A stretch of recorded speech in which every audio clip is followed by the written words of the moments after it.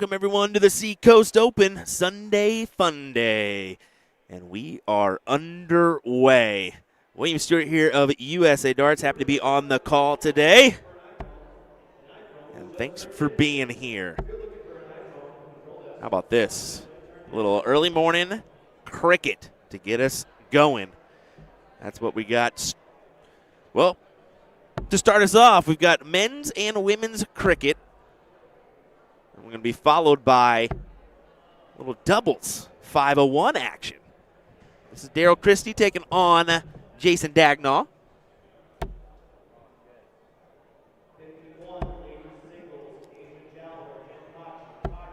Should be a good match to kick us off. This is a last 64 battle, so moving right along.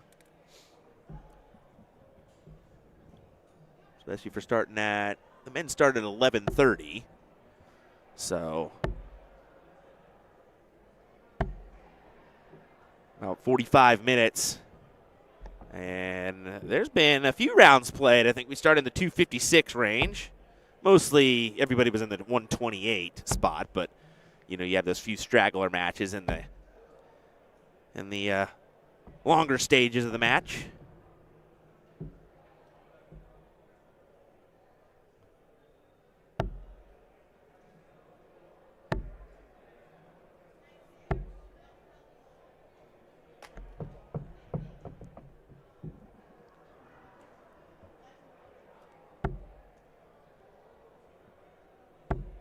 Daryl having some success so far, especially in doubles with David Cameron. I think that the singles event didn't quite go the way they anticipated it going, to be fair, but he's moving and grooving here in this cricket battle. A couple triples to pad the points, and 18 to close, and Jason can't do nothing but shake his head back there knowing, well, this isn't my best effort against this demolition job from the natural disaster.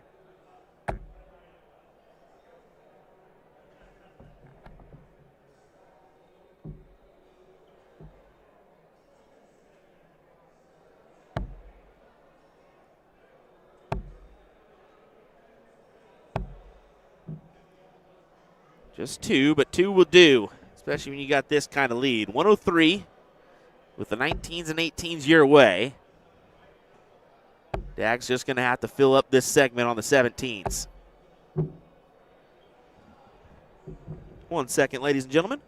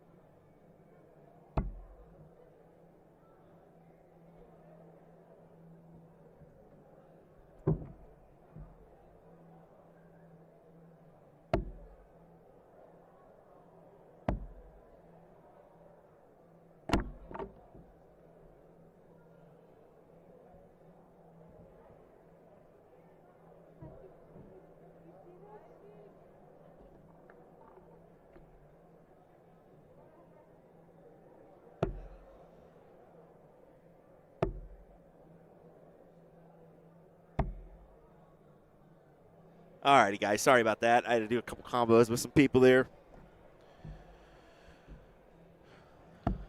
Hopefully some opportunities coming our way. We'll see.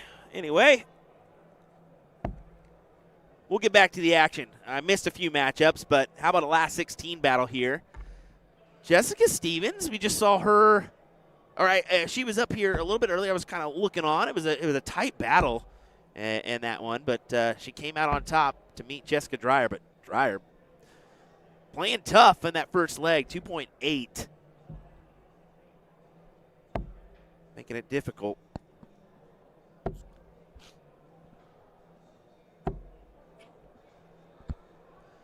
Big triple there to extend out the points.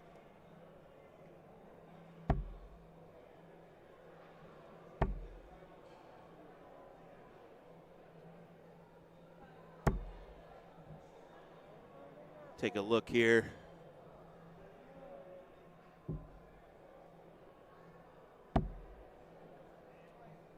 At some of our matches in progress. I'll let you refresh and see exactly where we're at. Maybe get a couple see if there's a couple upsets or anything like that.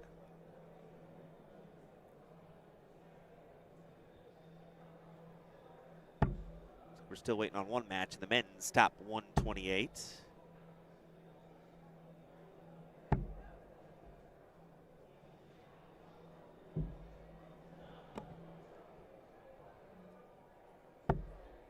Started in 256. That's pretty impressive for the men.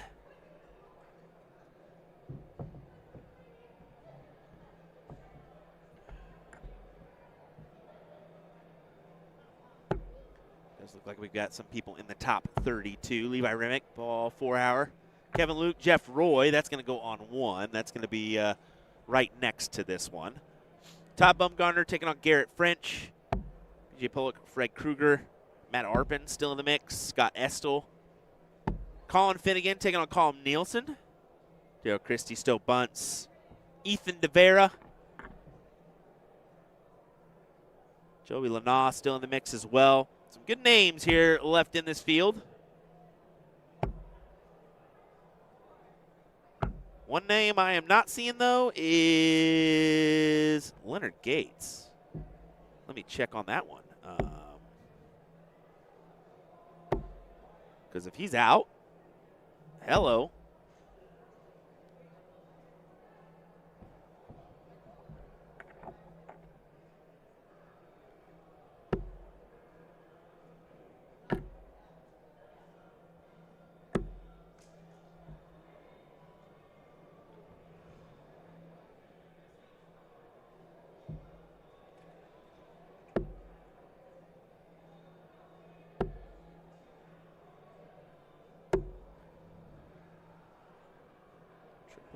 Doubles, singles. Okay, there he is. Yeah, he's 2020, so sitting in the top 64. I just didn't see his name. I was like, what the heck's going on? He is down to Joe Ricard right now, 1-0. So a little update on Lenny. Now let's go check out the women's side of life here. Let's see where that bracket is. As Jessica looks to try to gain the win here. That double should do it. It will do it. Fantastic display. 2-0 win for Jessica in this one. Over Jessica Stevens. Take a look at our side-by-side and head on over to board number 1 for Jeff Roy and Kevin Luke here.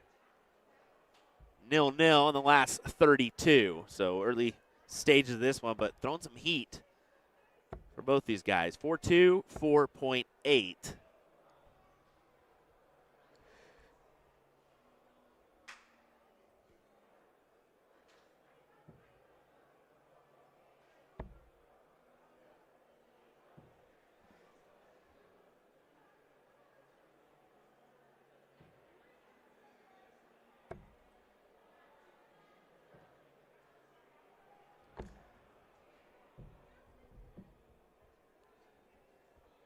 Right, we still have a couple matches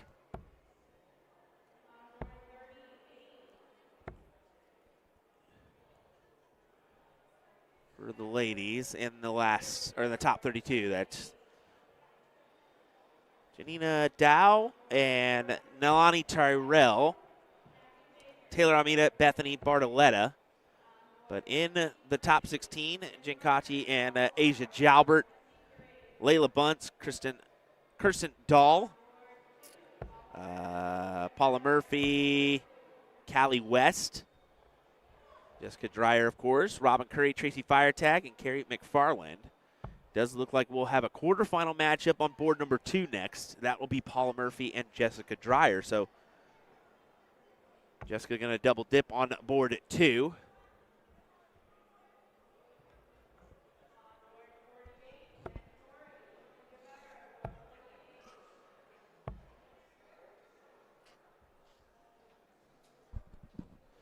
But looking at this matchup, despite Jeff Roy putting in his best effort at a 4.7, you're going against throw. So that's where it's a little bit difficult here because Kevin is averaging the 4.5. Yeah, we mentioned yesterday, especially in steel tip, you almost have to average a 0.5 or a mark ahead of your opponent against throw in order to win the match. And as he, despite the great effort from Jeff, it's just not going to be enough here. As Kevin Luke should take this leg right here. First or second dart. It'll be second. That gets it done.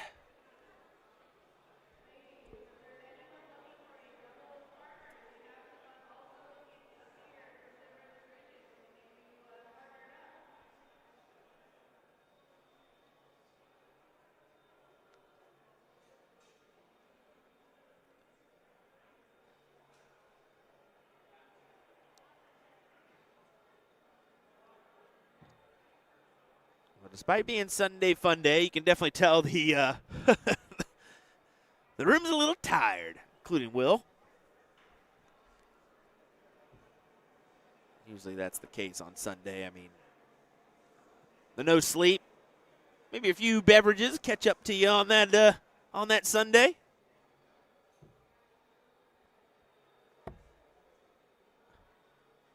Tasha Marie says, about time. The silence was getting suspenseful. Laugh out loud.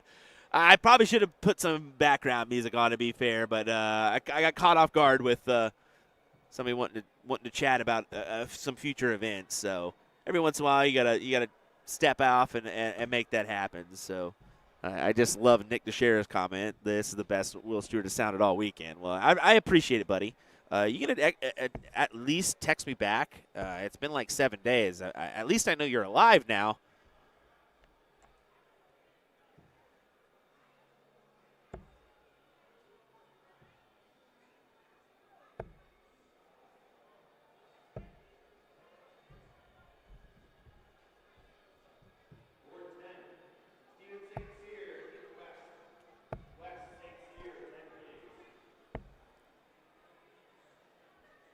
Steven says, always rooting for Luke as a lefty myself. Well, buddy, you're terrible. I'm just kidding. I'm just kidding. Those lefties, man. Those lefties. Brady Brown, what round is this? Yeah, down there, the scoreboard's a little bit tricky because you go from the 0-1 scoreboard where it kind of is clear as day to this cricket scoreboard, which is a little bit more cluttered, right? A lot more cluttered. Let's be honest. But it is there underneath the B. It's going to be last 32, first of 2 legs there, right above the score line. So that's the easiest way to tell here on a cricket scoreboard. And also for those that are wondering, the total score of 38 points. Right next to that on the left-hand side, the top one is the current NPR for the leg. The bottom is the current NPR for the match. So just a little tidbit for those that may be wondering.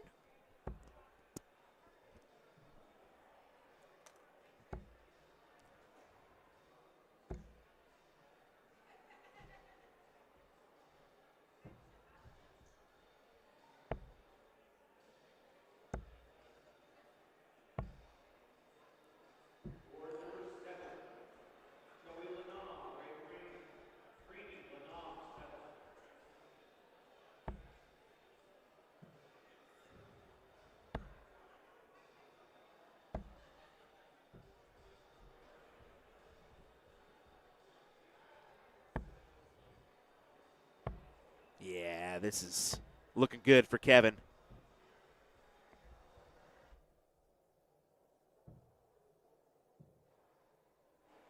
He's done what he needs to do in order to grab this leg. I mean, he closes the 19s, has that house, has the 16s, and probably going to go ahead and close out the 15s right now, first dart. Or that. That's fine, too. That's kind of a classic move. Go single, single, try to grab that double bull on the win. But not quite.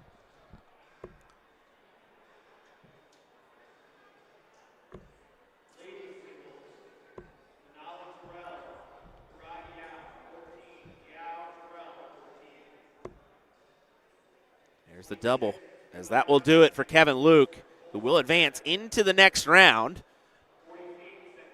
And so will we. We're going to go ahead and take a look here. Oops, wrong one. We'll go ahead and take a look at these wonderful ladies. Paula Murphy taking on Jessica Dreyer. It looks like we're going to get right underway. And that's the bonus about having two boards, folks. Little to no downtime here in between our matchups. I think that, I don't know, I'm torn. I think that two boards is great because of the back and forth you're able to do, and you're always entertained. But I also like having more camera angles available for a single board, so trying to make it more of a PDC style. Now, when I'm by myself, probably not going to be switching as much as I normally would, just because I got to talk too and think about where they're going. That's a little bit more difficult. But Clayton says that the 360 board looks good. Yeah, it does, doesn't it? And that reminds me, I probably need to do just a little rotation.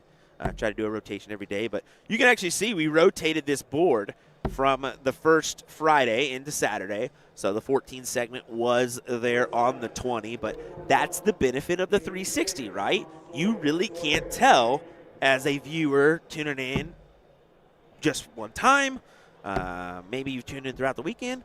You don't know if that's been rotated or not. Yeah, you may be able to see the little white couple speckles there on the 14 and figure it out if you're an avid dart player. But, yeah, I think for, like, tournaments like this, let's be real. So these tournaments, sometimes they'll use a board maybe 2-3 years in a row for their event to try to, cut down on that cost, and there's nothing wrong with that. But with the 360, you can do a rotation potentially each day, or rotation each tournament, and maybe it just last a little bit longer, right? Now, I will say they do also sell some of these boards afterwards, so I just think maybe the leftovers they use for that next event, but at least for here, you can buy one of the Winmore Blade 6 dartboards for $50. That's right, $50 gets you a board.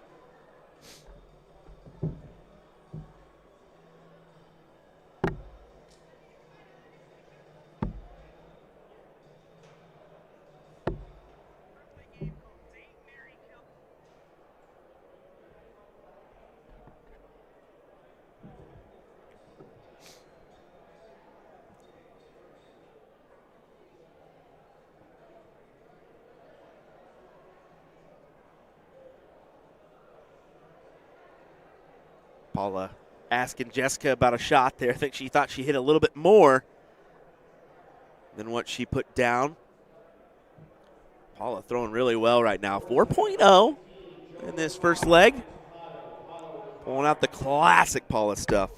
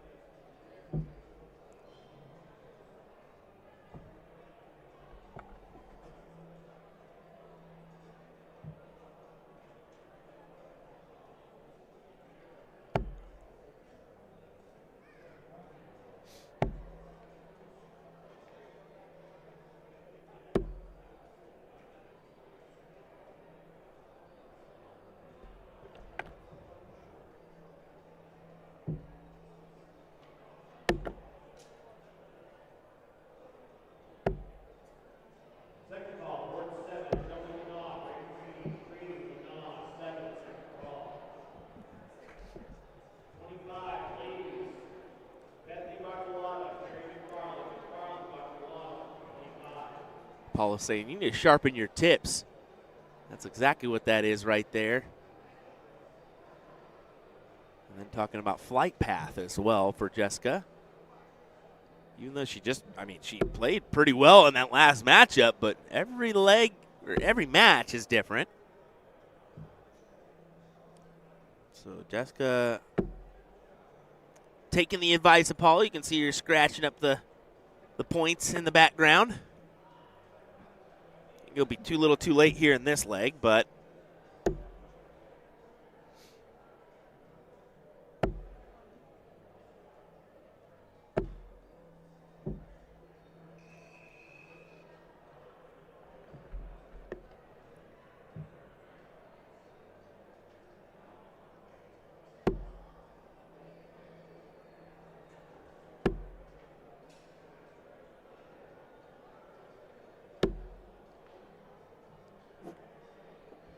not quite. Not quite enough.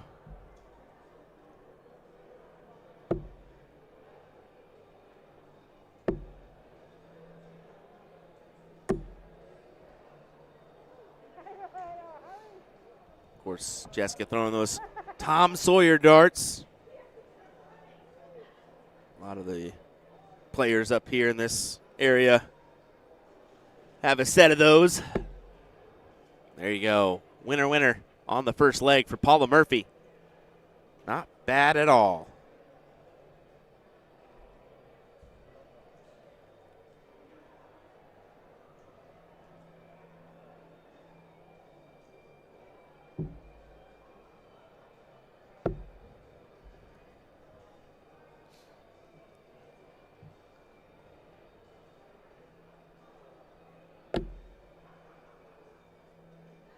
Daniel Floyd says, you should pick up a board for me. Laugh out loud. But if I had the space or weight capabilities of taking it back with me, I would. But due to the fact that one of my bags is, let me check here, one of my cases is 95 pounds and the other one is 89 pounds, I don't think that's going to happen. I just don't think so, brother. I am only allowed 100 pounds for flight purposes, so... Or else it's going to cost me an arm and a leg to get places. So we try to keep it under 100. Say my name. Jason! How are you doing, buddy? Good to see you as always. And you're currently sitting probably 100 feet from me. Certainly less than 100 yards.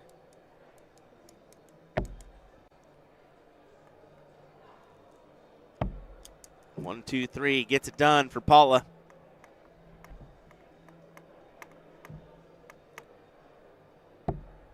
She'll have to advance on over the 18s or 17s, and she's A-okay with that, being the front runner here in this race.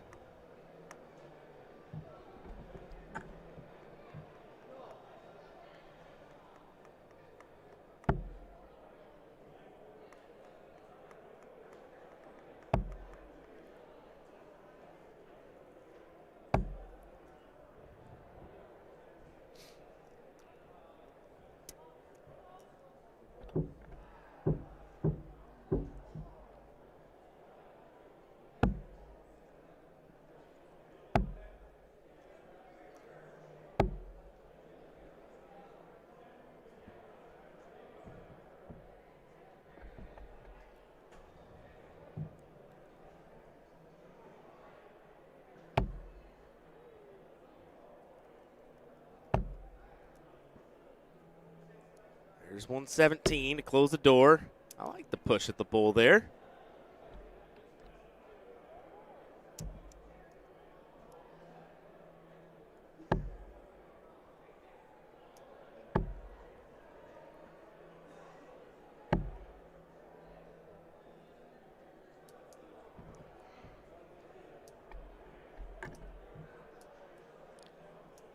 There's a race to 2, so Paula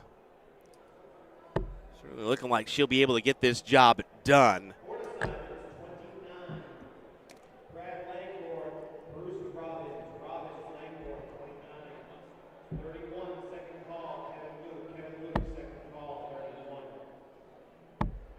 So we got Tom Sawyer taking on David Cameron on board number 1, so that's where we'll go next.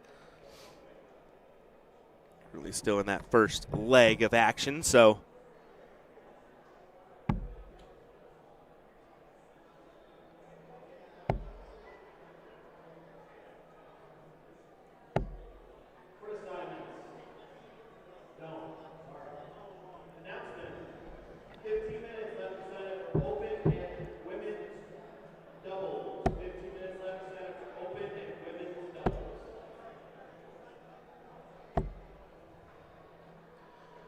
Bulls is all that remains for the legend that is Paula Murphy.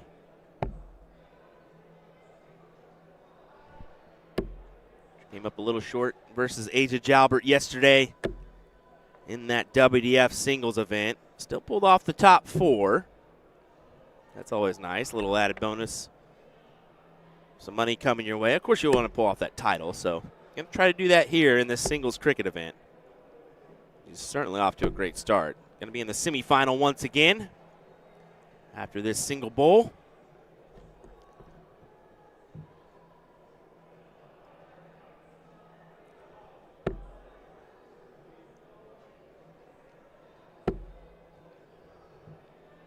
Will it go? It will not.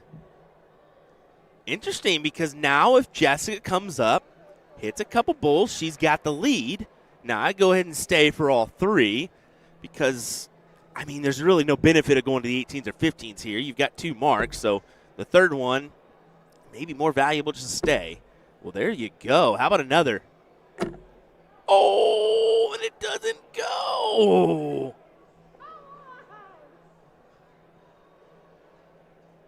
Oh, that stinks. It is a double, though, so she does pull off the 3, and that's a pretty good little lead. 42 points.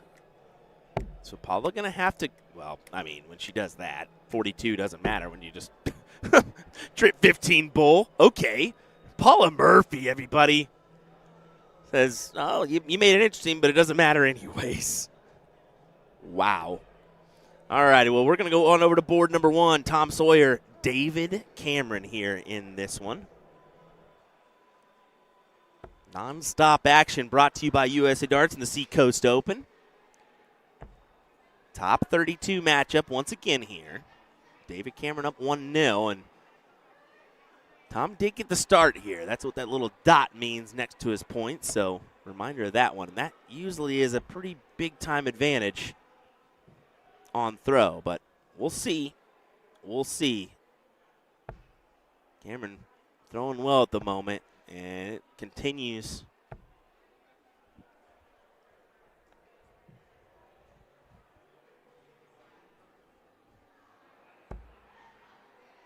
That's a good 18. It's kind of interesting because we're seeing the same darts. There's Tom Sawyer, we mentioned it. The Jessica Dreyer using his darts. There's the similar darts. Now a little bit different generation, but still the same technical model, I guess I should say, with the little indentation in the back. That was a big 9 for Tom. Good follow-up of a 5 for David, but that just doesn't seem enough. Especially, I mean, look at the averages, though. 5.2 for David, 5.7 for Tom in this leg. Pulling out the classic stuff as Tom Sawyer said, not bad for an old guy or a retired guy. Yeah, buddy. Not bad at all. Still got it. Still got it no matter what. I will say there's Jason in the background, that ugly man himself, Jason Demirs. You can just slightly see him. He may be 100 pounds less, but he's still there.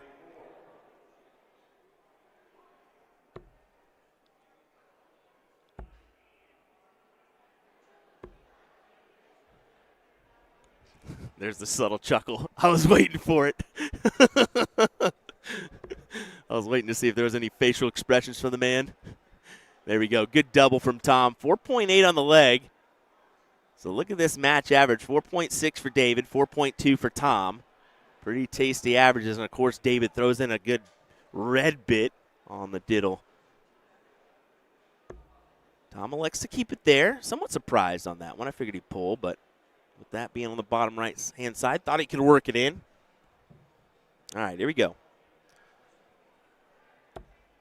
Stowe bunts walking over. I wonder if he's got a matchup on board one.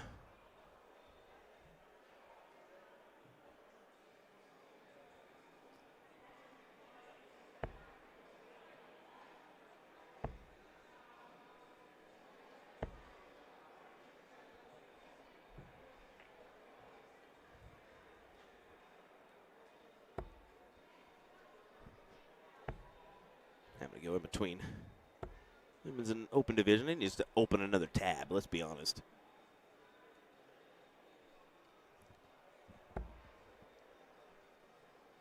There we go, Tom. Big 18. Needs another.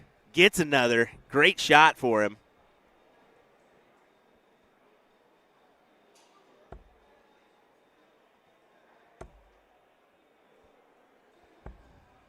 But a great 9. We saw one last leg from Tom. David's turn now.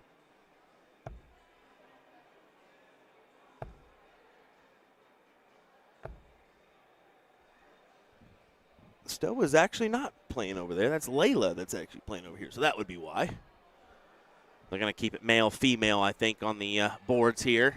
One from each. I like that mentality.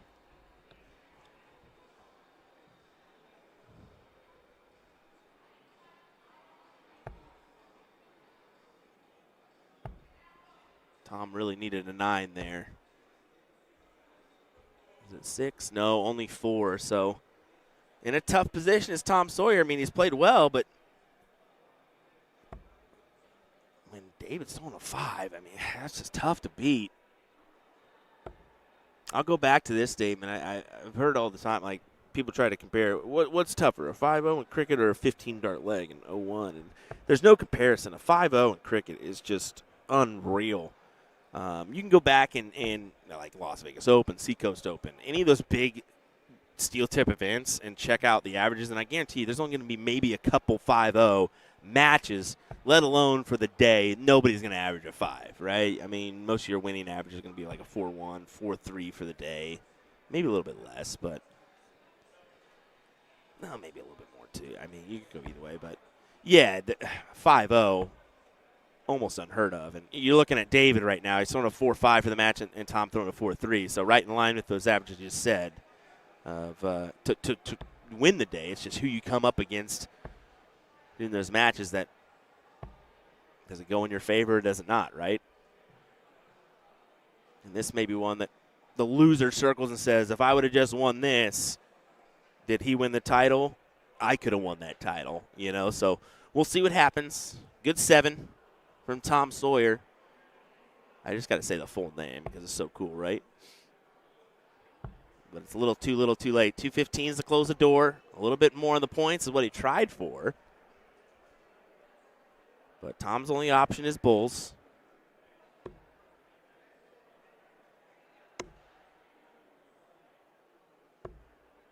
And it's only 2. Is that his last darts in this event?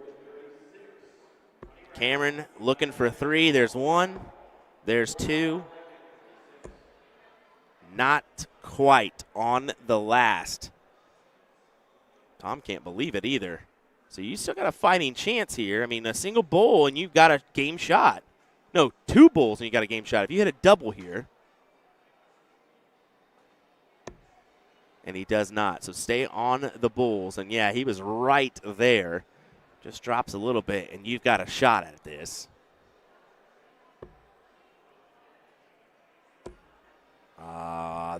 That stinks. That's tough. You have a shot, and you just kind of biff it. Unlucky for Tom Sawyer coming up against David Cameron there. What a great back and forth there. 4-2, 4-1 overall for those match averages. I can't complain about that. That's just an entertaining back and forth, right? Whether you're the loser or the winner, you know you played well. On to this matchup. It's our champion in our WDF singles event yesterday, Miss Callie West, taking on Layla Bunce. As once again, more nonstop action brought to you by USA Darts. It's a quarterfinal matchup as we cruise along. It's only about 1:10 local time. That's crazy. I mean, I mean, 11 o'clock start for our ladies bracket, 11:30 start for our men's. So I think they're just excited for the next events. I mean, next events start here in 20 minutes with women's doubles and men's doubles 5-0. So.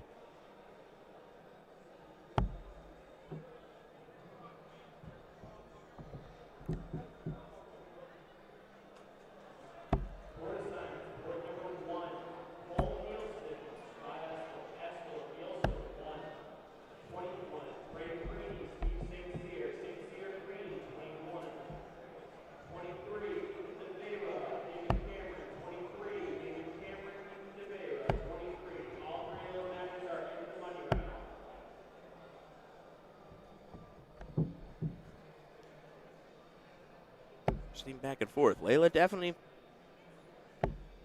has the rhythm right now.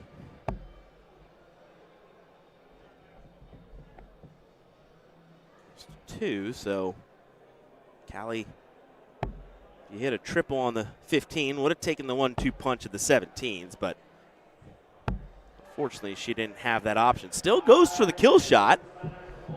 So does Layla go ahead and kill the 15s as well? Yeah, she will. I mean, that's the shot you need to take, right?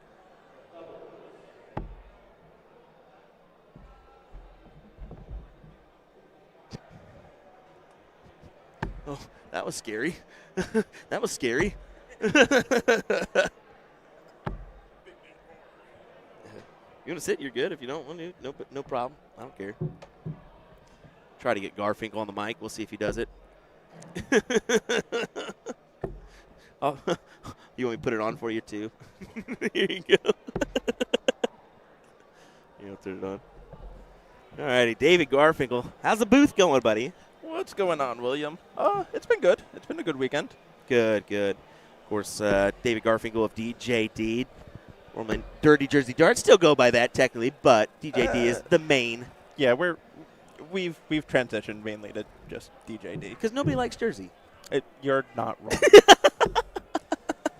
You're not wrong. That was one of our bigger hindrances at the beginning of our infancy of a company. We're talking New Jersey, not the Jersey, so be real there. But same. Yeah. It's been a good weekend here, man. We've had, this girl, Callie West, coming back from knee surgery and pulling off a big win yesterday. Yeah, it's been awesome to see Callie's kind of rise over the last 3-4 months after her surgery coming back. She talked to me for a little bit yesterday just afterwards, and she stressed how big it was and how painful. I mean, she had 8 weeks where she can't even put, like, her toe down on the ground. Yep.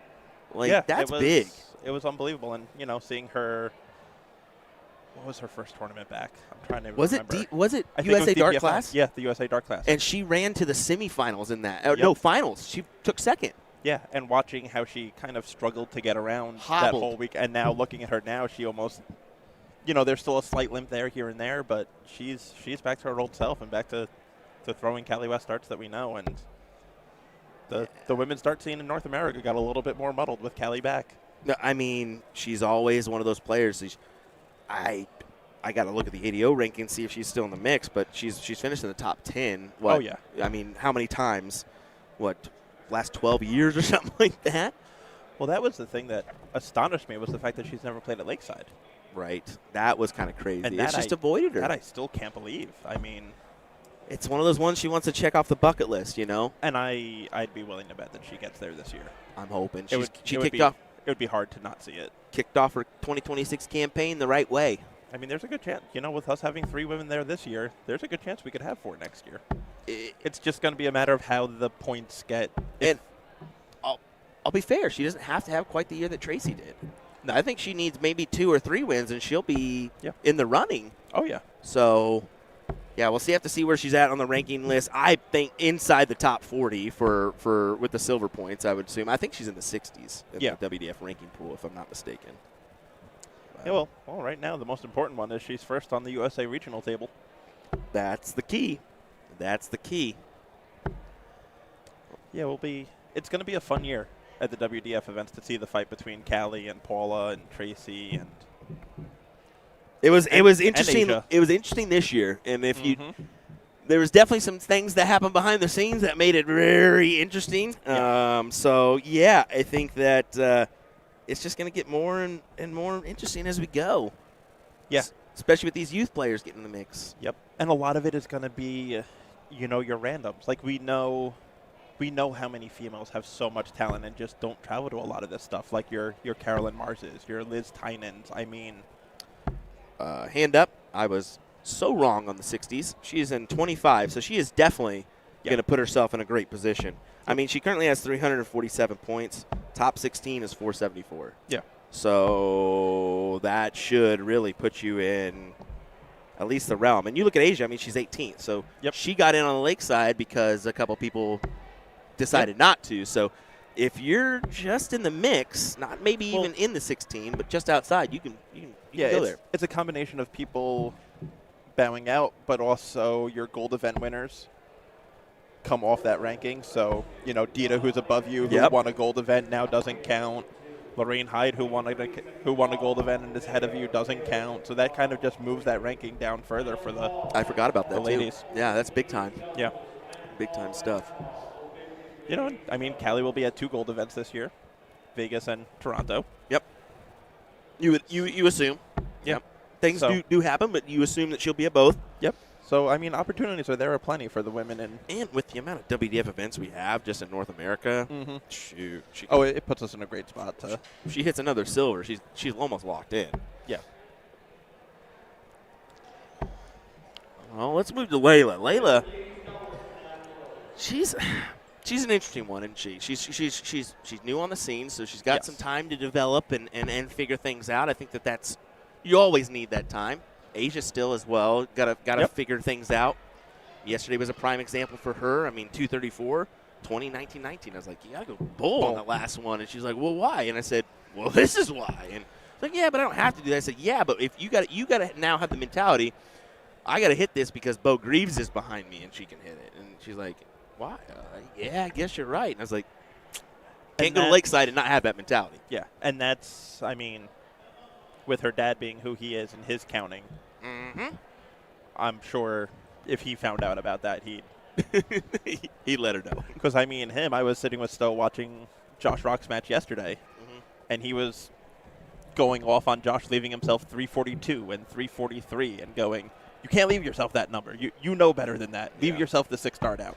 And that's the difference between the pros and us. You just said 342, 343. Yes, these guys are thinking about their checkout from the very get-go. Yep. And I think a good one to watch, Stephen Bunting has a good channel right now on YouTube, and he goes into detail about that. Like, he flat out says, if I hit this, it leaves me this. I got to do this next time in order to leave me this. And it's like, wow. But, yeah, so we digress a little bit talking about Layla. Yeah, I mean, Layla obviously has always played with Stowe being her dad, and as Bubba's been playing as well, but has never, she was very big into softball growing up. Yeah. Played a lot of travel softball, and now has kind of caught the dart itch. Mm-hmm. Last year started traveling a little bit more and actually flew up the rankings. And this year I think she is kind of wanting to commit herself to the WDF Tour and kind of see what she does. And you can see the commitments there. I mean, her committing to the USA Dart Classic without Dad or anybody from their family being there. Well, even this weekend, Dad wasn't supposed to. He wasn't supposed to be here. She didn't know Dad was coming until 3 o'clock on Friday when he walked in the door, and she was downstairs checking in. And she's paying for the flight. She's paying for the cost to be here. That's big for a 19-year-old who, she has a job. She's I believe a waitress. Don't quote me on that. Anyway, okay. At the Cracker Barrel. Well, I didn't want to tell everybody, but I mean, can we get some meatloaf, please? That mac and cheese. Bruh. The chicken and dumplings. I'll take those too. But yeah, I mean, Layla has great form, and I think dude, I think we're going to see her take steps this year as she gets more and more comfortable in this atmosphere. And the only thing I hate that Layla does is she pulls that dart back all the way below her shoulder. That's the only thing I hate about her throw. But I mean, other than that, the pace, the rhythm is there. It's perfect. But the strong follow through. Yep. This is a good back and forth, man. It is. Kelly's definitely putting pressure on her. In this kind of situation with having 4 numbers open, I, even down in points, would be okay seeing Layla attack the 18s to take them away. Yes. I'm Callie, I think you open up another wedge here. Mm-hmm. I think you open up the 15s myself. Yeah. Because that makes her think, oh, now I've got 2 to work with. It just kind of, she'll probably attack the points and then go the 18s route, but I think if you have another wedge to work off of, it makes it a little bit easier. And it just puts a little bit more pressure on your opponent now, because now for them to... Yeah. You've got to counter that attack from Layla before it happens. So correct. That's essentially what I'm getting to. Correct. I mean, that's one of the things that even, me at my level with my friends, I'm trying to talk to them about, of like, sometimes closing from behind is the right move. If you can close from behind and get in the situation where you could 4-mark to take the lead, have faith in yourself to do it.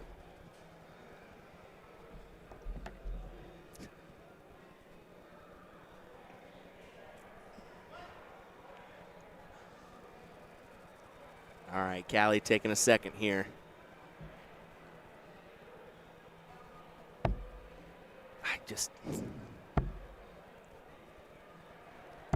don't know, man. I don't know why you wouldn't use it. I understand that stab there. I understand trying to close 19s. You get rid of 19s, you go back to 18s, you continue to have the point lead. Now you technically have a 3-darter to take the lead. Yeah. But got to hit. Yep. Shows you even that single can be a little pesky.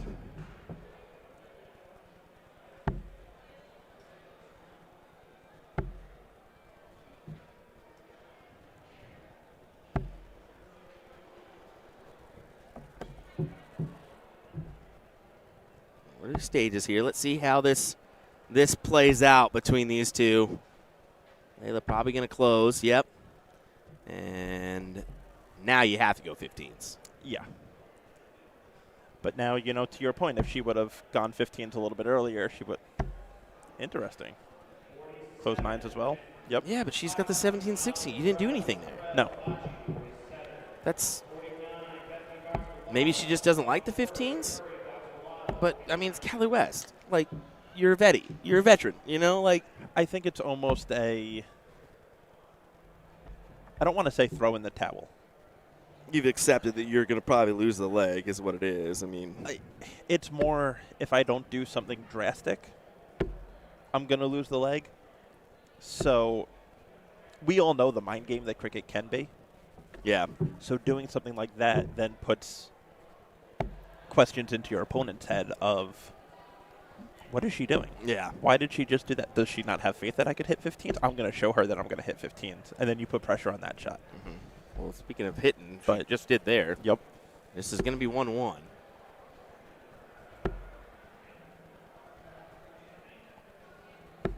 You see, I mean, the confidence just isn't quite there for Cal. I mean, she's only having a 2.6 here in this matchup. Yeah.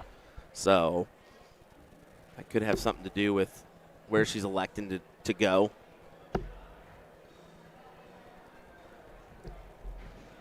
So we see Layla catching a little bit of a flyer for that last bowl. Callie needs at least 3, at least 4 to even ask a question at this point.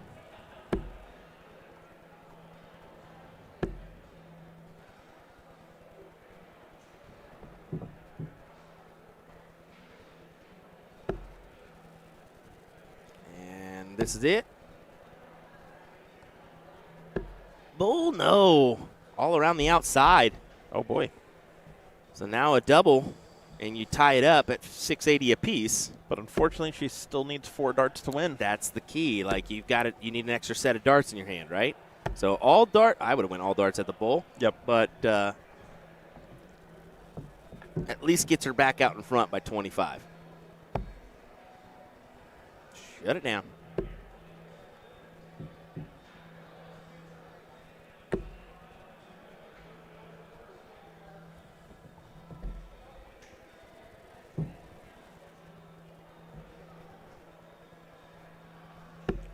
These brackets are rolling, man. I think it's been Sunday Fun Day, but they're cruising despite being tired.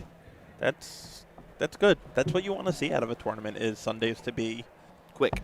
Be El Rapido. Yep. It's getaway day. That's it. Ethan DeVere, David Cameron, Joe Ricard, Bruce Robbins. So Joe Ricard did come out on top of Leonard Gates to make it to the top 16. Levi Riddick, Paul 4-hour. That's another matchup in the top 16. Scott Estel and Calm Nielsen as well. Your first two gentlemen into the top 8, Kevin Luke and Patrick. Gariglia. I always butcher his last name. Yeah, it's just typical Will things, right? I mean, you don't butcher it as bad as Jay Watt did the first night, so you're good. He struggled with Gariglia and with Techman. Those were a struggle bus. Those were struggles, huh? Well, here you go. Layla gets the leg.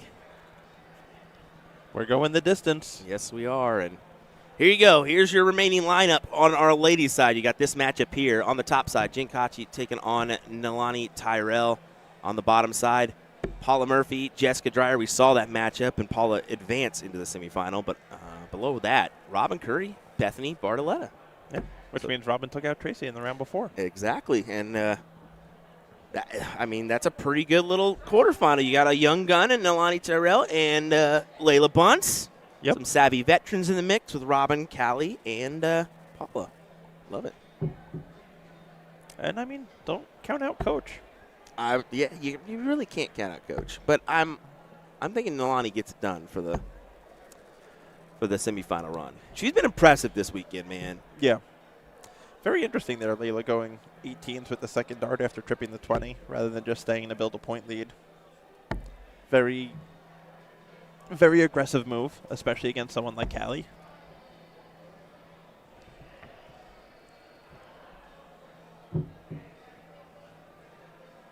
Most of those ladies' matches we just mentioned are just getting underway, so. She pulled a dad there. I'm surprised she didn't point at the dart as well. Yeah. Do the typical, Stowe Bunce point. Yep. Oh, yep, I caught that. Yep. And then she also didn't trip it like he normally does also.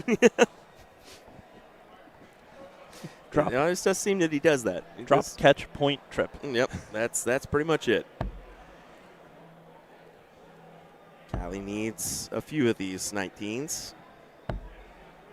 There's two.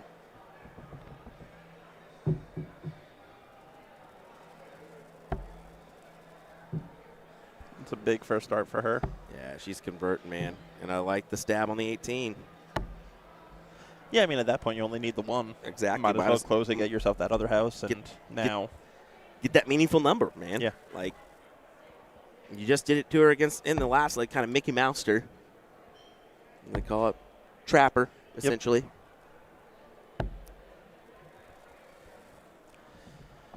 Yeah. I am definitely going to talk to Callie afterwards. Be like, yo, what was your mindset in that second game?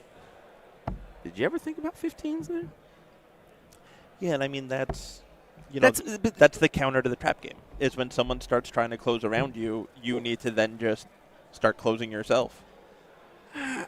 Maybe this is a dumb statement, but it's kind of a soft tip strategy as well. I mean, you're starting to see this now where the soft tip, steel tip strategies are intertwined. So it's being worked on. But yeah, that's the Mickey Mouse style. That's soft tip style. So yeah, well, that's the reasoning why I believe we see the strategies intertwining more, especially when it comes to cricket, is because the level of play just keeps rising. Yep, and the numbers keep approaching those numbers in soft tip.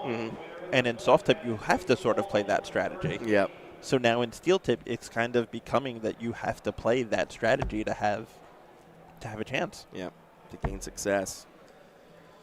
Back to the 17s for Callie. You used to be able to be, I'm a 4 mark up, that's enough. And now slowly but surely in the steel game, you need to be up a 5 mark, a 6 mark, a 7 mark to really feel comfortable. Yeah.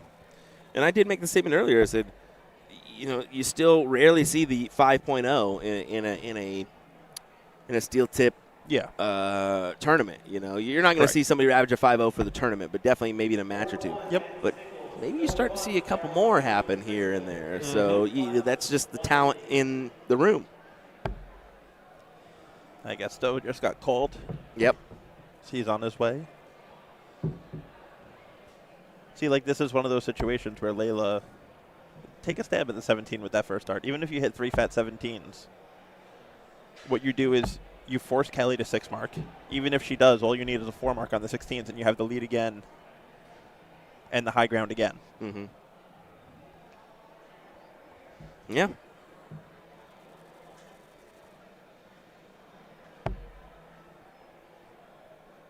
Needs a triple. Gathers it. Didn't even take her eyes off it either. I don't mind that there, but most likely Layla's, I mean, she needs one to kill, so you need to be touchy here. I was thinking that was going to be the dart that comes. Go ahead and get rid of it. Yep. And most likely Callie's going to try to take the shot at the 20s and 18s. I think she needs a house. Yeah. I think you go a house there. I don't hate taking the first one at the 20s. Yes. Because this situation, unlike the last turn with the Layla closing behind, now this time Layla would have needed a 6 mark on the 16s to get the point lead if she closed everything. True. And the difference between a 4 and a 6 is massive. Yeah. My only thought process is she's been converting on that 20, especially the triple. Usually, yeah, you see a little bit there. It doesn't happen, so probably do the same thing. Yep, one at it. Probably 2 to close. Take a stab at the 8s. She's looking up. Looks like she just missed it.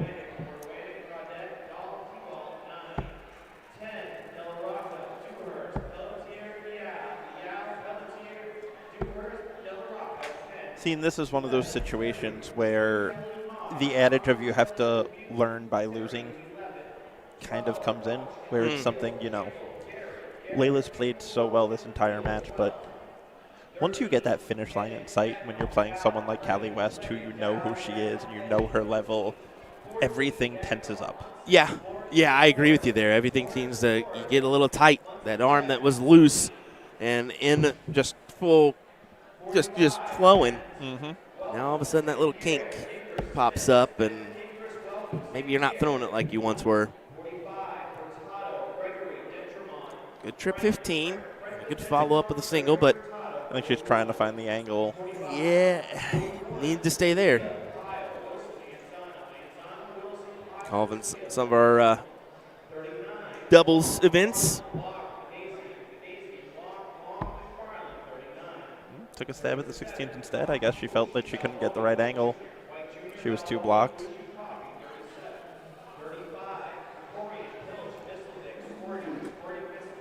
It would currently be a 4-3 bolt race, so not the worst of ideas.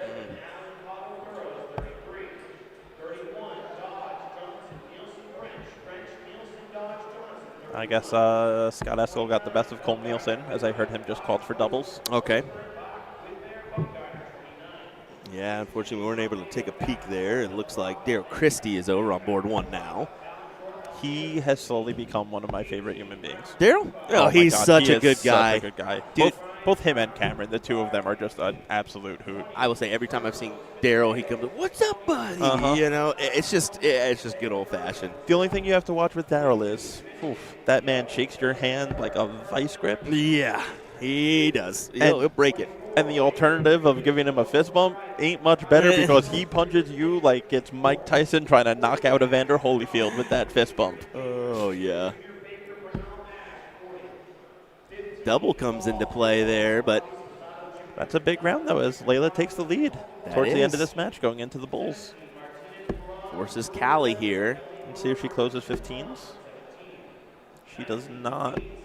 Oh, boy. The only reason why I said that is because after that first bowl, it makes it a 3-3 race. Yep. Maybe close the 15s and kind of throw all that pressure on Layla, give her nowhere to go. Yep. Well, it's a nothing round for Layla. Take advantage. You simply have to, or you're going to find yourself out of this event. Yep. And even that last dart at the 15s was kind of almost a throwaway dart because the 15 didn't add anything there. Yep. If you're going to switch the points, you had to do it on the second and third dart. Yeah. Just one again. And did she squeeze into the? Didn't even squeeze into the 15. Oh, Stowe bunts. Daryl Christie's going to be on one. That's going to be a match. That's going to be a tasty battle. And I think that's it. That is it. That is it. Layla. She gave a little peek. Yeah, Callie just kind of smiles a little bit cheekily and says, "Yep, you got me there, girl." Yep. Yes, she did. And we spoke of that matchup. Let's go ahead and see it. Stowe bunts taking on Daryl Christie.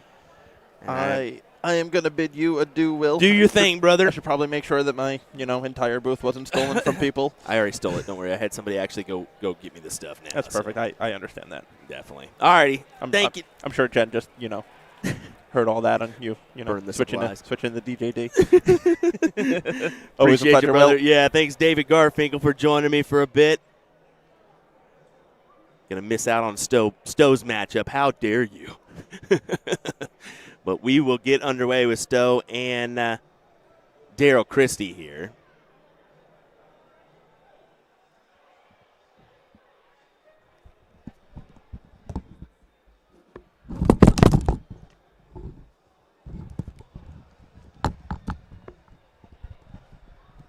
Well, sorry for the scare.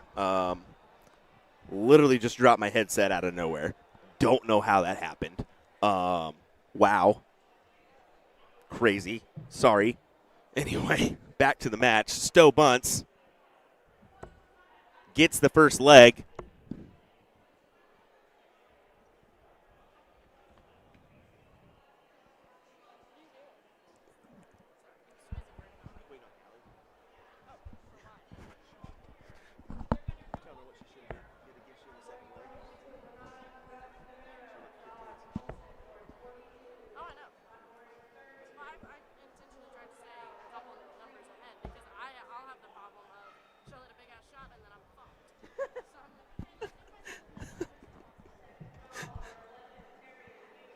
Stowe gets the advantage with the start, and you can see he's going to try to make his best effort out of it. Doesn't close down the 19s, but pins the 18s as well for an added little bonus of that house. But we'll see if Daryl, I mean, this is definitely within his realm of capitalizing on this. No, he doesn't even take a look. He committed to the 19s there. I'm a little surprised. I figured maybe he'd take at least a stab at the 20s.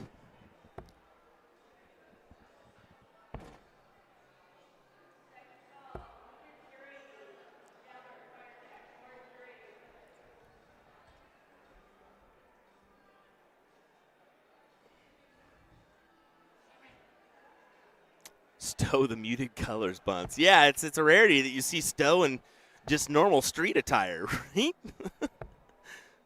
But it's still the Stowe bunts.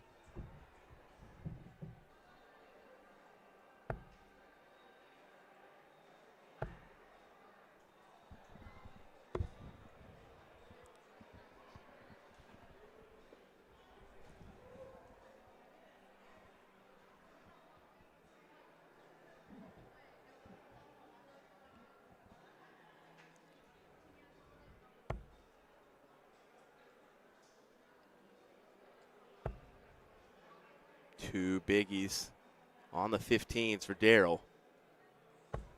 And he stays for a 9. Huge hit for Christie.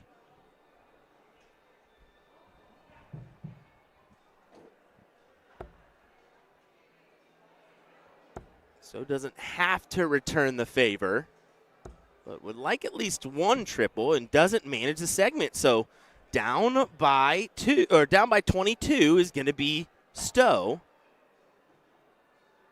Only a 5 mark to close, and once again, Daryl's not going to take the look, and Stowe kind of says, "Okay." You can see that little head nod, like he was surprised that he didn't take the chance there, and I think that's gonna hurt Daryl. I think he had to take the opportunity to close that. Wow. Yep, needed to take that chance.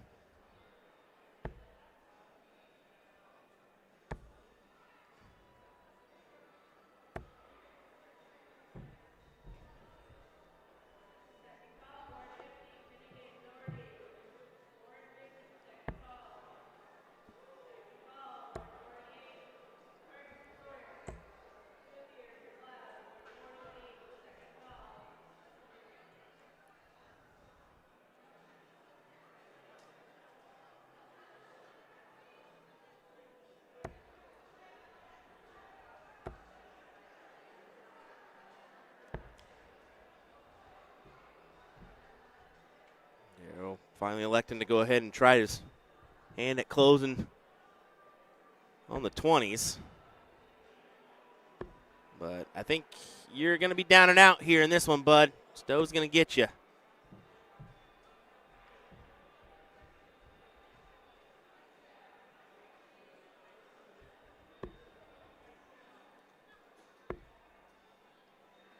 And that will most likely be the case, especially after that round. That's probably going to be it for Daryl Christie, as they'll take the L in the last 16 of this Seacoast Open. You can see him. That's why you love Daryl. Look at that big hug. Gotta love it. Good stuff. Folks, we'll be right back. It's been a minute since we've had a break, so we're going to go ahead and take a quick ad break. We'll be back here in no time at all with some more darts action. Thanks for joining us here for the coverage from Manchester, New Hampshire.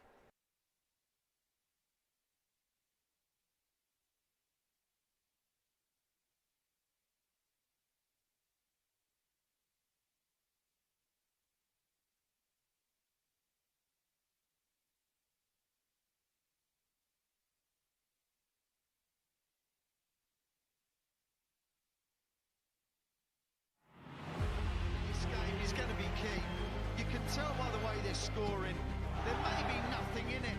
One man misses, does the other man get? Yes! Double 12! That is the most amazing level darts you will ever see in your life! I can't stay!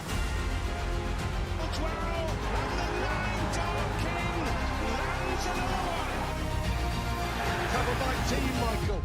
Double 12, back going!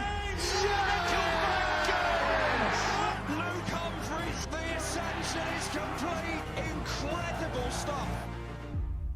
The world #1 is world champion.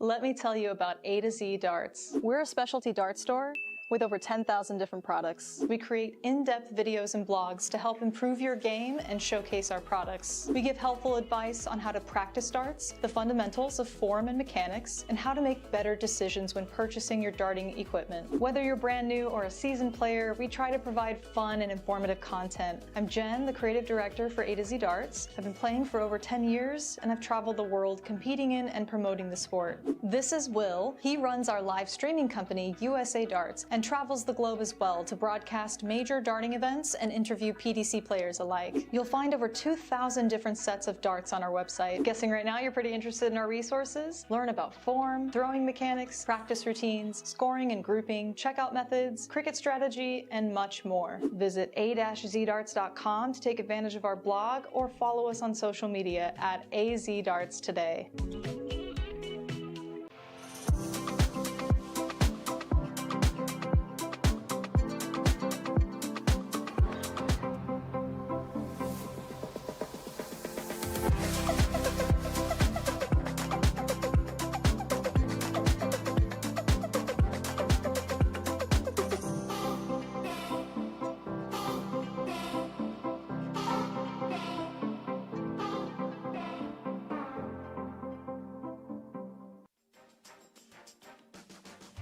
Take a trip down memory lane with our November Dart of the Month special featuring all the remastered classics from Harrow's 50th anniversary.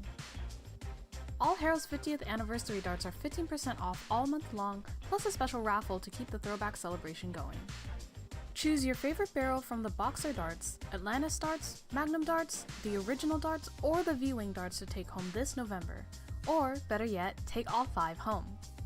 Each model is finished with a tough gold coating that will ensure your darts last through thick and thin, so your game day performance stays sharp.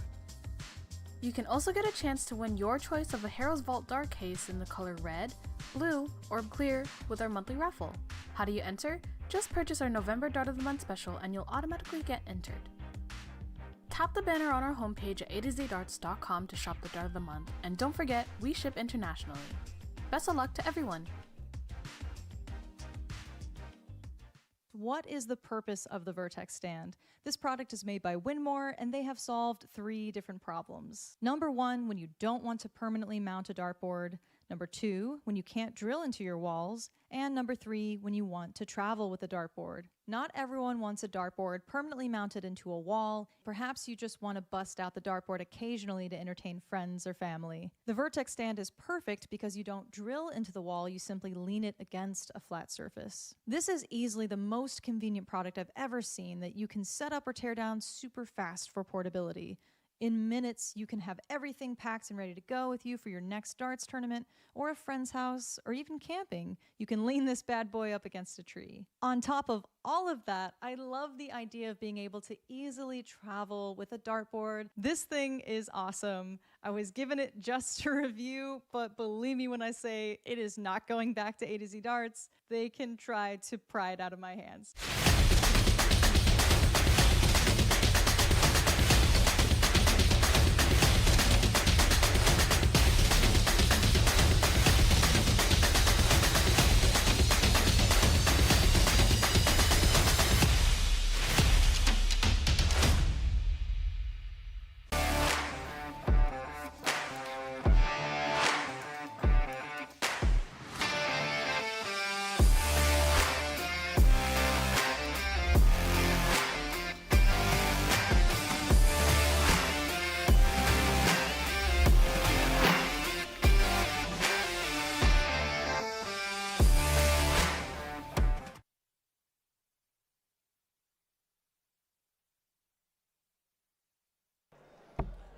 Semi-finals here in Seacoast. No matter what, we will have a young up-and-coming dart player in our finals as Layla Bunce, I believe 19 years young, takes on Nalani Terrell at 15 years young. Yeah, believe it or not. Only 15 and 19 years old. Looking forward to this matchup. William Stewart here of USA Darts. Nalani coming up from Texas for this event. Layla coming up from Virginia area to participate. So we'll see what they can bring to the table here in this one. So far, a pretty successful weekend for Nalani, I will say. She had a pretty good run in pretty much all the events she's played in. Well, looking at what's up for grabs here in this women's singles cricket. $400 for first, $200 for second. Top four is going to take you home with $100.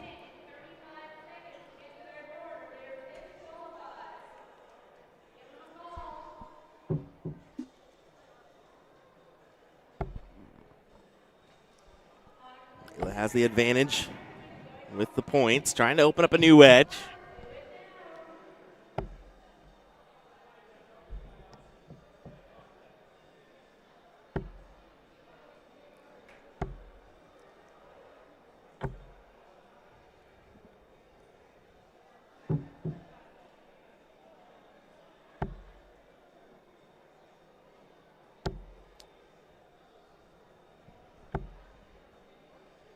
That's a big time last from Layla. Captures the triple 18. Points it up.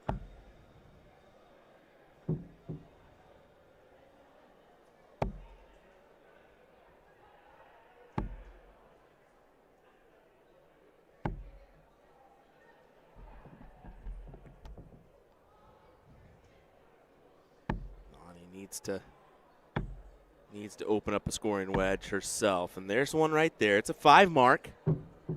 Not enough to really put her in position to strike on the points. Well, maybe now. Maybe now. You hit a triple, go ahead and close. I think that's a smart play.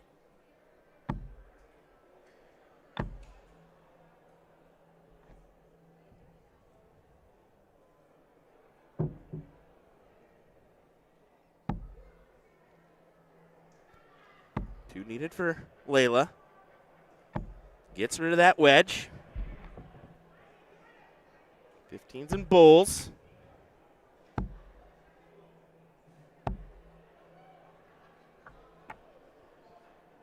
Yeah, as you can see, instead of she goes ahead and opts to close. Layla finds the triple. Got to double check. That is in there, girl. So all good. I would almost stay for another one. I mean, what does a bull do? Yeah, she liked what I was thinking there.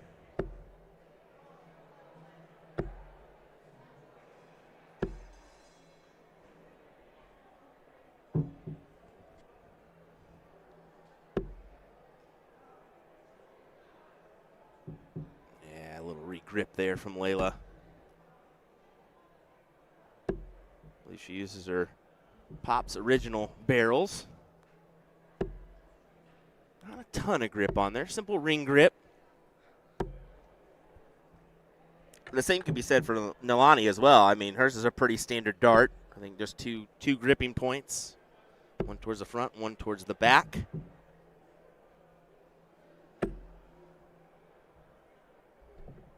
And that she just signed with Winmore. I wonder if she's going to get her own barrel from them as well. And if that will be available for purchase or not. Only two. So Layla still needs just the one bull to get it done. And it won't be here, but does snag a few bonus darts on the 15s.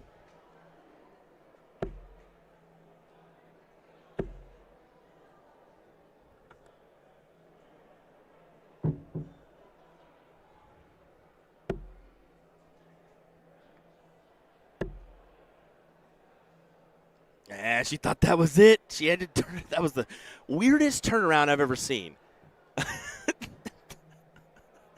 Just crazy. Step forward, immediately back around.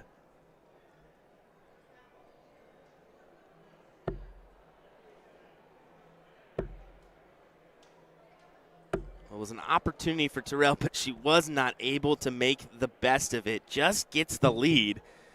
If she was able to hit that with the first dart rather than the last, that gives her that look at the trip 15 for the leg, but it's right back in the current situation. Need one bull. Oh, so close. And once again, it's the last that saves her.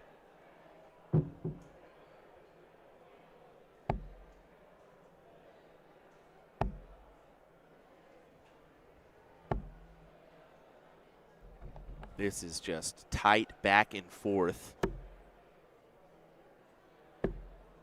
There's the bull. Close it down. Yeah, she has to take that shot there. You can't afford not to, right? Because you don't think you're going to come back with the opportunity. You sense like, well, she's going to have to force two darts at the 15s here. There's a second. Bull. Oh, man, that had to look good out of the hand. Just dropped a little bit at the board, and small progress. This is just, who wants it? There's the 15 for the points, and she just can't find the bull, ladies and gentlemen. Nalani Tyrell keeps getting opportunities, and now she's going to put it away. Wow, did not see that one coming. You can see Layla literally slapped her hip there, knowing she should not have given that leg away. And Nalani makes the right decision. You can see her not even a little bit of movement, just turned right around, not even a fist pump, nothing. She got away with one there. And now she gets the start. What a turn of events. Layla, you got to work that last leg out of your mind. Focus on this leg here. And we'll say she did say good shot to Nalani to start us off, so she is a little upset at herself, but not taking it out on her opponent for sure. I mean, that's not right. So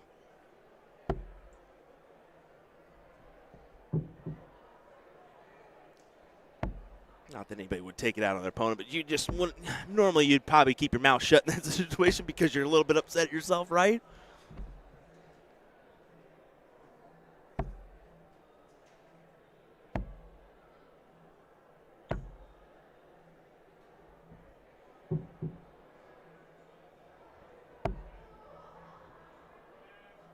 The decision from Layla to go 17s there.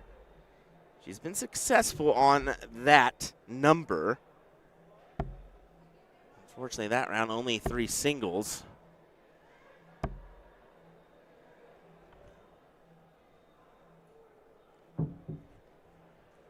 This is your first semifinal. I want to say that. Your second one. Let me just take a look at the matches here. It's going to be not up yet. So Robin Curry and Bethany Bartoletta are still going at it. 1-1 there in the top 8. So I was wondering if we were ready for that one net or not. But Paula Murphy is the one that awaits that. And she's been done for a little bit. So she's got a little bit of a wait there. So I wonder if she's up and moving, getting ready for her second semifinal. And I'm guessing that's going to happen on board. This board right after this matchup. So most likely it'll be semi, and then final here on this one.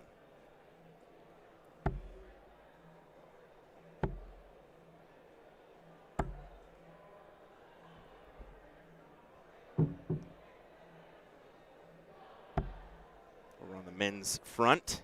We do have 2 semifinalists already. Levi Remick 2-0 over Kevin Luke. Scott Essel 2-1 over Patrick I just had it. Gregula. No, that's not it. Patrick G. All right, there we go. You also got David Cameron, Steven St. Cyr, Joe Ricard, Stowe Bunce in the top 8 playing. So back to this matchup. Nalani has the 18, still the point on, only 2. Layla with the big time advantage. She'll close the 18s here. 2 singles needed. And follows the first dart right into the 4. Unfortunate, but what a third dart. Big time last.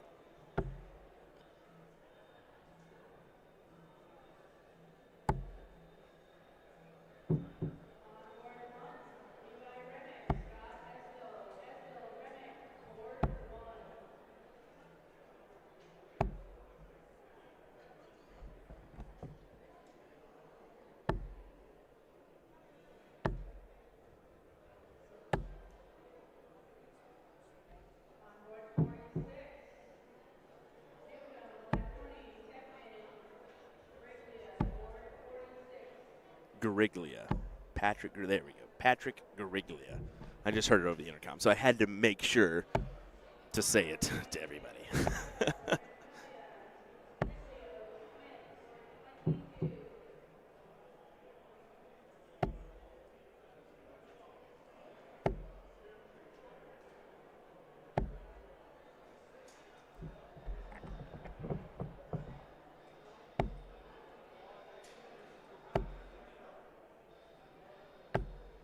Looking promising for a last leg decider here in. Oh no, it's first to 3 legs. I forget they do bump up the cricket top 4 in finals to best of 5. So that little square on our flyer says so. So not quite the last leg decider. Can't get too ahead of ourselves.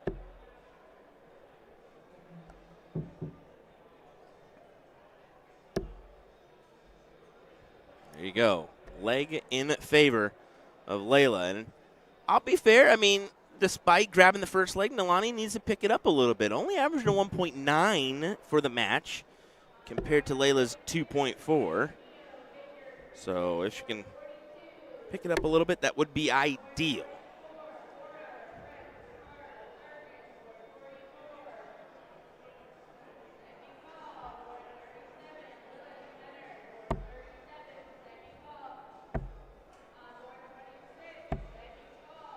The starts have been great for Nalani. I mean, that is amazing. 5 mark, we say 5 mark is almost your minimum on the men's or open side of things all the time. That's a gold opener.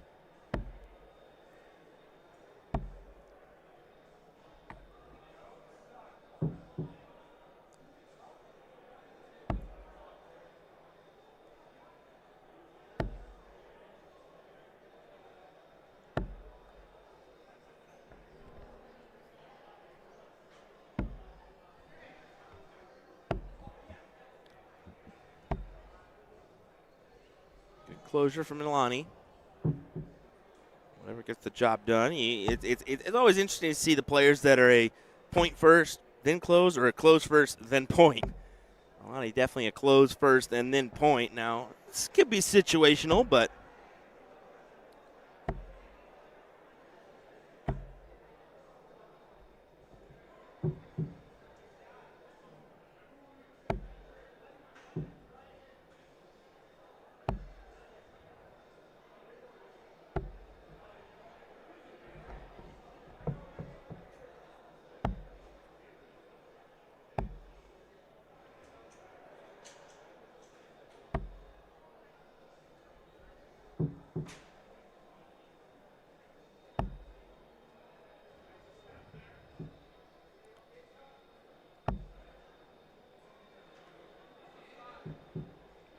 Milani definitely has picked it up.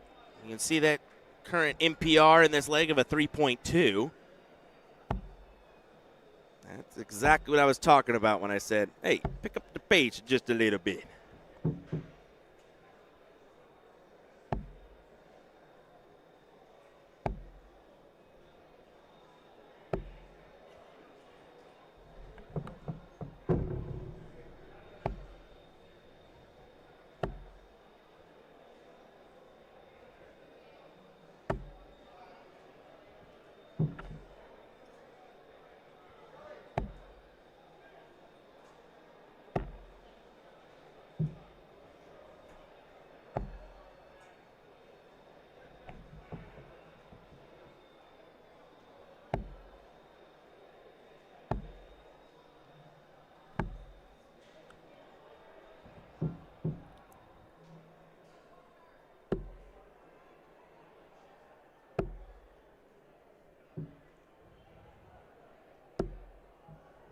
Yes. Said the Bulls are my only option here. Or at least she feels like it over the 16s. But Milani's making things really difficult here. She is really not missing that 20 segment at all. Usually when she's going up for it, she's finding the triple. So that'll benefit you.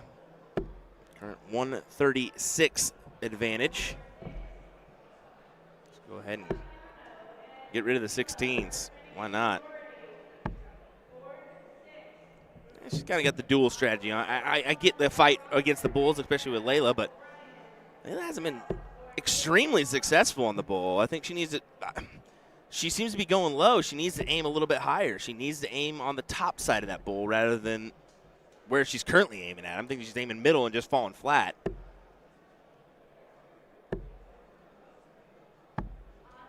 Yeah, go ahead and get rid of the 16s. You got 3 numbers to deal with. 20s, 18s, 16s your way.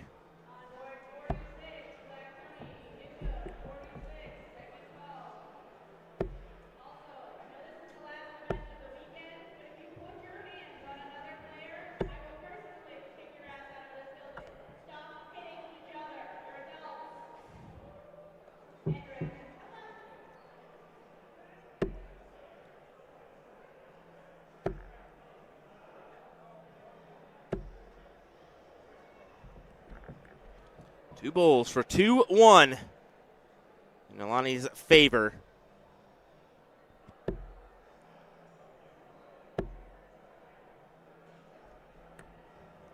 It's inevitable. It's just when will it happen, right?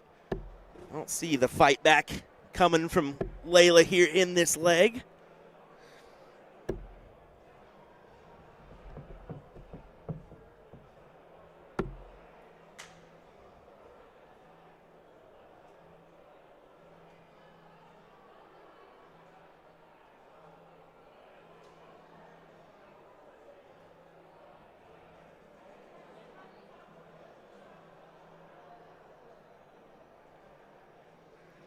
See, Milani does get it done.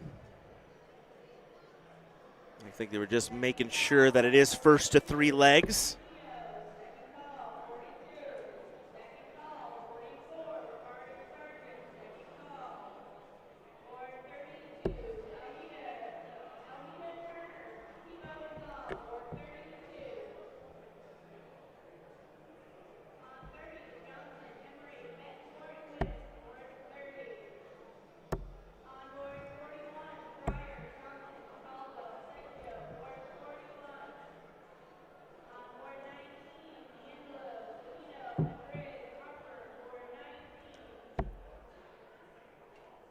I said, Nalani was taking advantage of the start. You can see she fell a little flat in on that one, and Layla made her pay.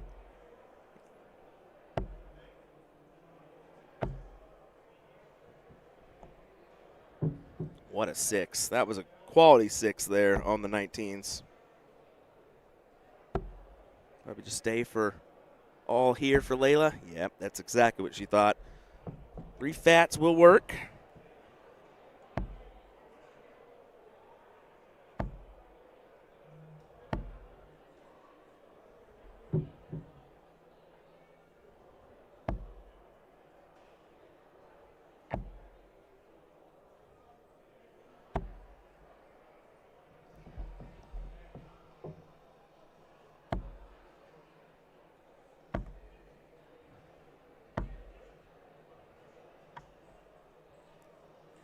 Unfortunately, that's probably going to go. Yeah, Layla looking immediately at those 19s, thinking, get rid of those suckers. Barely. It's a cheeky double that closes them. Only needed the single, but it'll work.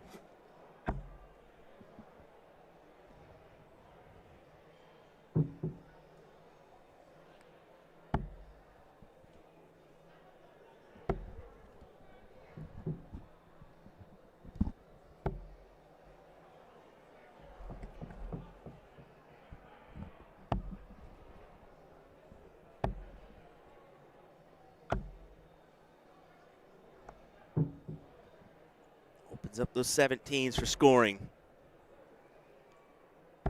Things could get interesting here against, I mean, for at least a few rounds. 18s against 17s, here we go.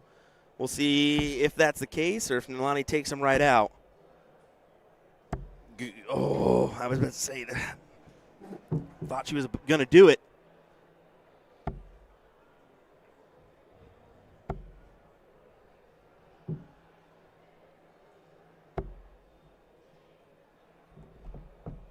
I think Layla really needed to have at least another 18 there. Yes, she did. And you got to scramble for a scoring segment. She elects for the 15s. And a great choice. See, real tight-knit match here. Layla electing to take the chance at the 17s, despite only like a 5-6 point lead.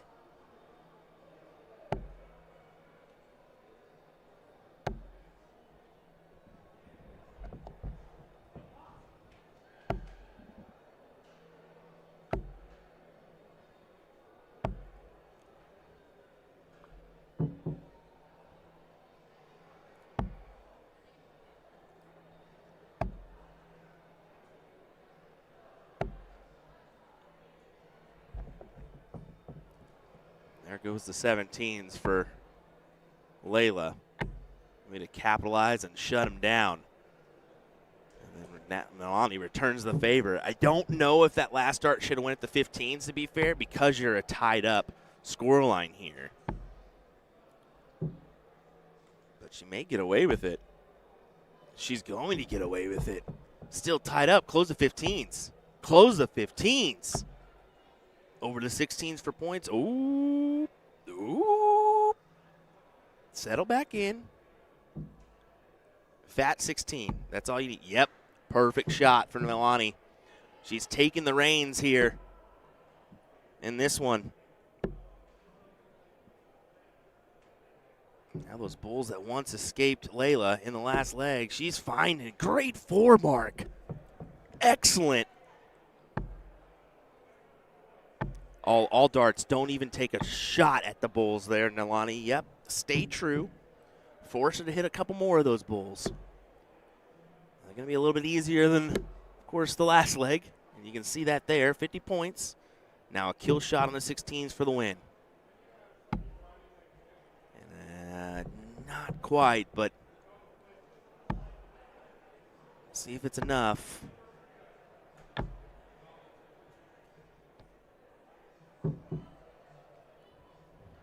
Such a good back and forth for these ladies. 2.8, 2.9. Doesn't get any closer here in this leg. And unfortunately for Layla, she can't find another bowl. This one has to be a double, and it's not. So, Nalani, go ahead and take your shot. At least one. Now go back to 16s. I abandoned there. I abandoned on dart 2.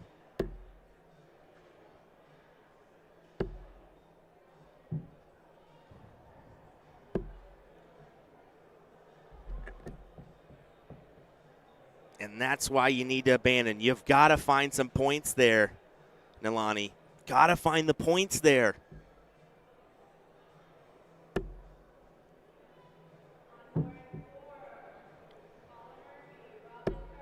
Ouch. Ouch.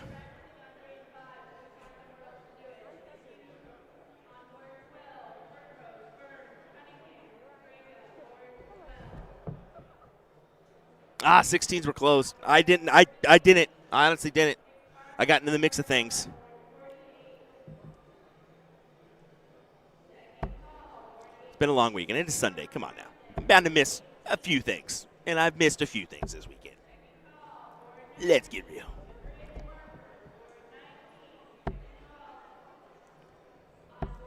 I will say that was a great back and forth leg there. I mean, testy darts, and interesting, too. There were some strategic moves, like, I mean, Layla attacking with like that 6-point differential on the 17s. That was a real sway. But here we go. Back to our last leg decider. Damn. You think nobody's listened to you and the chat hasn't been working, and then you say one thing wrong and 17 people are in the chat. Telling you, no. Where you guys been? Why haven't you been talking to me this whole time? What's up? Could have been keeping me entertained. What the heck? I do need to keep an eye on board 1, too, because it does look like Daryl Christie and Levi Remick are over there. So it's going to be very interesting as to see how this is going to play out, because both finals are probably going to be ready about the same time, if not one over the other.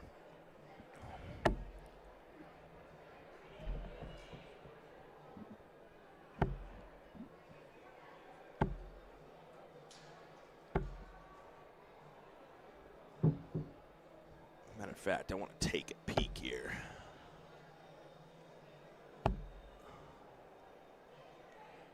Yeah, okay, yeah, things are going to get real interesting. You've got, possibly not. I think we're going to get the men's final before the women's final, to be fair. I think you got one top 4 match. That's Levi Remick and Scott Estel. I thought that was from my curtain. I couldn't quite see if that was Christie or not. The other top 4 matchup for the men, I don't believe has started, but they'll probably start it pretty quick.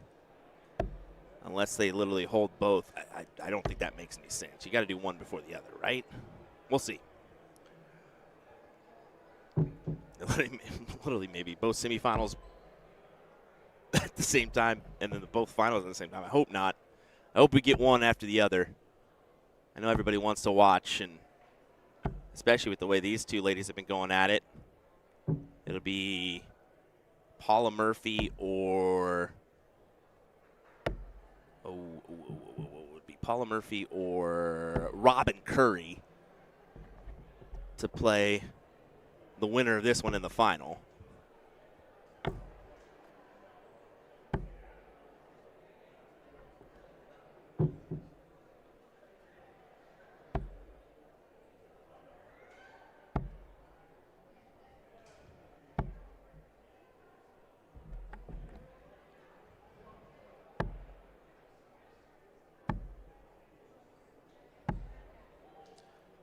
See a little encouragement from Stowe back there as Layla walked back. This is by far the best leg we've seen from both of these ladies. I mean, Layla's averaging a 3.6. Nalani was around this mark in the last one at a 3.0.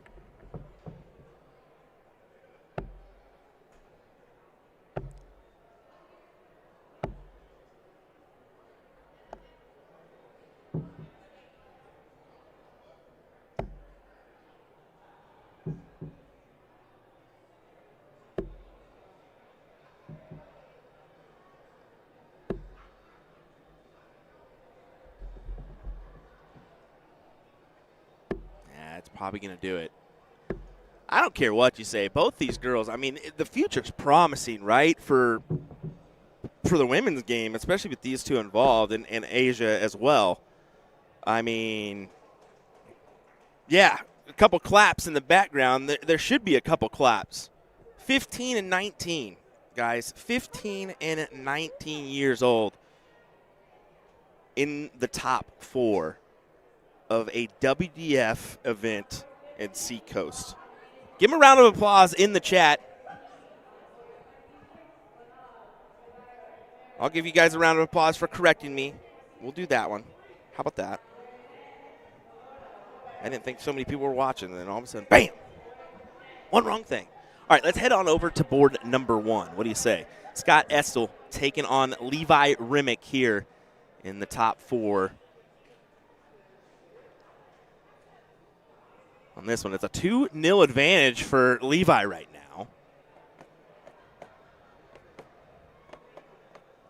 Who's been playing, I mean, he's been playing pretty good. I mean, he's always a pretty good, talented player, and especially has the added benefit of not being too far away from home.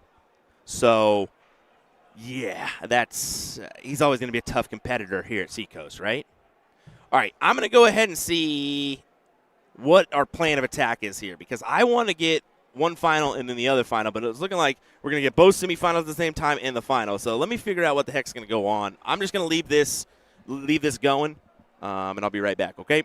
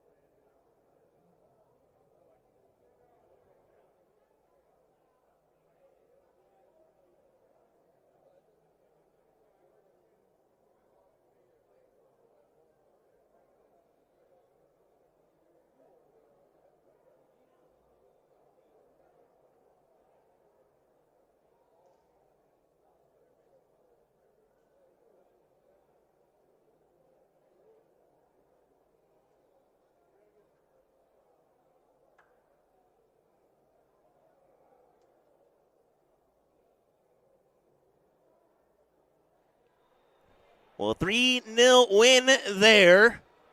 Gets it done for Levi Remick. It looks like we're going to go next semifinal of the men, and we'll figure out if we're going to go men's final or women's final next. Paula and Robin are playing off stream, so that is unfortunate, but they went ahead and called them to a board to get them going. So, yeah, it'll be our other semifinal here of the men's event. Up first.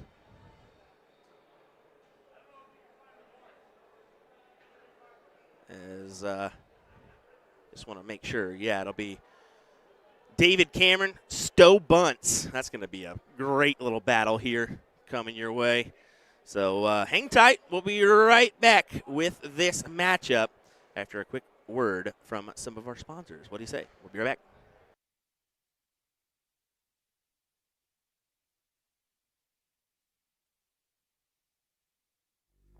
Callisto. A range offering 3 different variants. The key similarity of all options is the unique matte texture and reverse cut all throughout. Those with softer or clammy hands looking for grip options that don't tear up your skin might gravitate towards this range. The matte coating and simple groove proves you don't need insane milling to create consistent grip. We rate the Callisto range overall a 3 out of 5 for grip intensity. Callisto by Winmore, available now. So today we're going to learn how to throw a dart. In each turn of darts, you get 3 darts to throw. So with all 3 darts in your non-throwing hand, step up to the toe line. If you're right-handed, put your right foot on the line. Lefties, left foot. This isn't baseball, so you want the same foot forward as your throwing arm, not the opposite. Usually the toe line is set so that your foot will be right up to the front edge of the line, not behind it. This toe line is also known as the Aki. The position of your front foot is usually at an angle to the line, to some degree.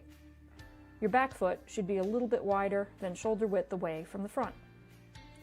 Put 1 dart in your throwing hand while holding on to the other 2 darts in your other hand. Looking at the dartboard, focus in on a spot you want to hit. To start, let's look right at the bullseye. As you stare at your target, lean forward, bring the dart up and draw it back towards your eye. Throw the dart by moving your hand and forearm towards your target, keeping everything else as still as possible. Hold your position while transferring the second dart to your throwing hand and repeat your throw. Once you've thrown all 3 darts, your turn is complete and you can retrieve your darts from the board. And yes, it will take some practice to get the dart to go where you're aiming. It's not as easy as the pros make it look. But with practice, I guarantee your accuracy will get better, and I tell you, there's nothing better than having 3 darts go exactly where you wanted them to. If you've already been throwing darts and have had success with something slightly different than what I've just explained, great, fantastic. As long as it works for you, no problem. Just keep in mind that any extra movement in your throw will make it harder for you to hit your target consistently. As a beginner, just try to get all 3 darts to land in the same area. As you build your confidence, you can narrow down your target, getting all 3 darts to land in one number, say, like the 20s.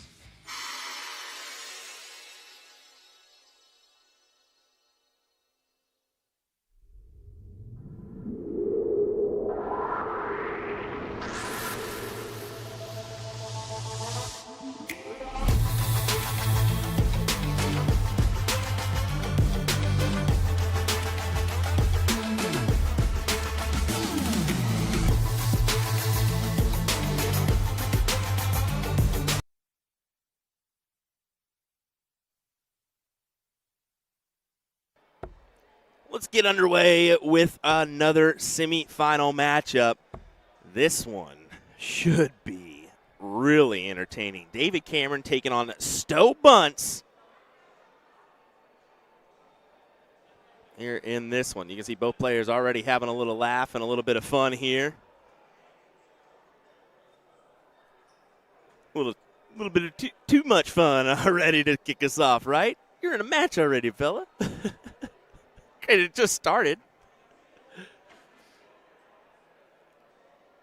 The not-so-neon nightmare today, wearing the normal attire. He is an everyday gentleman, doesn't wear the flashy stuff everywhere he goes.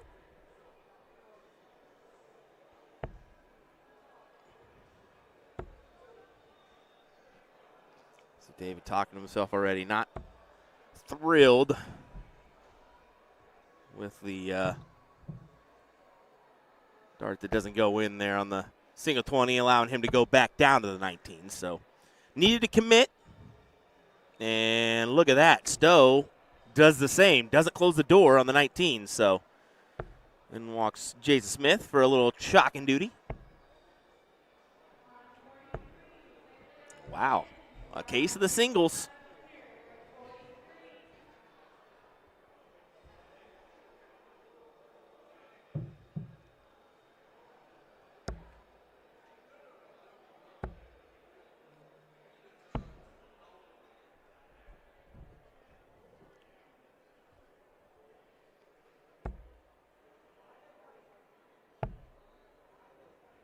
This is such a tight-knit affair, and that is a great 7 from Cameron. Just keeps him out in front. A follow-up 7 from Stowe. How about another? How about another? How about a 9? Oh, not a 9, but it is another 7. 3 7s in a row here. As the average still climbing. Still climbing. Make it 4 in a row. 5-0, 4-6.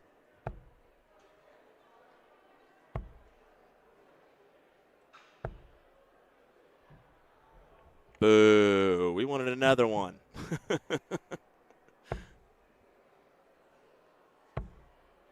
Stowe forced to stay. Does convert on that last dart triple for a 5.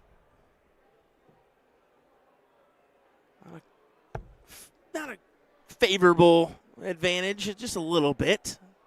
And you can see it's nixed right away from Cameron. And, yeah, 2 fats needed on the 15s. There you go, 1-2, converts. Once again, this is a first to 3-leg battle.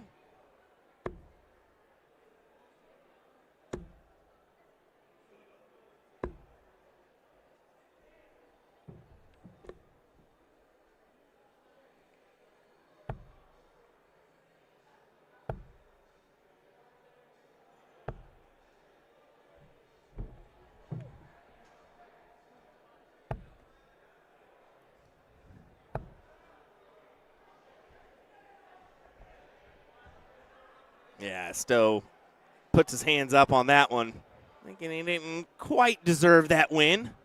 But it's a break of throw there.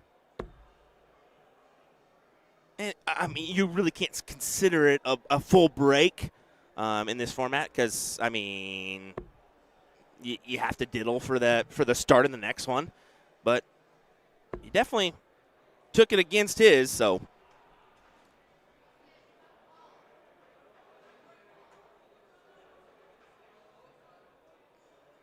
And there you go. David gets to start one more time. So you're going to have to do the same thing you just did against throw.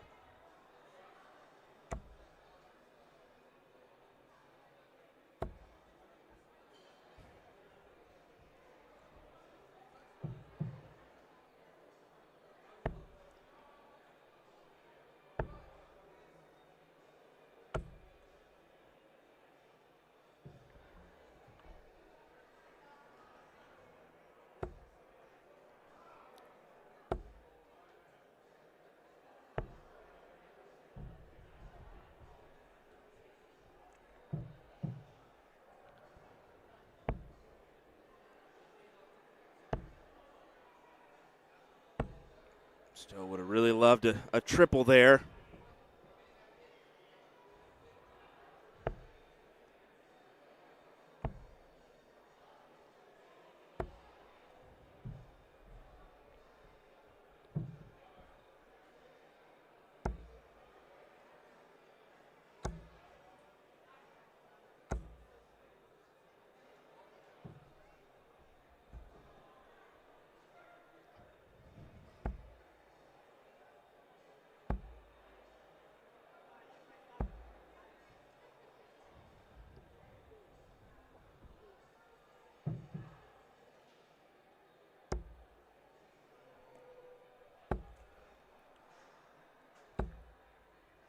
Good 5 for Stowe there.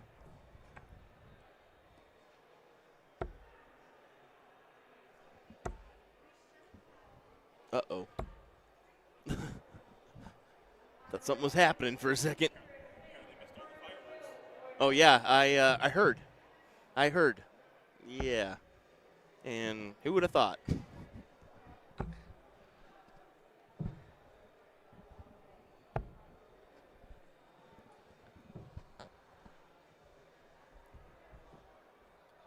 Well, it's enough for an 18-point lead, but how long will that last? Not at all. That's 20 still open for Cameron. He's going to make his best effort on it. And then follows it up with 2 blanks. I figured he would at least get the 18s closed. What was that? That's tricky.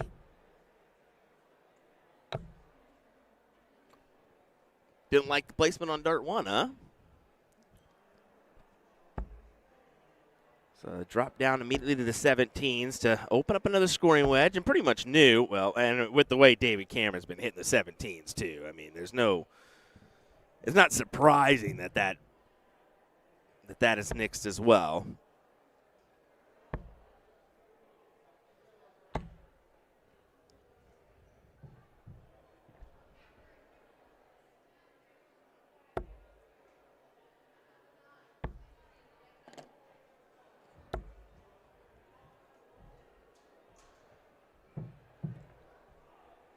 Again, a reminder, the winner of this one will play Levi Remick, who came out 3-0 ahead on Scott Essel in that other semifinal.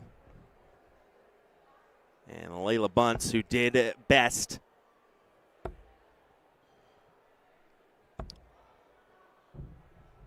Nilani Tyrell will either play Paula Murphy or Robin Curry in the next round. Right now, Paula Murphy, though, has a 2-0 advantage on Robin going into leg number 3. So you sway it towards a Paula-Layla final here. We will see. What a shot from David Cameron. You could consider that a coffin shot. Usually a coffin shot is 16s, 15s double bowl, but I think you can consider it a coffin.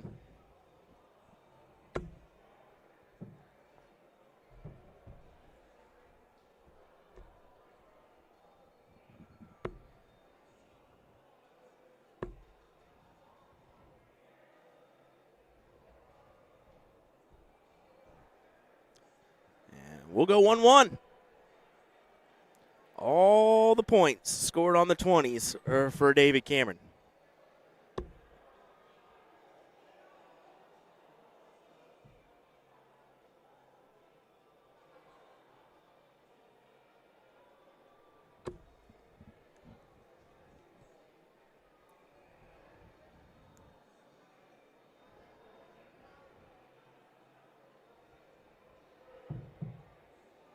Stowe finally gets a start. Have to make the best of it. And he will start off with a good one. Oh, I thought it was an 8 or a 7. It's only a 5. Thought he was able to sneak that last one into the triple bed, and it was not the case. Cameron on that bottom side of the board, it's just been deadly, especially on the 17s. I mentioned that in the previous leg.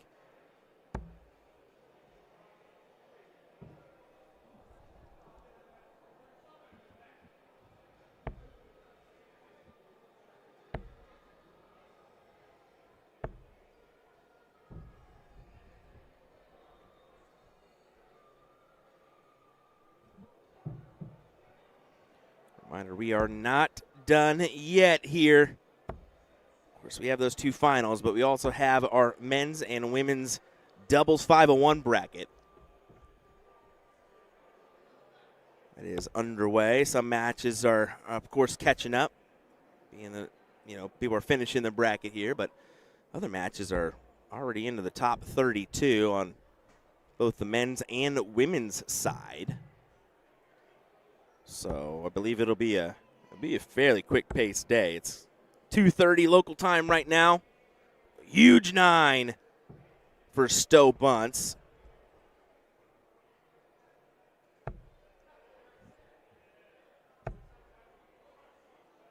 I'm going to follow-up job from Cameron. But like I said, he's just not missing much, is he?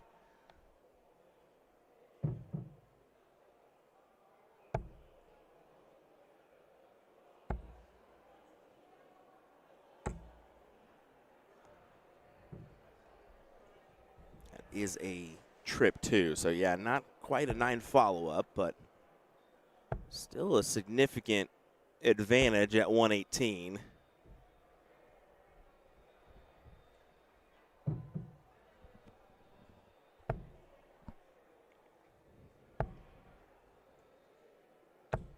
See, that's what Cameron's goal was. Making that kill shot on the 18s is the hopes that Stowe only comes up and nails the 3 singles. Because if you hit a 9 here, you've turned the tide. And it's not quite the 9 he wanted, but it's a solid 5.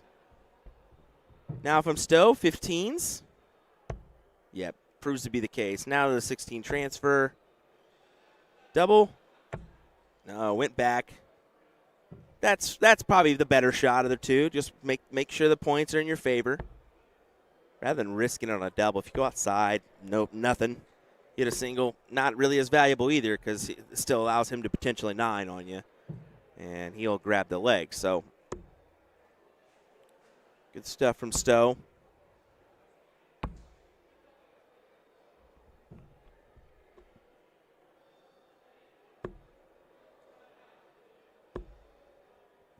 I keep seeing this Sylvia here in our YouTube chat. I believe from Germany, showing some support. Hello, kudos, thank you. Hello to our rest of our viewers that are joining us.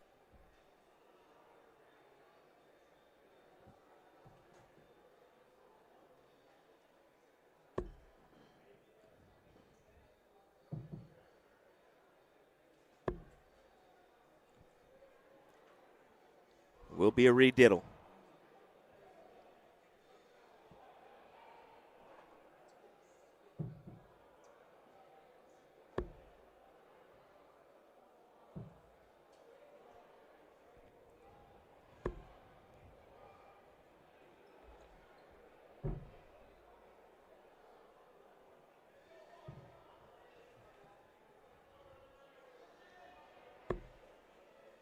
Yep, we'll just keep on going, won't we? Guaranteed to be double or single, so we'll keep going.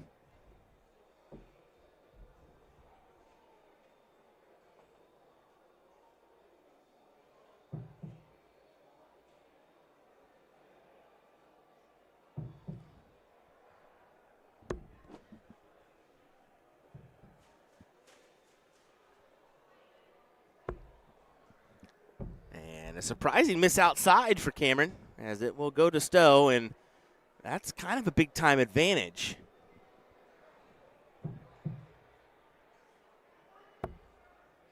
Looks like Robin Curry did get bested by Paula Murphy in that last one, so it'll be a Paula Murphy versus Layla Bunce final.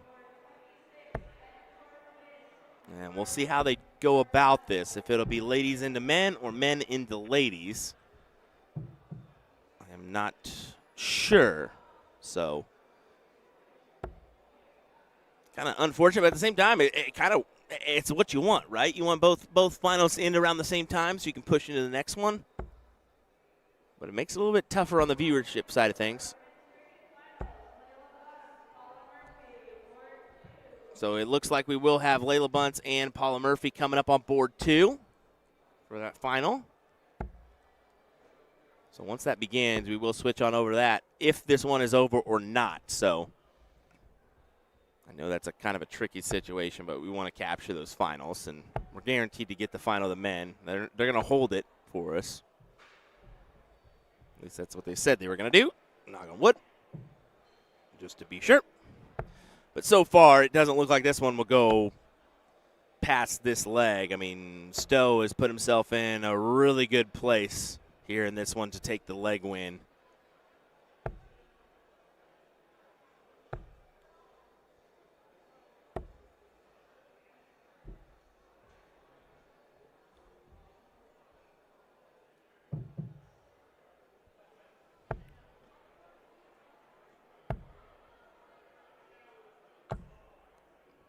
Just 2 closes it.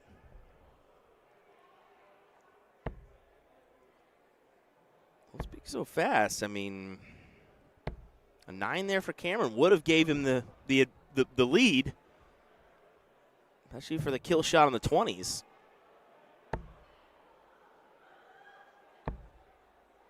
Oh, man. Okay, 2 singles, so it's a lot more doable for Cameron. Not now. Not now. And you can see abandons to the bullseye. Granted, he already had 1 single bulls. Oh, no, sorry, that's Stowe's scoreline. My apologies. So feels like that 16 would go, and it does with his next dart. Even points it up just a little bit. So bullseye for Cameron. Difficult first. Yeah, you can see by that first dart, hated the placement, had to maneuver, and I think that could be it. 2 bulls, trip 15 for the win.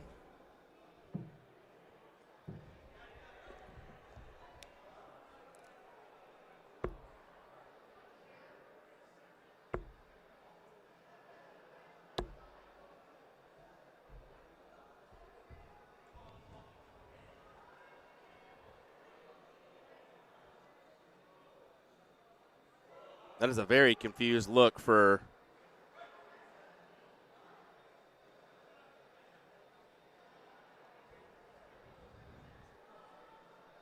I think a mistake happened here.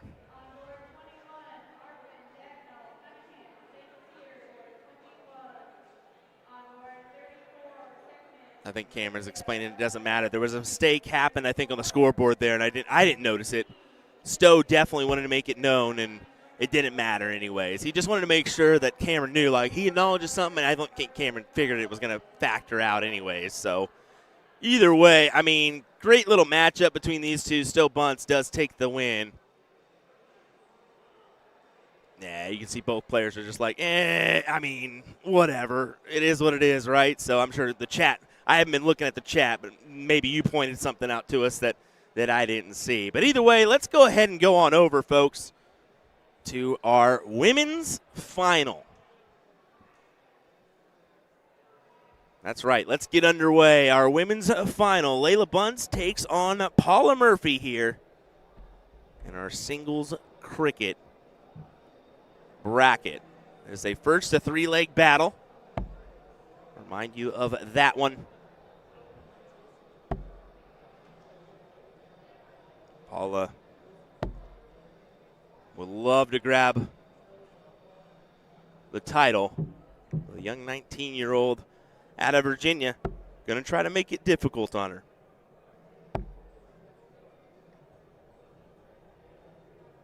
This sure would be interesting. I mean, it's got the makings of potential, I don't know, I'm sure we've seen it in darting history, whether, well, I don't know. I guess I can't really say that.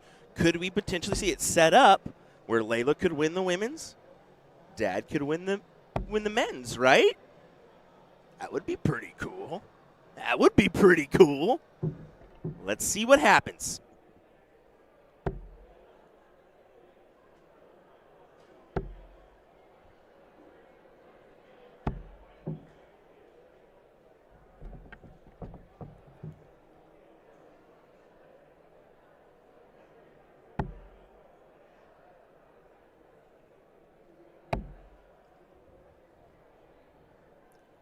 And thank you to you viewers for joining us throughout the weekend.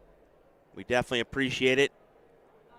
Got a few events still to come on the year, so if you haven't liked, followed, subscribed, definitely do so, whether it be on Facebook or YouTube. I highly advise YouTube, just because it's a little bit better viewing experience.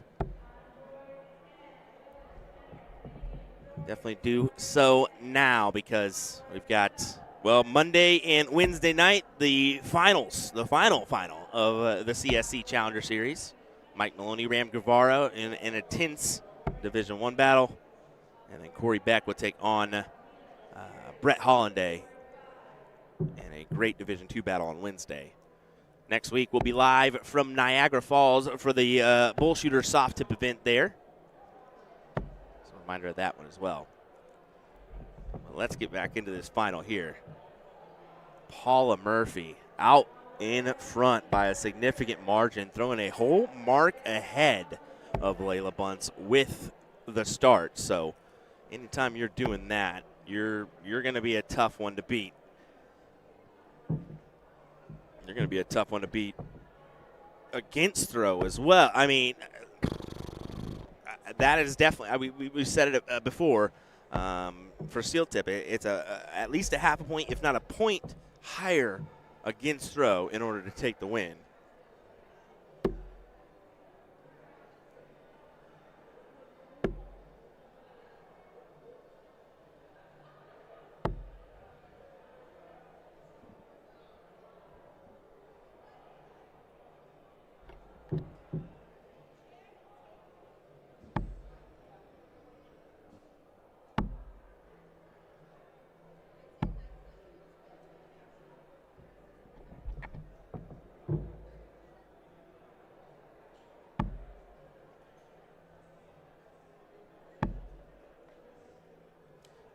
That'll do it for the first leg in Paula Murphy's favor.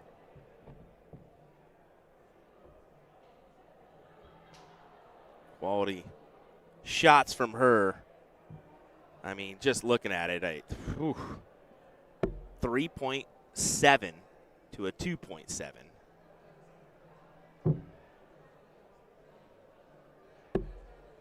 There you go, Layla. Get the start here in this one. Make it interesting. Let's try to make this 1-1.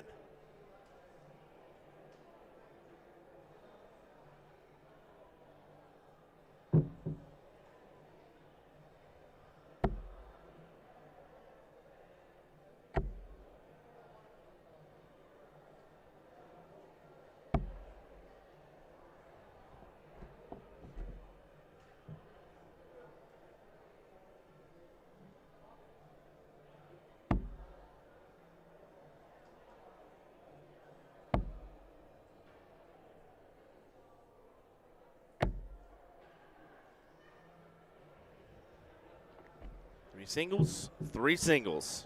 And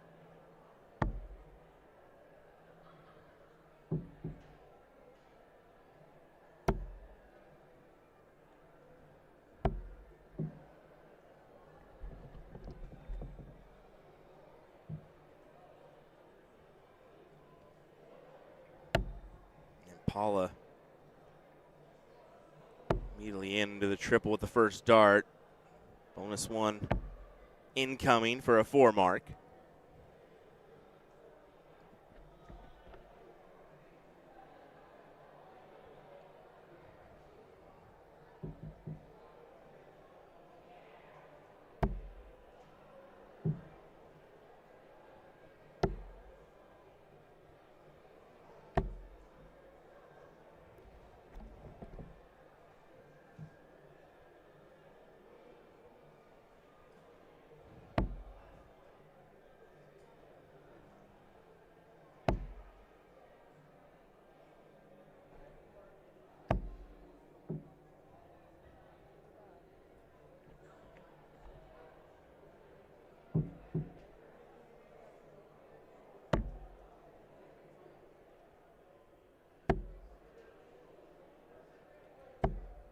Letting this play out, but there's a big dart for Layla.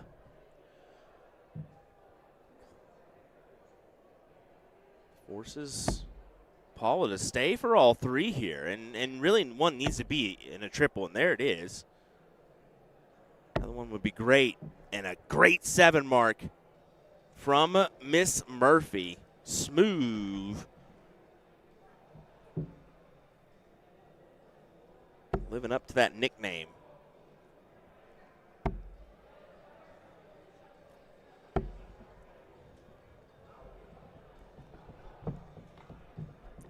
We'll see if she goes ahead and kills the 20s here. That is exactly what she is thinking. As soon as you get a shot at it, kill it. There you go.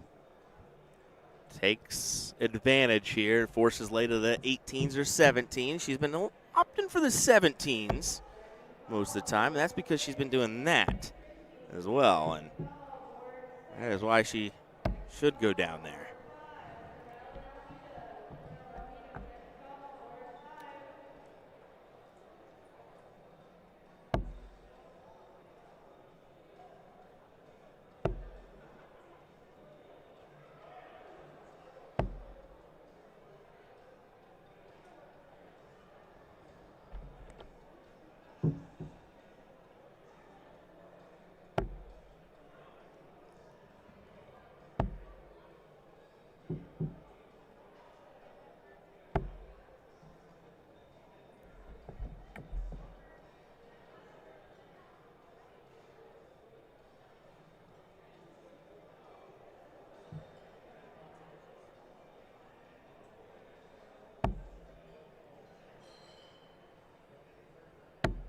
A little interesting, huh? How about that 18s from Layla? But, I mean, the Paula Murphy. Just trip 19, trip 17 says, whatever you want to do, young lady, I'll roll with it.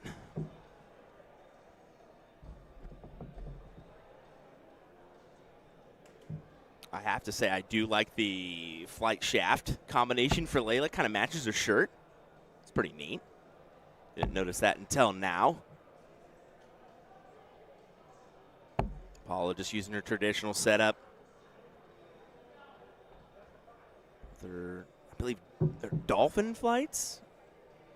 Yeah, you can see the purple flights here. Blue-ish shafts.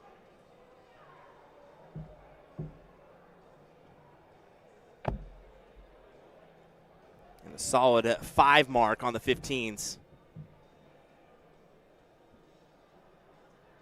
Hopefully, she's hoping on Paula missing, and Paula's not. I mean, great double there into the trip 19. Wow. I mean,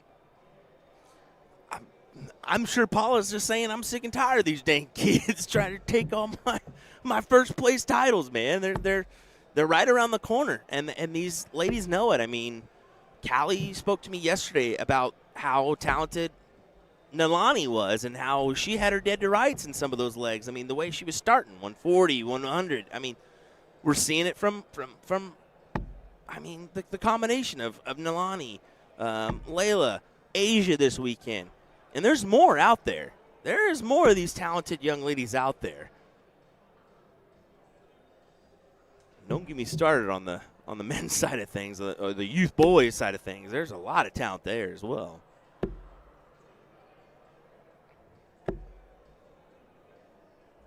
All right, 2 for Paula, and the average has just gotten better. 4.1 here in this one. 1 and 2.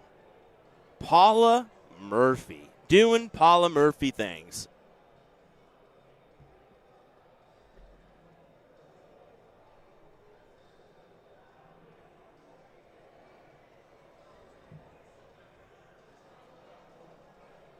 See, all those points for Paula were grabbed on the 19s. A bit more spread out for Layla. Kind of a blocker dart as well. And Paula once again gets the start here.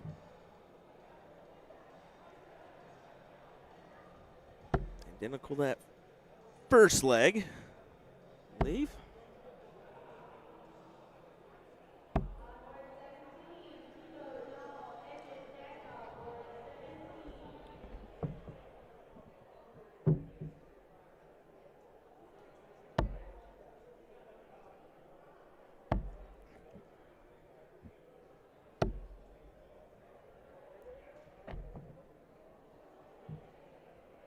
Unfortunate for Layla, not able to at least grab the wedge, and yeah, Paula immediately kill shots. On to the next one. She is just not missing much here in this matchup.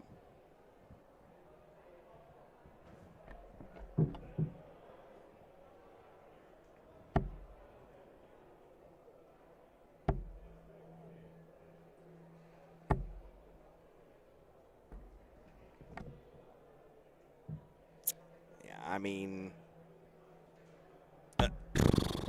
difficult. What can you do, you know?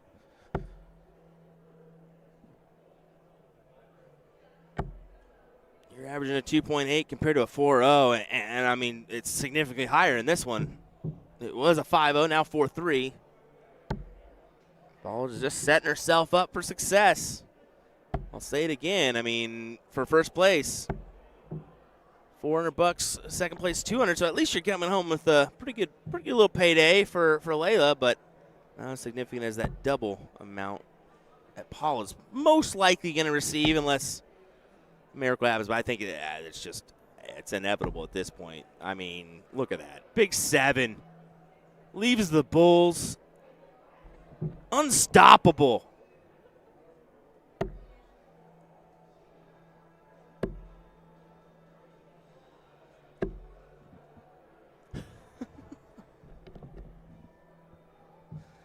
Bulls needed. I mean, this is downright nasty performance from Paula Murphy. Just a downright nasty performance. She's going to do it right here. Double single for the win. No, more like double. And Layla just can't do nothing but just raise her hand and say, what can I do?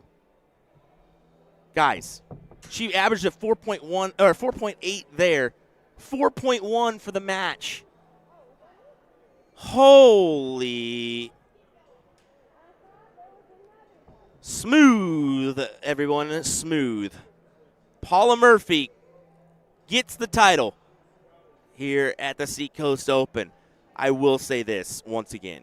Kudos. Congratulations to Layla Bunce. A second place finish in this room in a tournament like this is a big time deal. Good stuff, young lady. You're going to go far here in darts if you just keep trucking along. Keep trucking along.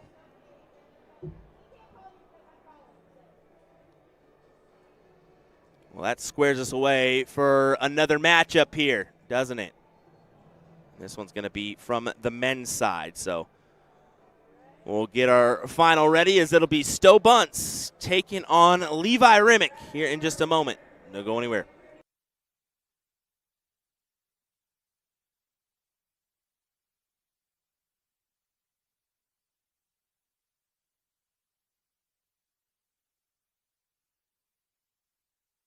Looks like they did just announce Paula Murphy is your MVP for this year's Seacoast Open. Even though there's one event left, she cannot be caught. So congratulations on that effort as well for the Paula Murphy.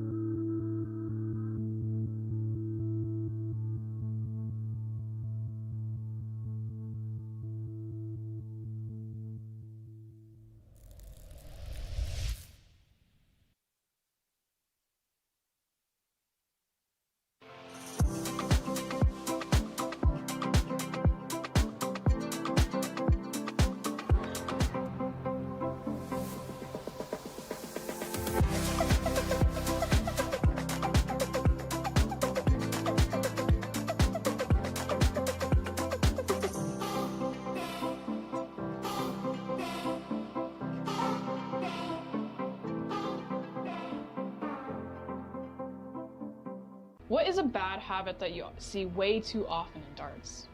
Just one? I mean, name as many as you want. Dropping the arm that holds the darts on the third dart. swinging the leg over to initiate like walking forward after you've thrown your third dart. Throwing like wussy darts. Wussy darts. It's not like PC, but that's how I would call it, where you're in kind of a panic state, like me right now, and you don't trust your like throwing mechanics, so the dart kind of just like falls out of your hand. I see a lot of people when they compete for the first time, they just like get so scared they just don't trust, and they don't snap and have that really nice follow through. And I was once one of those players, so trust me when I say what you have to do when you're in a panic state like this is you're gonna want to take a big deep breath, exhale slowly. Oh, that's terrible with the spice. And then sink your weight into the heel, relax, like no tension in the arm, let the dart fall back, and then bang. You know, you really like, pow, you really need that full extension, because here's the thing.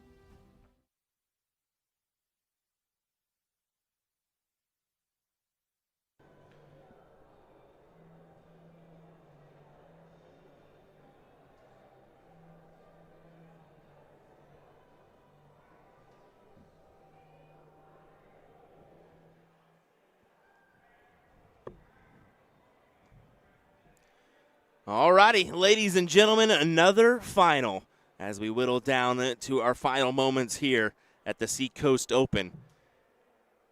It's Stowe Bunce taking on Levi Remick in a first to three-leg cricket battle here on USA Darts. We just saw both of these guys come through two pretty good matchups. I mean, Levi was no slouch against Scott Estel. He averaged, I believe, a 4.95 as well today. For Stowe Bunce, I mean, he had a pretty commanding win over David Cameron. It was a 3-1 win there for him. So this could go either way.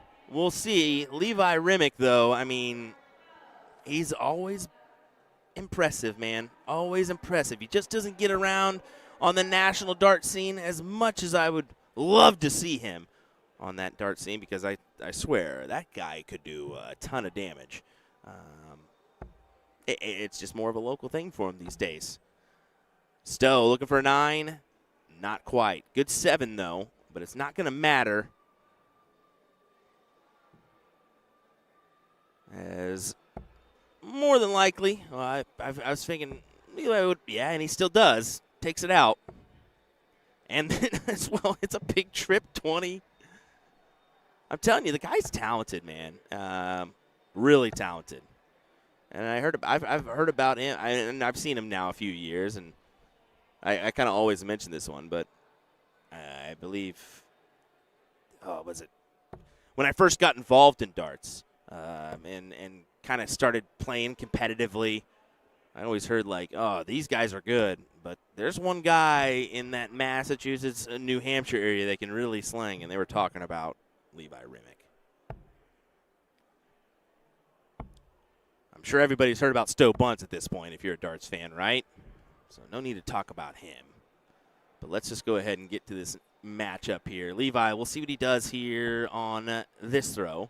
Goes ahead and attacks the 17s. Great conversion. I mean, you figure maybe he attacks a wedge to get him number, but no. A-OK with his strategy of going to the 17s first and closing it out, and then still commanding dart at the 16 to take it. But look at this. 5-0, 4-7 here in this leg. What a hot start to our final.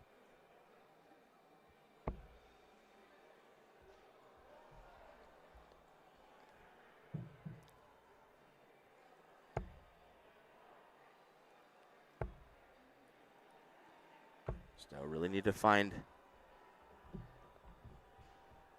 a couple triples there. I feel to force more pressure. I don't think one is going to be sufficient. We'll see. Well, may work out for you after all. I figured Levi was going to at least get one of those first two to collect on the trip 16 and then take the old gander over. But I was wrong.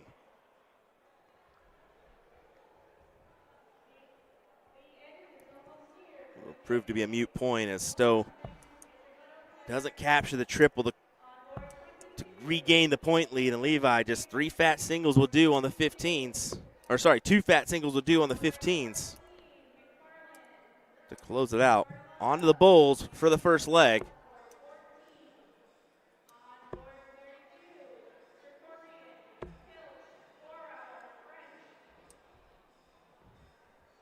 It's about that time where the room's going to start whittling out as well.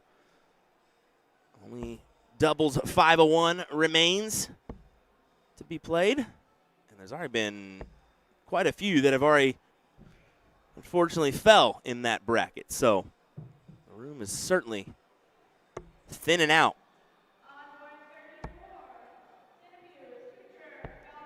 Oh, Stowe needed the trip 16 to turn it.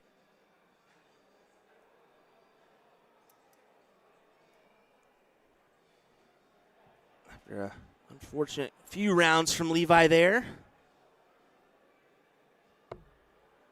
The hot start is fizzled just a hair. And it looks like Stowe, again, same shot he had in the last round to take this one. And he hits it on a red bit first. And, yeah, there you go. Steals the leg. You can see Levi kind of, well, that isn't quite how I thought this one was going to go, especially with the, like I said, the start he had. Got interesting.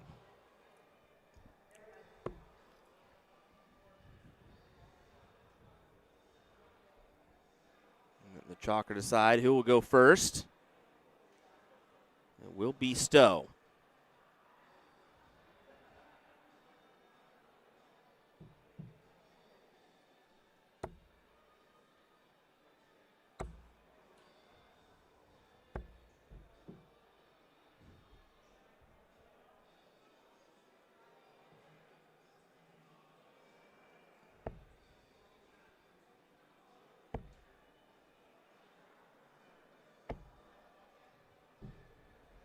That one in. No, just a 3 mark on the 19s. I thought it might be more.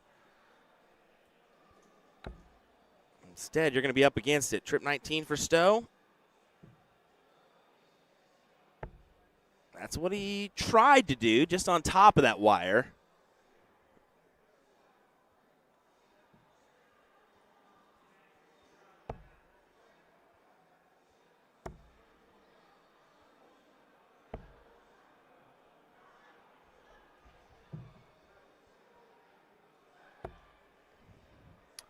I got a question about scoring system. The scoring system that we use is Dart Connect. Probably one of, I'll say it, the best scoring system out there by far for steel tip. Especially using it from the streaming side, they do an immaculate job and whatnot. So big shout out to Dart Connect.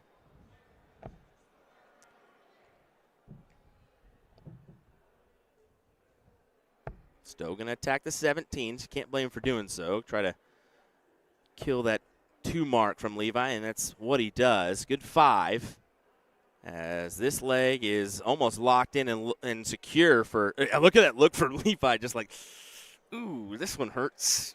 Yeah, just a little bit. 5-3 for Stowe.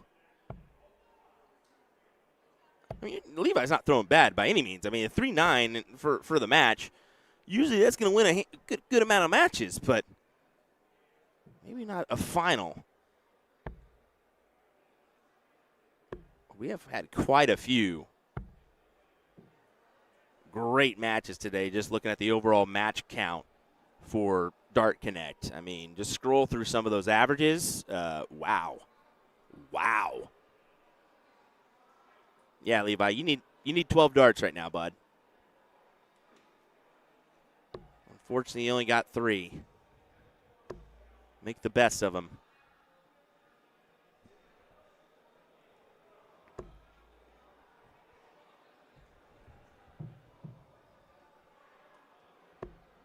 And yeah, Stowe, what a leg. What a leg of dats.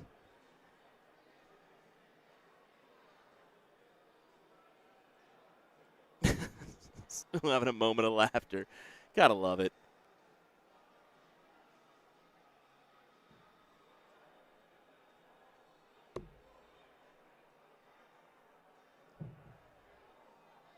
Room to better it. Won't do it. So pulls and rethrows, and yeah, there's your better. Will Levi pull? He will not. Trying to use it as a marker, as a guide, and he does exactly that. What a diddle. What a diddle.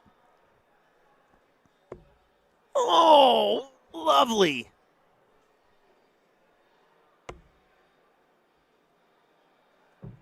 What a steal from Levi Remick there. And even Stowe acknowledges it. Man, that was pretty good there, bud. Yes, it was. An awkward pass off of the darts there from Stowe, but whatever works. Here we go. Remick to throw first. 4.0 for the match. Going against a hefty 4.6. That's the start you need to have. Great 7.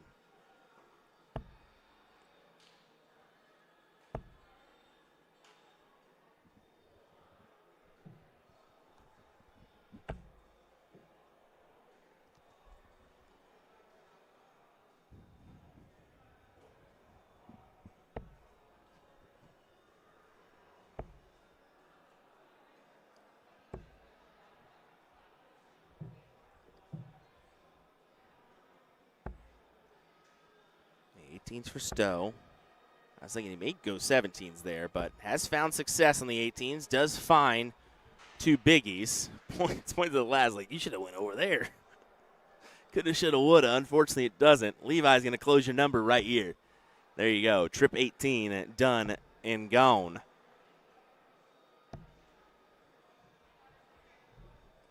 Now does Stowe attack the 17s, or does he attack a different wedge? He says, no, I'll fancy it because I know I'm going to fill it up. I mean, I've said in the past, I'm not a fan of attacking a double, an X, especially against when I don't have a number. I'd rather attack something else because it's so easy to close the 17s. But, I mean, I can't disagree with the player like Stowe. Come on. Like, you can't really say, nah. Yeah, it's tough to, right? He's clearly the better thrower than me.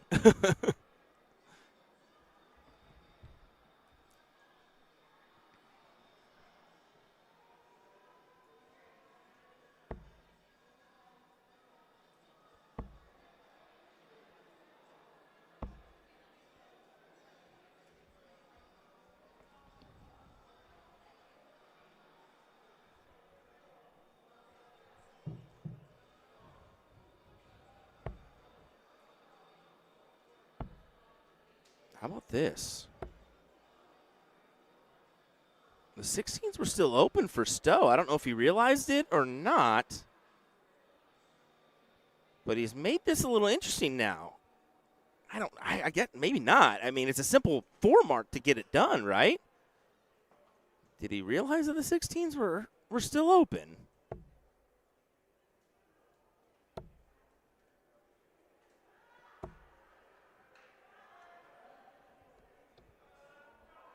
Okay.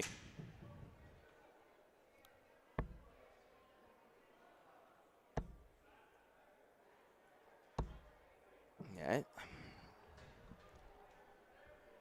That one's just a little interesting. I'm like, okay, I kind of see like where you'd open up a house there. But I definitely don't think that was. I don't know. That one. I'm lost on that one.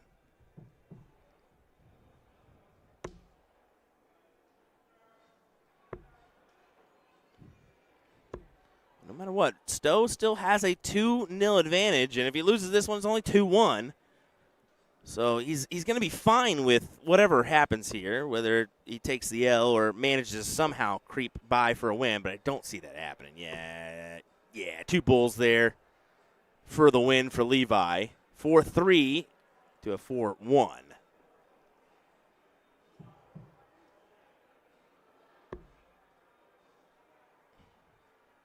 We have another classic diddle like we did in the last one. Levi trying to make it interesting. That was a single, so he got lucky there, but not as lucky with the second one.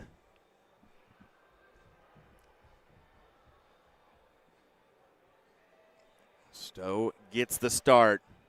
And what's been a great battle so far. Will it continue? Stowe needs to find a triple. He finds it for a 4 mark.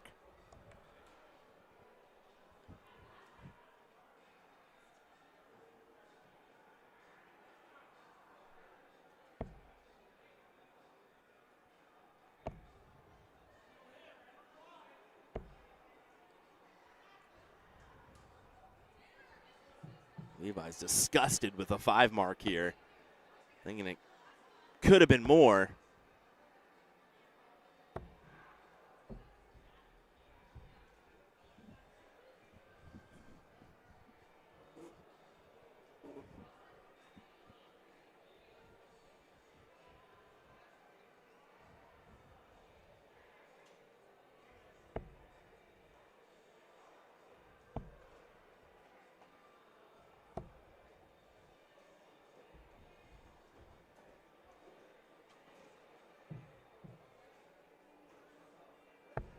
Look at this, trying to Mickey Mouse him.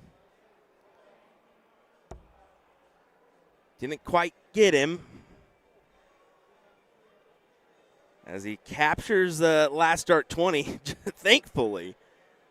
If not, he would have been up against it. Almost maybe still up against it. A big trip 19, and Levi can close. But it's very interesting there. I mean, definitely a try to Mickey Mouse strategy there for Stowe. What I mean by that is try to trap him. You grab the 20s, grab the 18s, grab the 17s, and now you're 3 against 1, right? And he's still electing to do the same strategy. And there's a close on the 20 or the 19s onto the bull. Wow. Big shot, great 7. The great performance continues from Stowe here. I mean, he's been consistent. No really great leg and really bad leg. You're not going to throw a 4-5 with throwing a bad leg in there, right? And maybe a 3-9, but he hasn't done that. It's been all in the 4s here.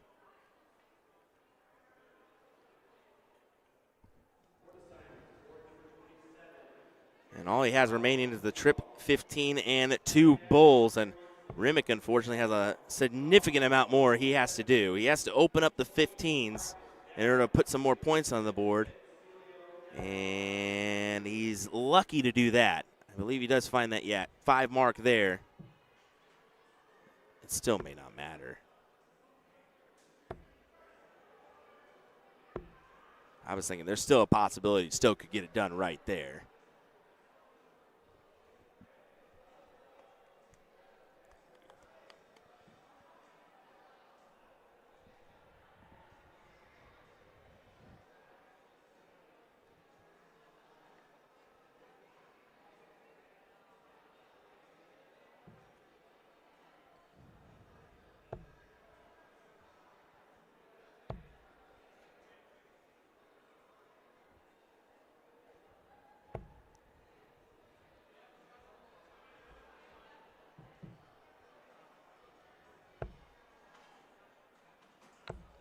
Once trying to close, and it's not a bad strategy. I mean, you have the wedges your way, and especially the 2 mark on the bulls is really the kicker there. So, yeah, you may. Well, he's not going to do it now, but I mean, Levi tried to go for the 7 to go ahead and kill the heavy numbers and leave the bull. Most likely, I mean, he may just go bulls here. Well, now you got to go back up. Oh, okay. I mean, he doesn't have shot. He doesn't have the game shot here. Go Bulls. Go Bulls. All day, Bulls. Bulls, you need points, so. There's 1. Oh, buddy.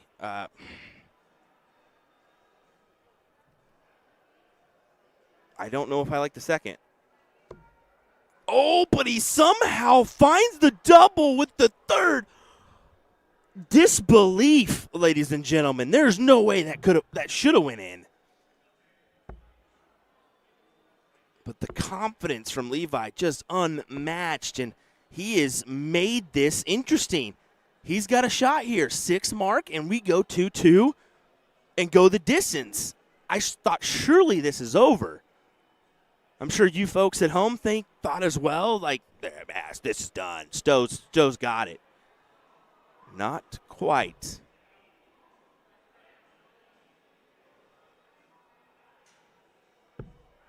Oh, man. And it's outside the double.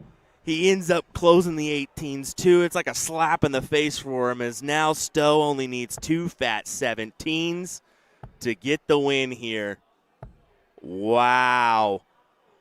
It certainly got interesting there, didn't it, folks? What a final. Stowe bunts, averages a 4.2 to Levi Remick's 3.9 to get it done here, 3-1 at the Seacoast Open in Manchester, New Hampshire.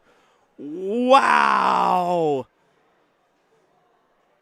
Crazy. Just imagine if he would have hit the double 15 there and forced a last leg decider. Unbelievable. Unbelievable. All righty, folks. Hold on one second. We'll be right back with some doubles.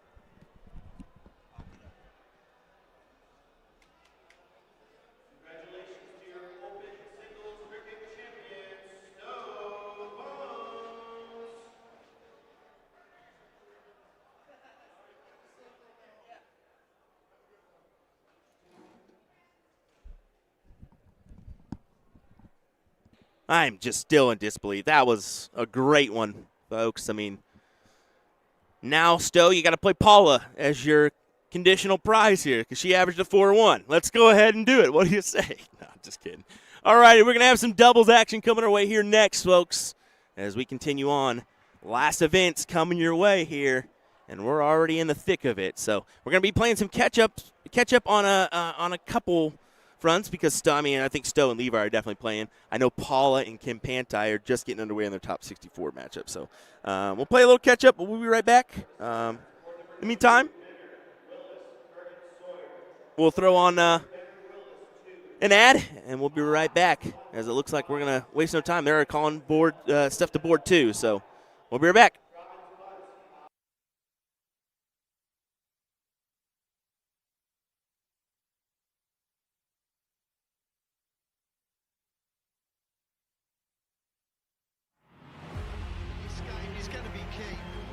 Tell by the way they're scoring, there may be nothing in it. One man misses, does the other man get?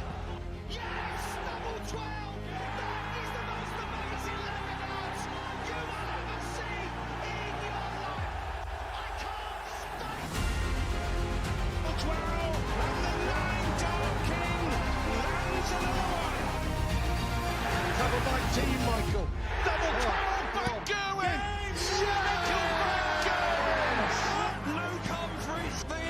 Is complete, incredible stuff.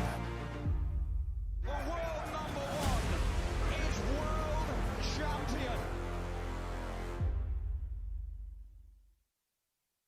Let me tell you about A to Z Darts. We're a specialty dart store with over 10,000 different products. We create in-depth videos and blogs to help improve your game and showcase our products. We give helpful advice on how to practice darts, the fundamentals of form and mechanics, and how to make better decisions when purchasing your darting equipment. Whether you're brand new or a seasoned player, we try to provide fun and informative content. I'm Jen, the creative director for A to Z Darts. I've been playing for over 10 years, and I've traveled the world competing in and promoting the sport. This is Will. He runs our live streaming company, USA Darts, and travels the globe as well to broadcast major darting events and interview PDC players alike. You'll find over 2,000 different sets of darts on our website. Guessing right now you're pretty interested in our resources? Learn about form, throwing mechanics, practice routines, scoring and grouping, checkout methods, cricket strategy, and much more. Visit a-zdarts.com to take advantage of our blog or follow us on social media at AZDarts today.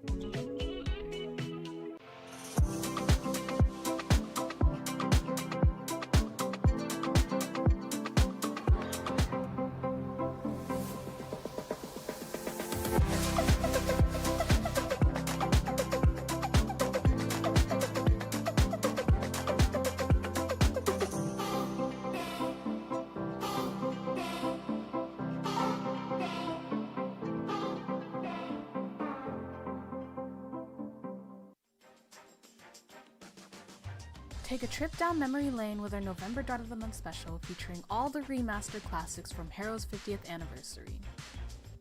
All Harrow's 50th anniversary darts are 15% off all month long, plus a special raffle to keep the throwback celebration going. Choose your favorite barrel from the Boxer darts, Atlantis darts, Magnum darts, the original darts, or the V-Wing darts to take home this November. Or, better yet, take all 5 home. Each model is finished with a tough gold coating that will ensure your darts last through thick and thin so your game day performance stays sharp. You can also get a chance to win your choice of a Harrow's Vault dart case in the color red, blue, or clear with our monthly raffle. How do you enter? Just purchase our November Dart of the Month special and you'll automatically get entered. Tap the banner on our homepage at a2zdarts.com to shop the Dart of the Month, and don't forget, we ship internationally. Best of luck to everyone! What is the purpose of the Vertex stand? This product is made by Winmore, and they have solved 3 different problems. Number 1, when you don't want to permanently mount a dartboard. Number 2, when you can't drill into your walls. And number 3, when you want to travel with a dartboard. Not everyone wants a dartboard permanently mounted into a wall. Perhaps you just want to bust out the dartboard occasionally to entertain friends or family. The Vertex stand is perfect because you don't drill into the wall, you simply lean it against a flat surface. This is easily the most convenient product I've ever seen that you can set up or tear down super fast for portability. In minutes, you can have everything packed and ready to go with you for your next darts tournament or a friend's house or even camping. You can lean this bad boy up against a tree. On top of all of that, I love the idea of being able to easily travel with a dartboard. This thing is awesome. I was given it just to review, but believe me when I say it is not going back to A to Z Darts. They can try to pry it out of my hands.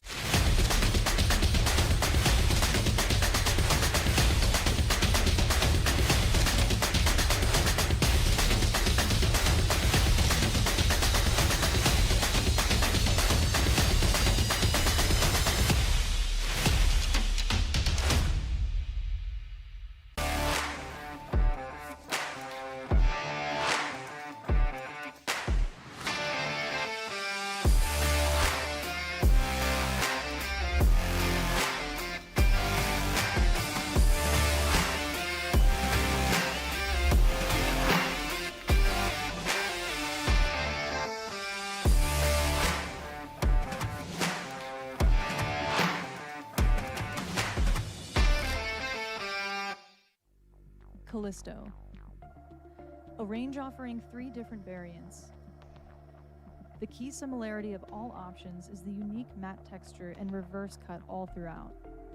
Those with softer or clammy hands looking for grip options that don't tear up your skin might gravitate towards this range. The matte coating and simple groove proves you don't need insane milling to create consistent grip.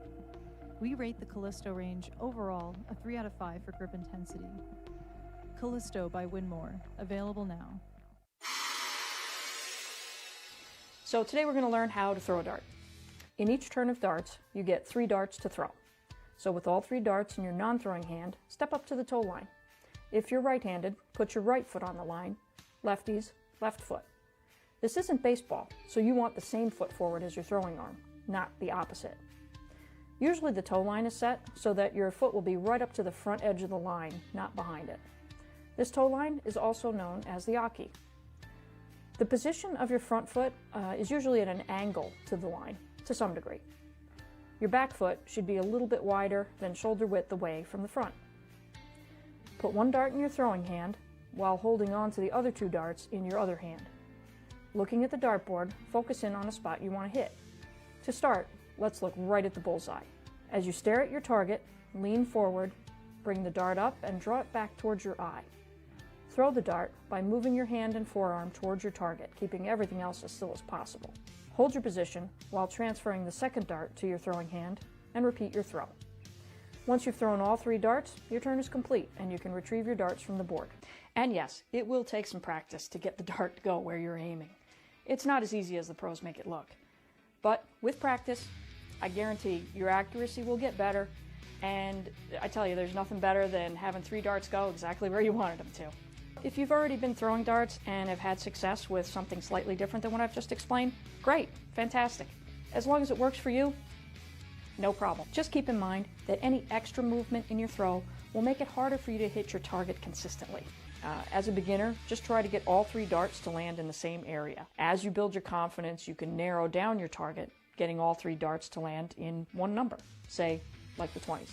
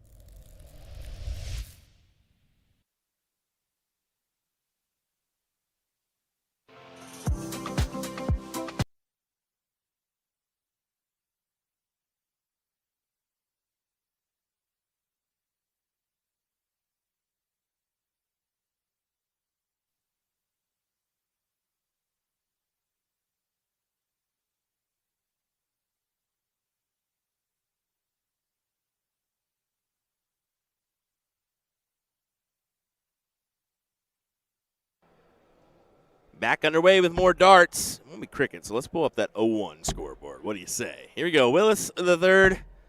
Benner taking on Tom Curtin and Tom Sawyer here in this one. This is a quarterfinal matchup. Yeah, we're already into the quarterfinals, at least on one side of the bracket. Probably a little bit more spread on the other side.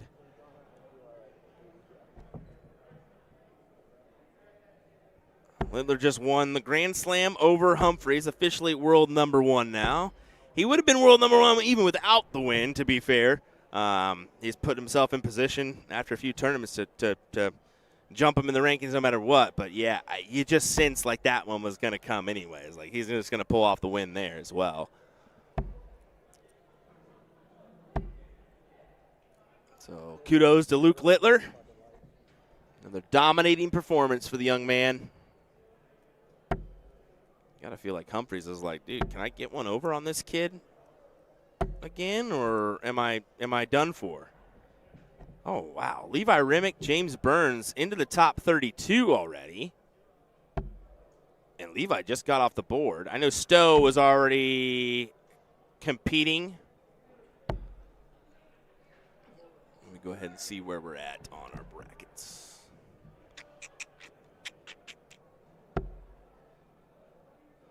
Yeah, you got one top 32, Kim Pantai, Paula Murphy, Katie White, Aaron Piron. That's your only top 32 matchup remaining. Robin and Callie are actually waiting on that one. So that's going to be a great matchup for whoever comes out on top of that one. Asia Jalbert, Tracy Firetag, Laura Dinch, Layla Bunce, top 16 matchup. That's a tasty one as well. But, yeah, mostly into the quarterfinals, and we already have one match done in the quarterfinals for the women's doubles event. On the open doubles front, let's go ahead and take a peek here at that one. It looks like we got Stowe Bunce, Bruce Robbins, Jason Whitfield, and Ryan Smith in the top 64. But, of course, that's we knew that was going to happen because Stowe just got off the board, right? It'll be a quick catch-up job from them. But this is our only quarterfinal matchup available. Also in the quarterfinals, Matt Arpin, Jason Dagnaw, Luke Dintremont, and Chris Franklin. Paul Four-Hour, and Garrett French. Into the top 16, it's Leonard Gates and Kevin Luke taking on Steven Sinopis and Cameron Cutrer. And that's the only match available. So, yeah, I mean, pretty interesting stuff here that we're just cruising along.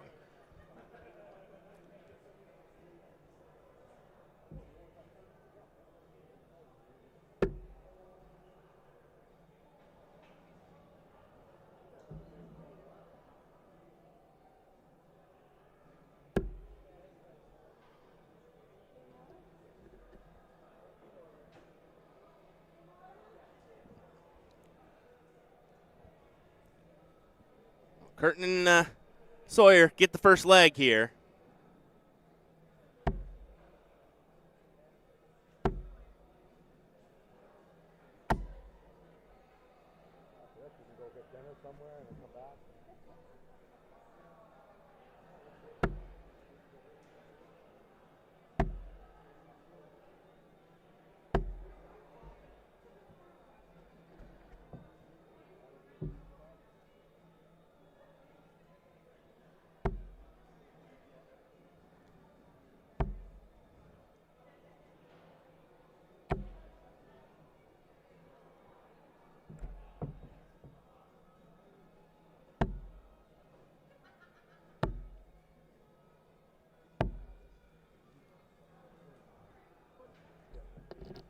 Curtin and Sawyer, the front runners here. Playing pretty well.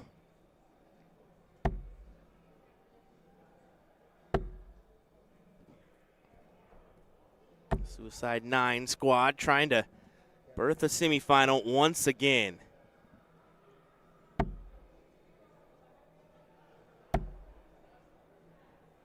I think Tom was just a little bit bummed that he had to play David Cameron. I mean, he played really well in that cricket matchup. He's been playing pretty well most of the weekend, to be fair. I always say for a retired guy, he played pretty well. And he'll say the same for Sawyer.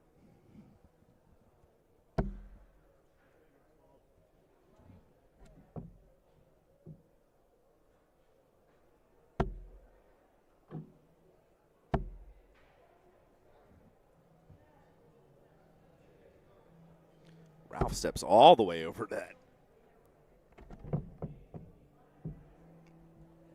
right-hand side of the board.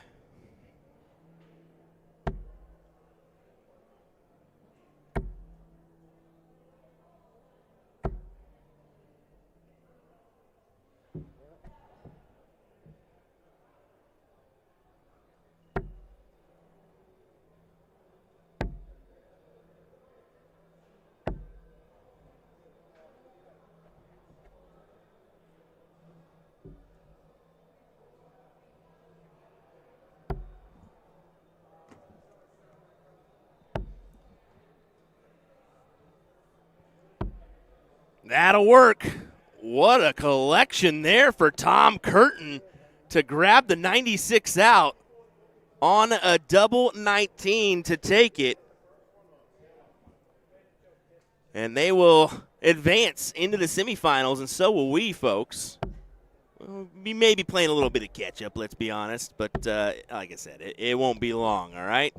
And speaking of won't be long, it looks like we're going to get that Kim Pantai matchup and Paula Murphy. So let me go ahead and transfer over to that one. I will transfer our board as well. I have to take care of something real quick, so I'll just put our scoreboard up and step away for just a second. I do apologize, but a couple people are leaving, so I need to take care of that one real quick. All right, we'll be right back.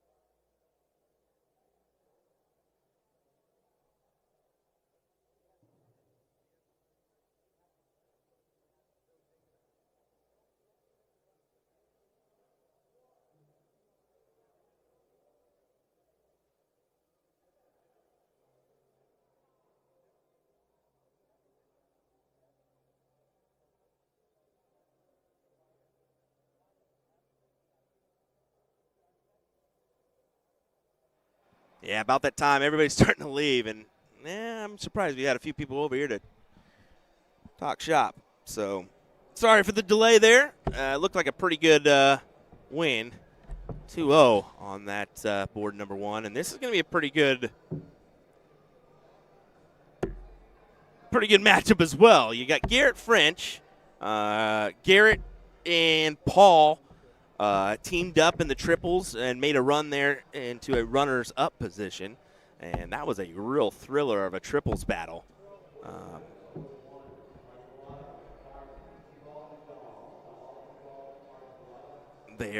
I mean,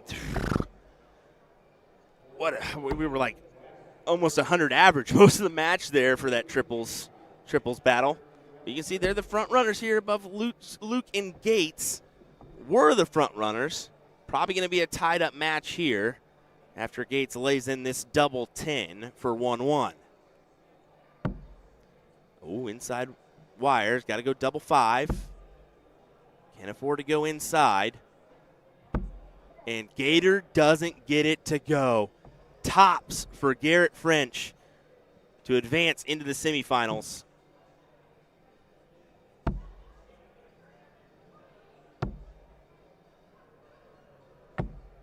And tops may not go, but double 10 will.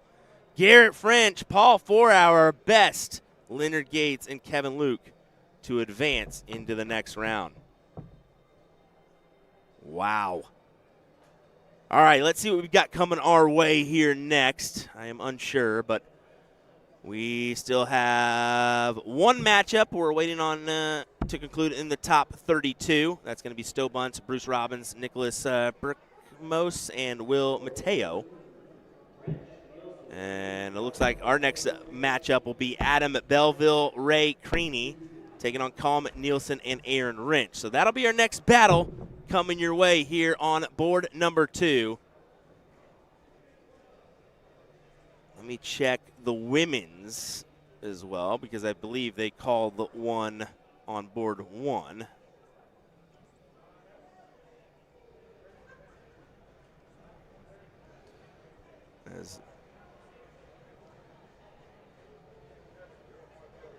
Yeah, it's going to be Kelly Thibault and Kristen Dahl taking on Carrie McFarland and Bethany Bartoletta on 1. That's going to be a semifinal battle, so we'll start probably on 1 because of it being a semifinal rather than a top 16. So be aware of that one. Also in the quarterfinal, Asia Jalbert, Tracy Firetag, Christine D'Angelo, and Leslie Sapino. And then the two youngsters, Nalani Tyrell and Taylor Almeida, await in the quarterfinals too. All right, we'll be right back, folks. Don't go anywhere.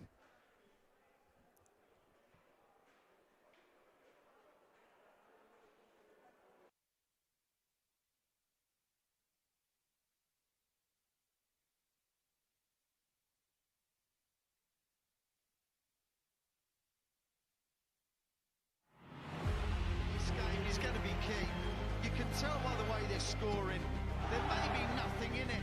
One man misses, does the other man get? Yes! Double 12! That is the most amazing dance you will ever see in your life! I can't stay! Double 12, and the 9 Dart King lands another one! Covered by Team Michael. Double 12 by Gerwin!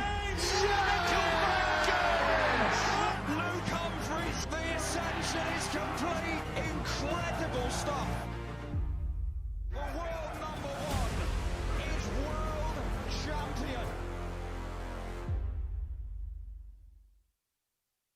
Let me tell you about A to Z Darts. We're a specialty dart store with over 10,000 different products. We create in-depth videos and blogs to help improve your game and showcase our products. We give helpful advice on how to practice darts, the fundamentals of form and mechanics, and how to make better decisions when purchasing your darting equipment. Whether you're brand new or a seasoned player, we try to provide fun and informative content. I'm Jen, the creative director for A to Z Darts. I've been playing for over 10 years, and I've traveled the world competing in and promoting the sport. This is Will. He runs our live streaming company, USA Darts, and travels the globe as well to broadcast major darting events and interview PDC players alike. You'll find over 2,000 different sets of darts on our website. Guessing right now you're pretty interested in our resources? Learn about form, throwing mechanics, practice routines, scoring and grouping, checkout methods, cricket strategy, and much more. Visit a-zdarts.com to take advantage of our blog or follow us on social media at azdarts today.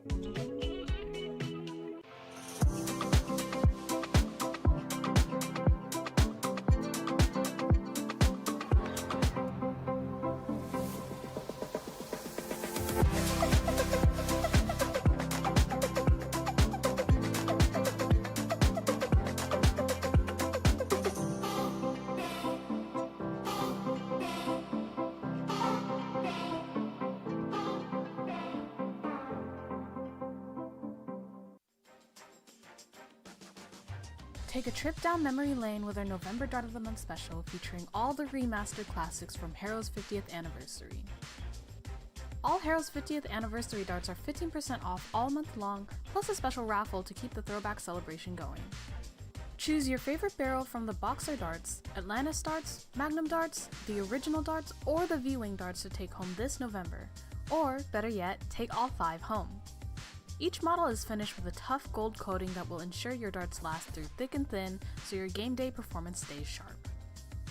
You can also get a chance to win your choice of a Harrow's Vault dart case in the color.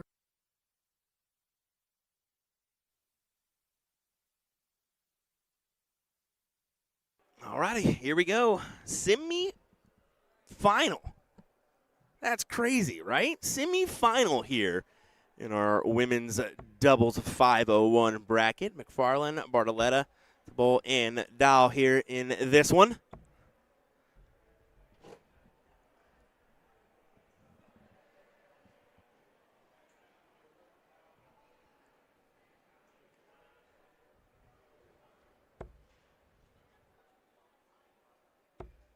Both have done their parts to get to this point.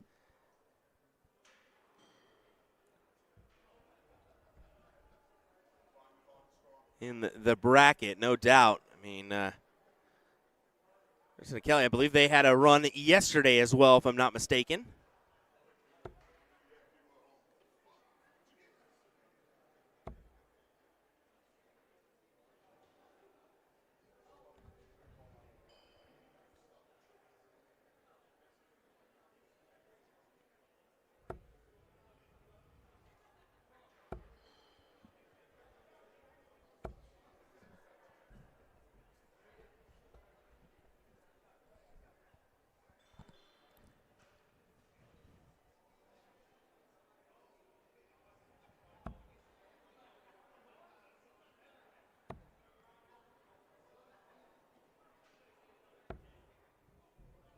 Definitely an advantage for Kelly and Kristen here. 280 plays 406, so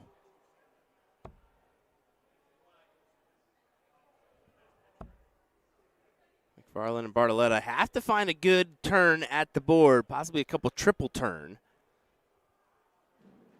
in order to get themselves back in this leg. I said early stages, though. First to 2.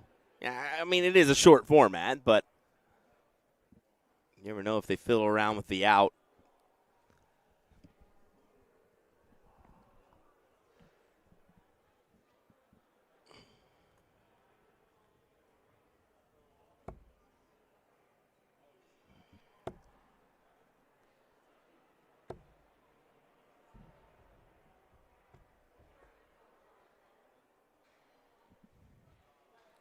Kelly and Christian going over strategy talk.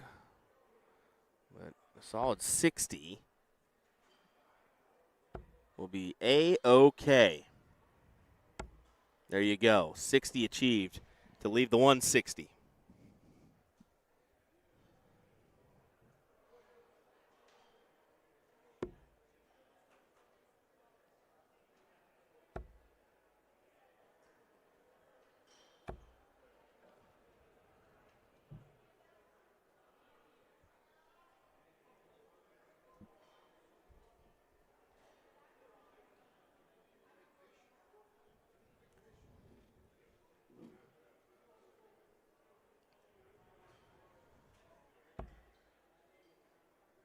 160 will not go. Just leave it handy for Kelly when she returns. That'll do.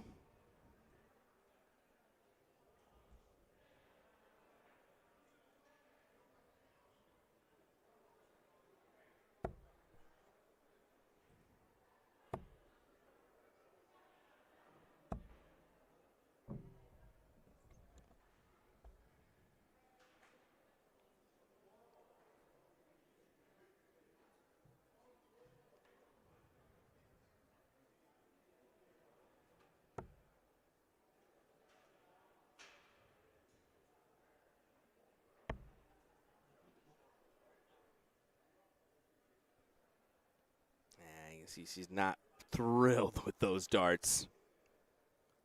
But you're okay. I mean, with the opponents at 166, they're not going to have an opportunity to collect here. So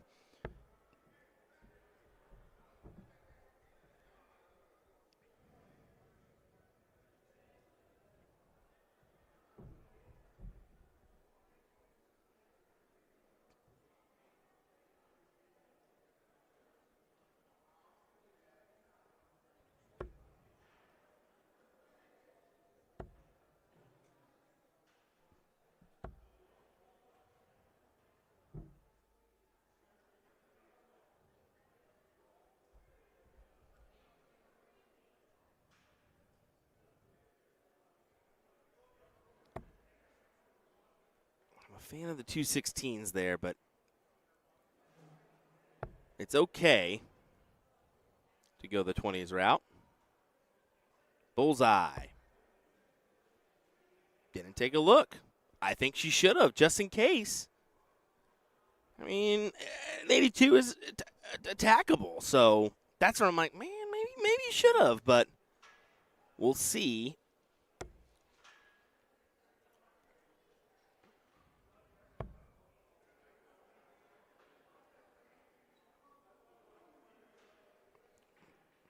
That's another one of those ones like you kind of need to approach the bull there, right? So 12 for bull. Rather than the trip 10 to try to leave 32.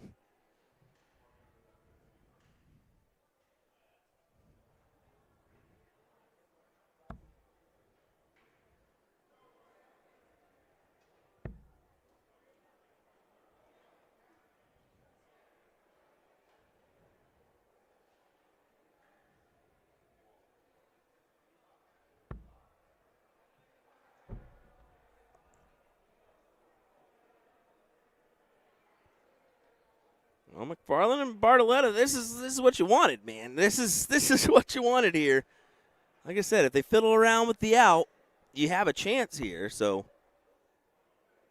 take the tops while you can. And it floats into the single one. Ouch.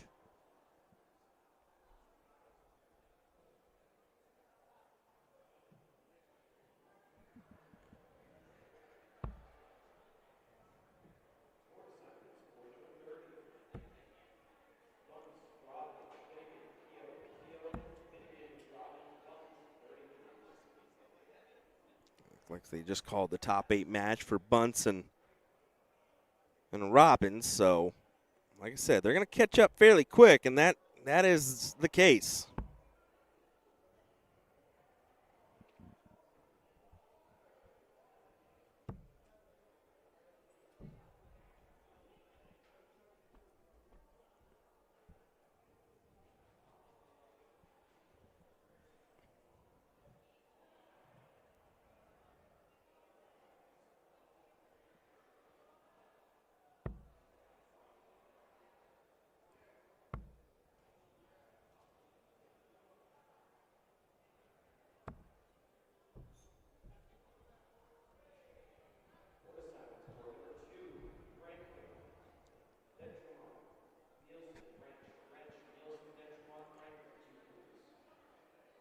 Still alive, and Mark will be a better position for Bartoletta here.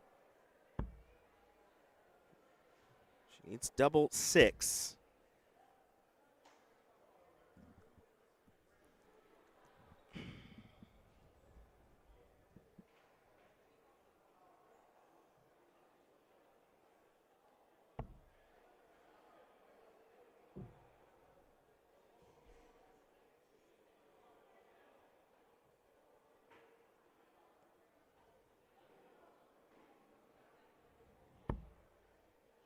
Who's going to be the first one to take it? It will be the team of McFarland and Bartoletta. So as I said, if they can just sneak their way to a finish before Tabo and Dow, they will grab that first leg.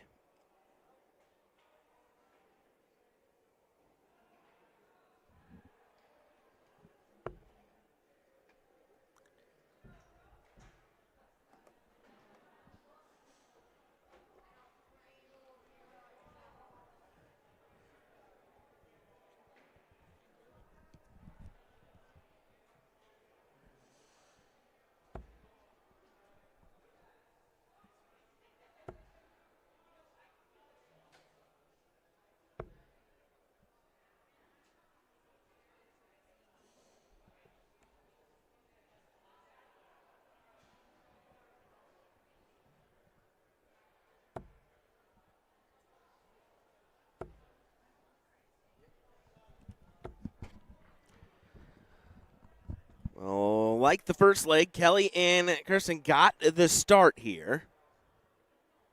But they have to find the double. That's key. I mean,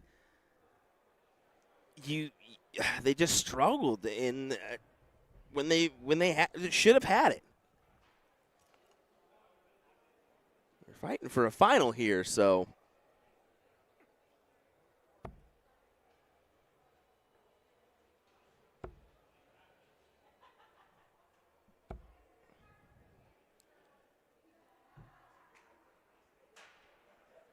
Colm Nielsen, Aaron Wrench, Luke Dintromont, and Chris Franklin. They'll be our next matchup on 2 as they head to the board.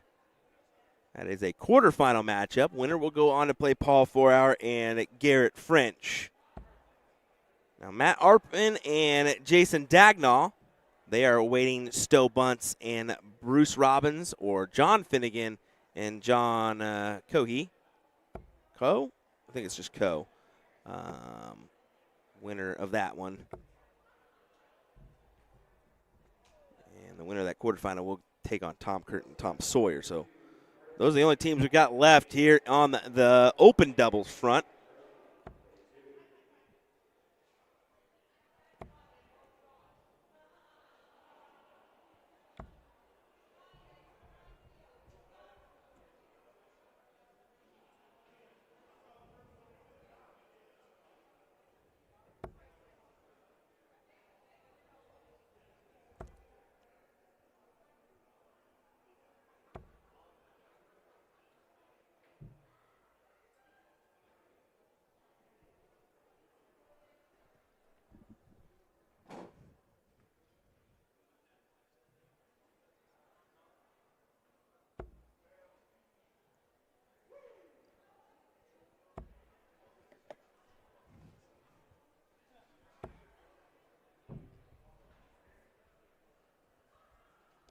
Same position as the last time. Almost a little bit better position for Kelly and Kirsten as they have almost 150-point advantage.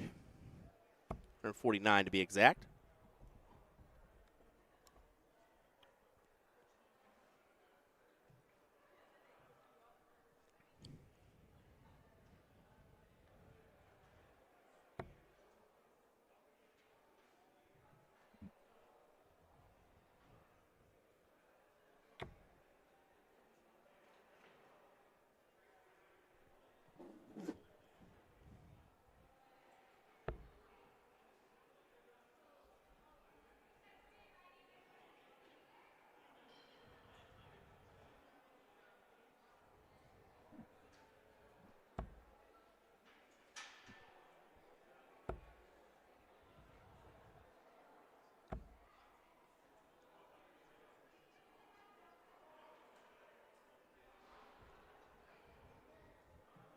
Kirsten's going to have to leave a check here.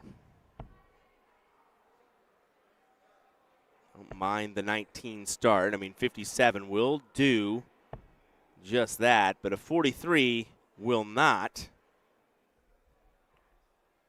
Sorry, 41 will not. That leaves you outside at a 176, so. Marlon Barletta can just pop a triple. That would be ideal.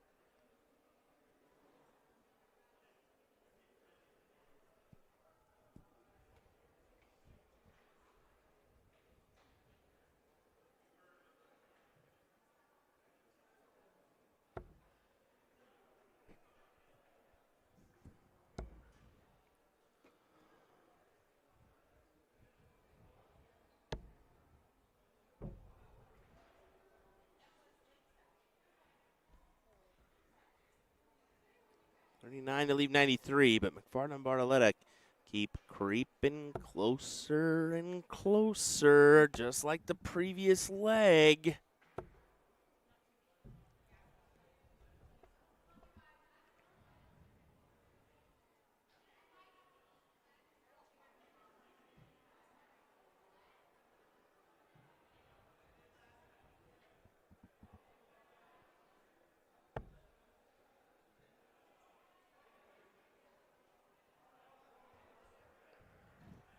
Nine leaves 84. So got to go trip 20. Doesn't look like she's going that way. She goes 14. Can't say that really benefits you.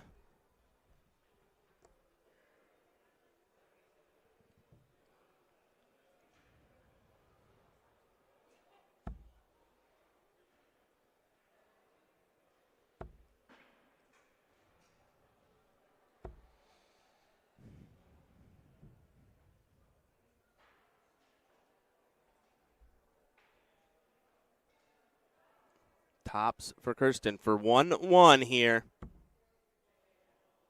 To extend out the match.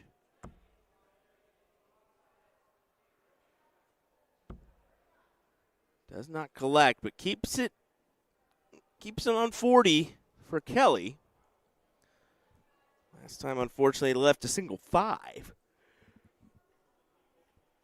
That's what really made things interesting here, but I said McFarland had a shot, but after that first dart into a single 1, that shot was gone by the wayside.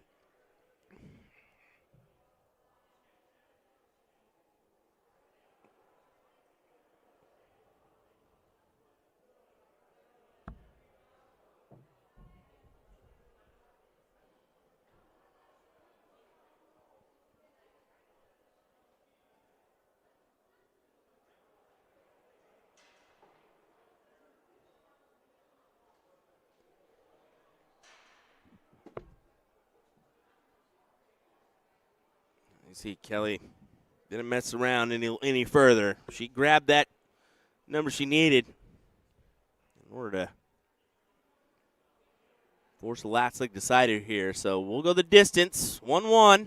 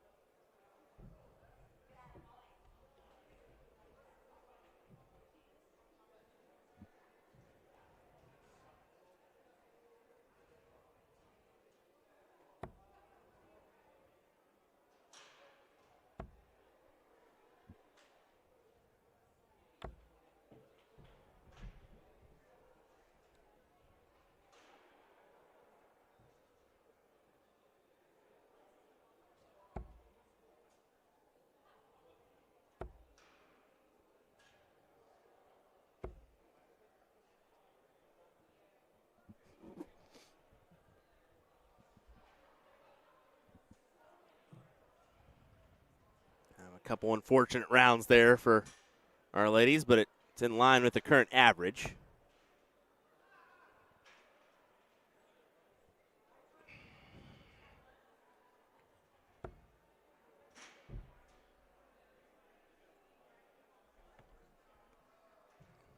Wow. Holy cow. Luke Dentremont and Chris Franklin 2-0 over Colm Nielsen and Aaron Wrench, as they will take on Paul Fourhour and Garrett French in the first semifinal of our open doubles. And that will be coming our way here next.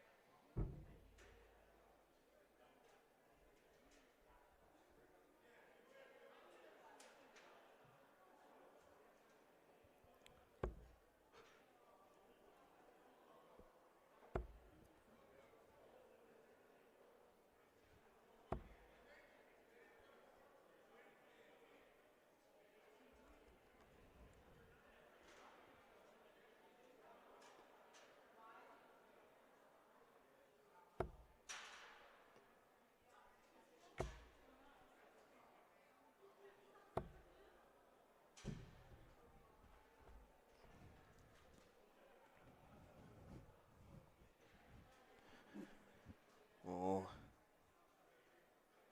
it's been Kelly and Kirsten that have had the start in every single leg. And the two ones previous to this, they have got the real big advantage their way at about this point in the match. But unfortunately for them, in this one, McFarland and Barletta have the advantage going their way.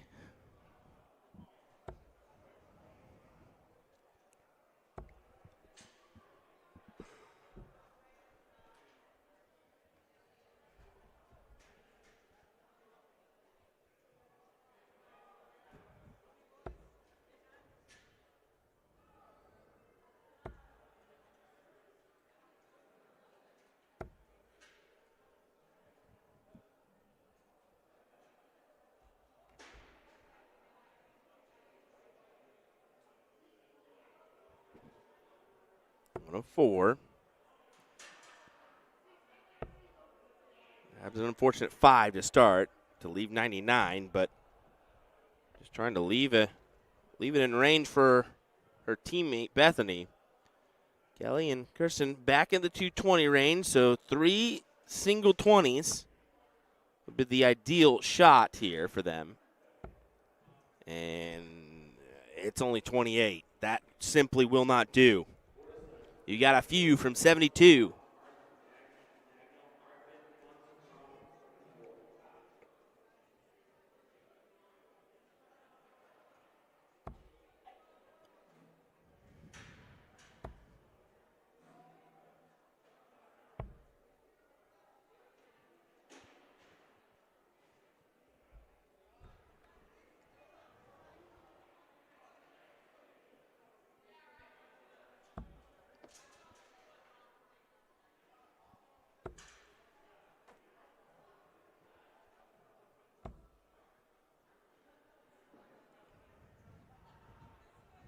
All right, 32 for the match. And a place in the finals.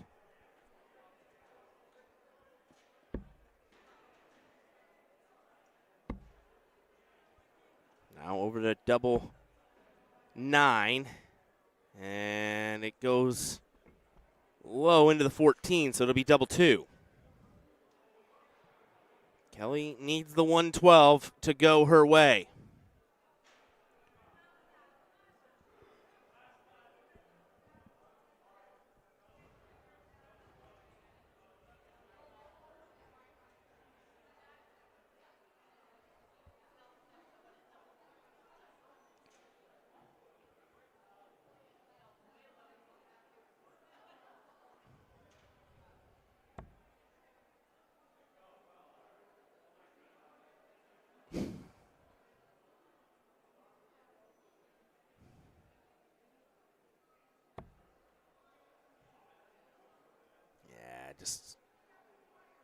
Nowhere near the intended target. Frustrated.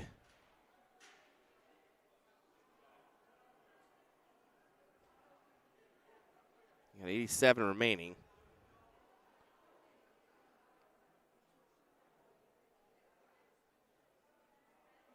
Should be 51.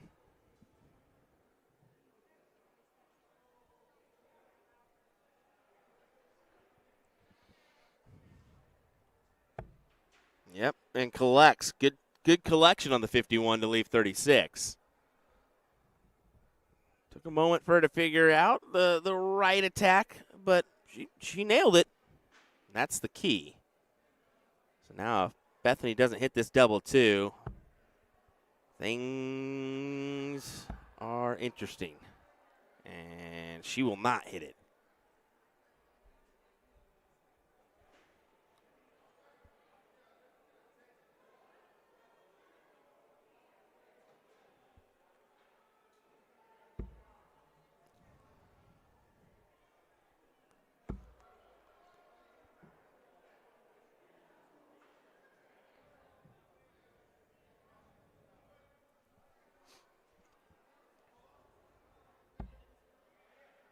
Floats it inside.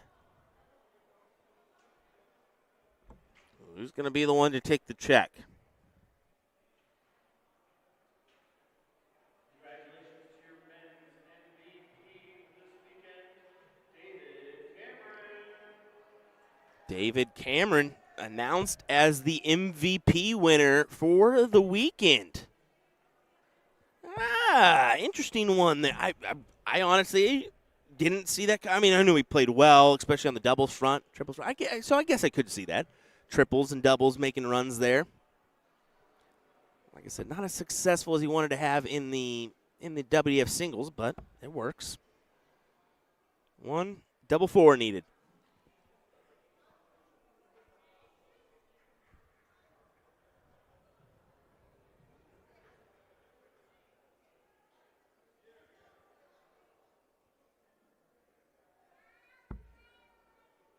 Just about collects. Wow. Right on the wire.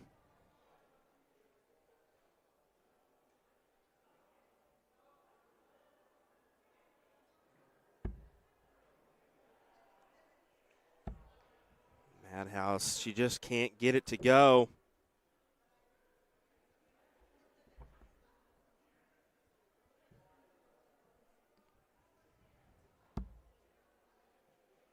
The same for Kirsten. Oh, my.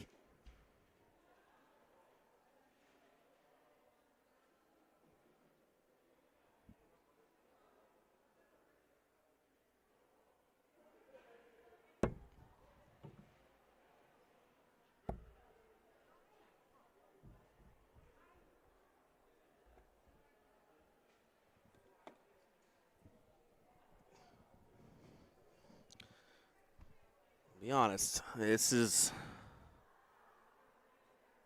definitely been a one to forget for both of our teams here. I think that they definitely would have loved a better performance. But both teams still have an option. Of course, Kelly has the more favorable look, being that she's the one up with 2 darts in her hand now. And she just can't get it to go. We'll continue on.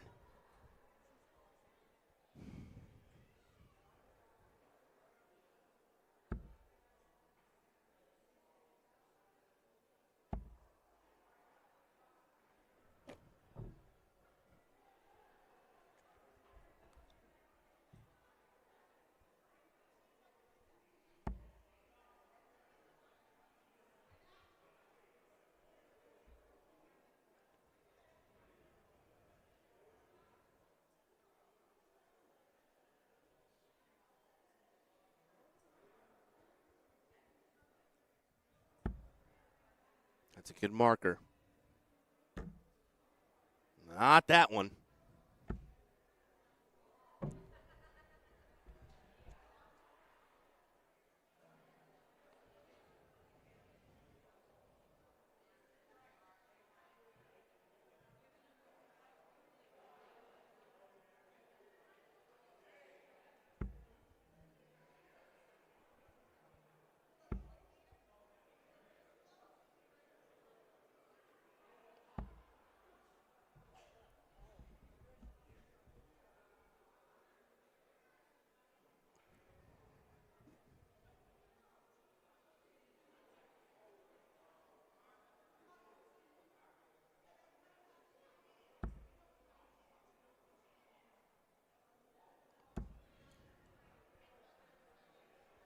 That's promising, and she just drops the last. Who the heck is going to take this one to lock in a final? How?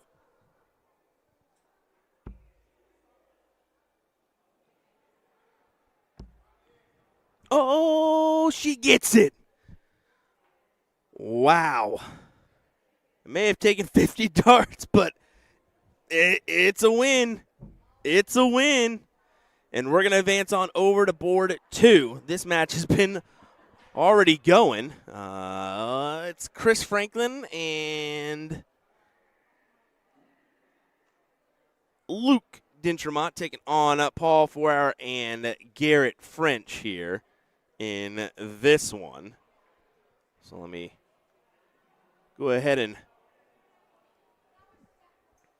pop that one up, and it may be just enough time to see Paul and Garrett take the L. We'll see.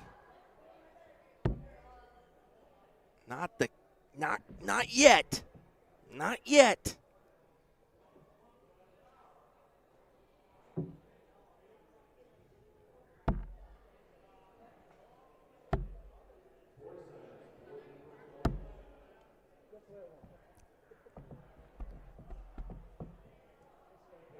I mean, that's one way to do it. 5, trip 1, double 1. That'll work. We'll go to the bullseye. Pinned for Chris Franklin. Pinned for Garrett French.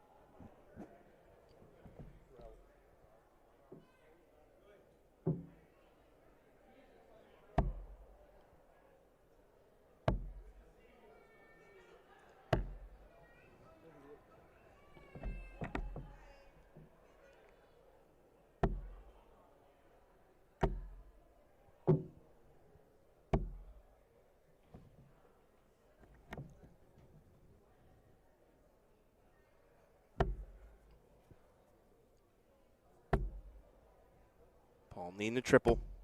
Gathers it with the last. Great collection.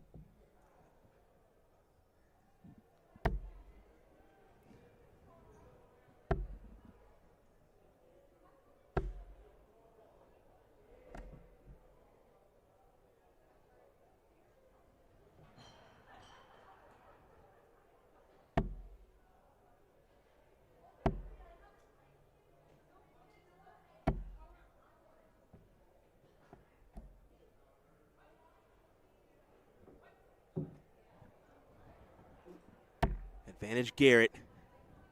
And Paul here. Especially now. What a 1-3-7. As Luke sits at 2-11. Gonna have to gather in a big round himself. It's a nice one. I mean, 97, but Paul's probably gonna get a look at a double. 66 needed. Went trip 10, 16 for tops. Oh, and he misses the big one. You can't do that, sir. You really can't do that.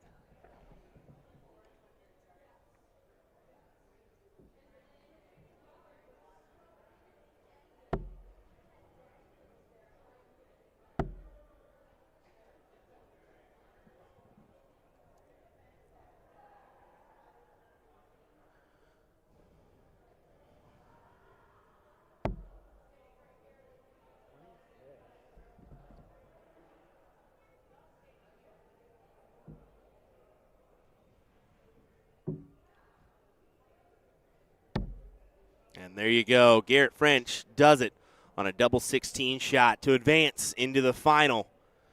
We still have one matchup in the top 8. That's going to be Still Bunts, Bruce Robbins, 1-1 versus Matt Arpin and Jason Dagnaw. So a reminder on that one as we will head on over to board number 1, where Asia Jalbert and Tracy Firetag will take on Kim Pantai and Paula Murphy here in just a moment. They haven't got underway yet, so give us a second, and we'll be right back.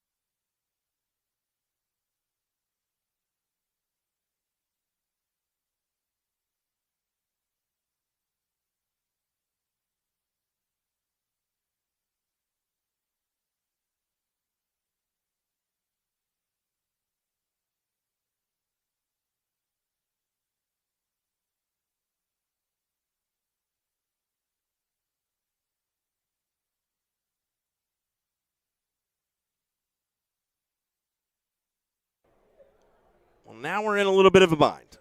Of course, we just watched a big-time ladies matchup there. I'm torn. This is going to be a good one, but now our semifinals already on board too with the men. So,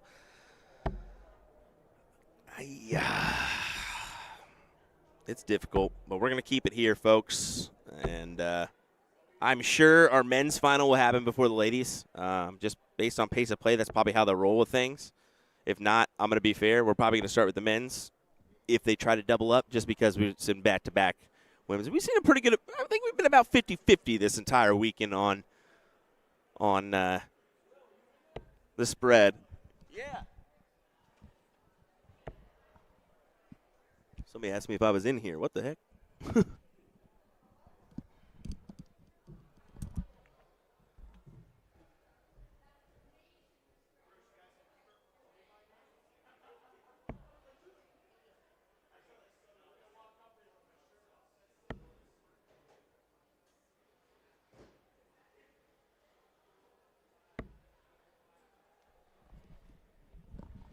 I had to jump out there. Somebody yelled my name. I was like, what the heck is going on?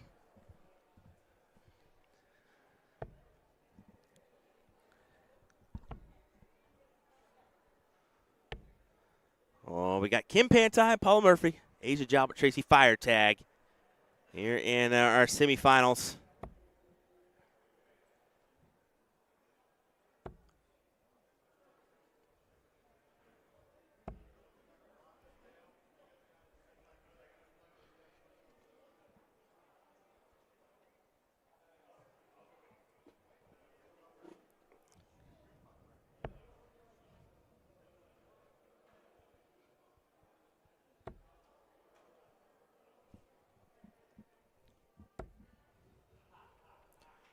That's a big-time conversion.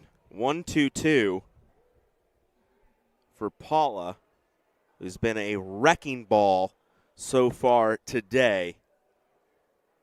She has just been on a mission, dominating the singles cricket event. And as you can see, she's obviously feeling it this weekend. Being probably a little tired at this point. I mean, we all are. Let's be fair. As she takes a seat back there in the viewing gallery.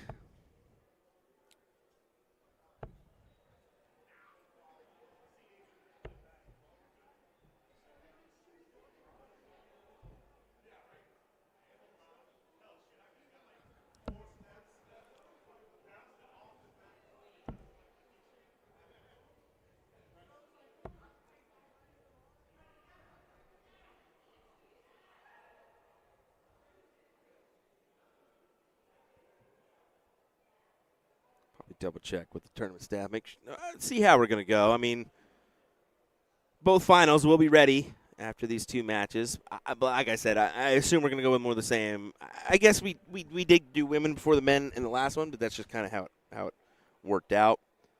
I'm thinking the men will probably be the first one here. And then again, they may run them both at the same time because it's the last events they want to tear down. We'll see. But I'll fight to try to get one and then the other.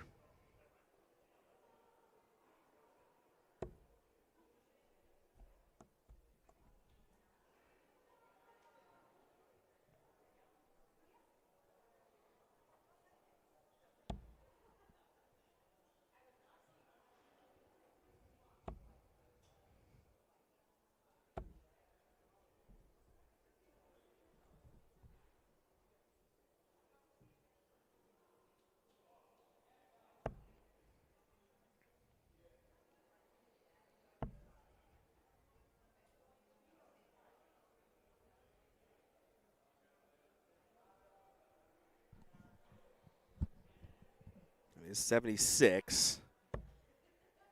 So just trying to figure out exactly the best way to work around that. She settled for 94 to leave 44.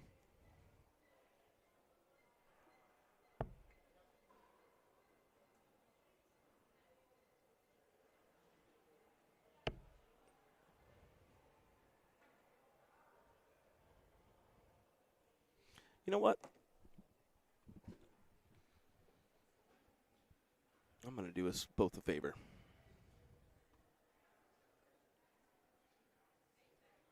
I'm going to try to make it work to where I can cover both matches. I think that we're at the point in the weekend where I think most of our folks joining us are on YouTube, which means they're probably watching on a TV, right? So I'm going to try to do split screen for this final.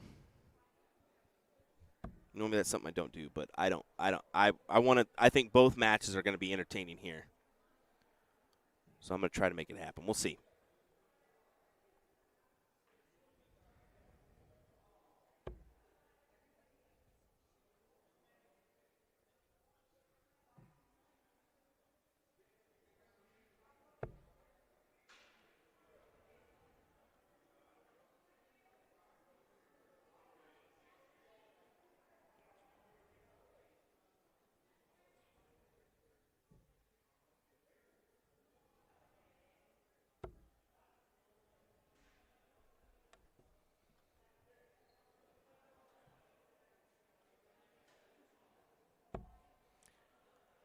You're trying to get this check out.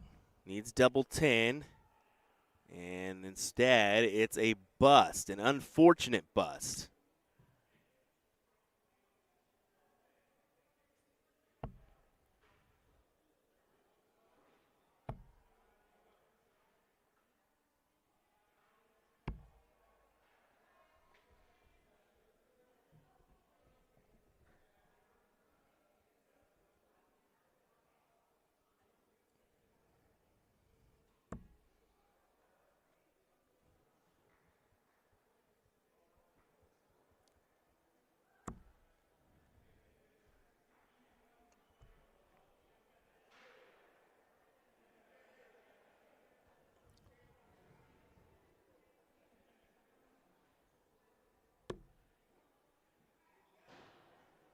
Alrighty.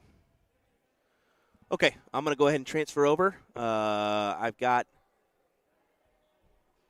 Oh, I need to make that. Hold on. one more thing, but I'm going to transfer this to where we can see both matches at the same time via our split screen option. I know there's some people wanting to watch this Stowe Bunts, Bruce Robbins taking on Tom Curtin and Tom Sawyer. So let's jump on over. I think that's the smart thing to do. Try to get both semifinals here. Hopefully that's legible for everybody. Like I said, if you're tuning in on a mobile device, hop on over to your TV, blow that up on the big screen. Probably a little bit easier to read and see exactly what's going on. But at least this way, I'm going to take a look on my mobile device and make sure it's not too much here.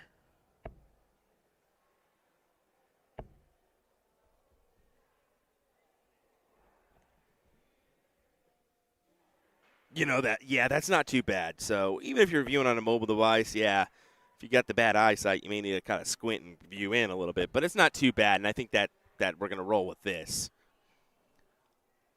You can see Tom and Tom getting the first leg for 1-0.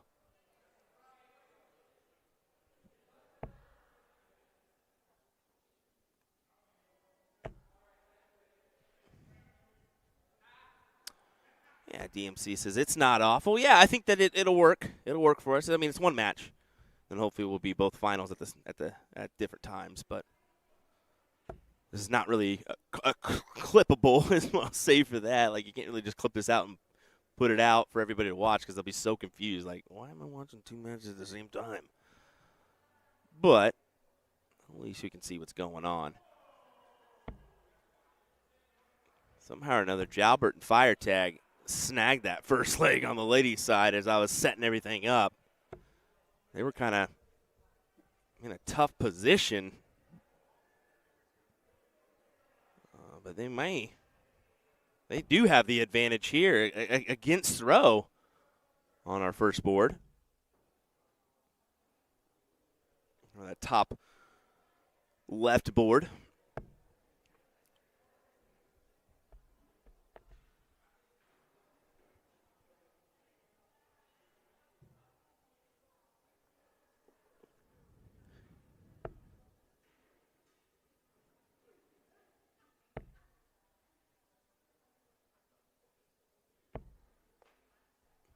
I just love on DMC. It's not awful. Like, it's not good. It's not bad.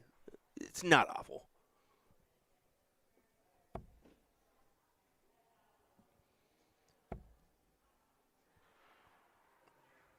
I mean, Stowe and Bruce kind of falling flat on that bottom right hand match as Tom and Tom sit at 226 after 9. With the start, they're going to get the first look at a checkout here.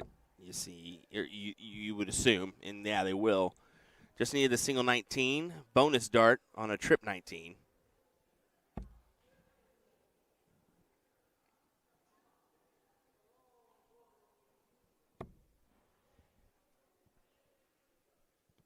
Should probably go ahead and turn off that scoreboard for the board sound for the ladies. A little less confusing that way. 129 needed for Tom.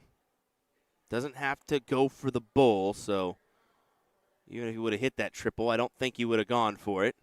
But sets it up nice for Tom Curtin when he returns. And over on the other board, Asia and Tracy about didn't have an opportunity at 40 with Paula about taking out the 102 checkout. Tom Curtin does successfully take out the look for Tom Curtin and Tom Sawyer to advance into the finals on our men's front. Kudos to them. We'll go back to our ladies matchup. Happy that we went split screen because we would have missed that whole entire matchup. 9 for double 8.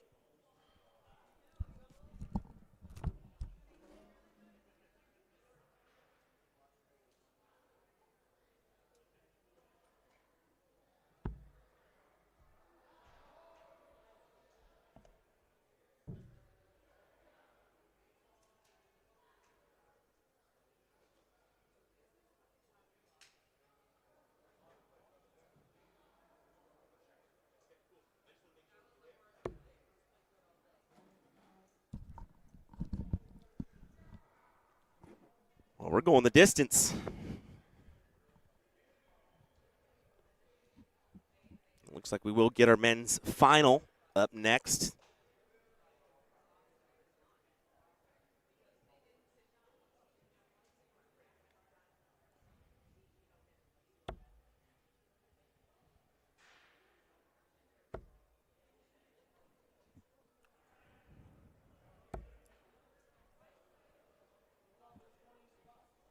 Which women's team is going to be in the final?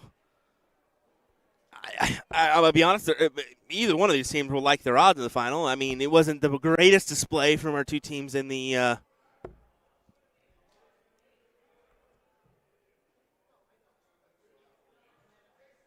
semifinal. But, I mean, they can always get better, right? So don't allow that to sway your decision. It's probably still going to be a good final. But like I said, just these two will probably like their odds. It looks like they are calling the men's final, so if that one looks like it's about to start, we're going to head on over to board 2 before this semifinal finishes, and we won't do split screen for that, just so you're aware, because we want to be able to possibly clip that match if it's a good one. So just a little heads up.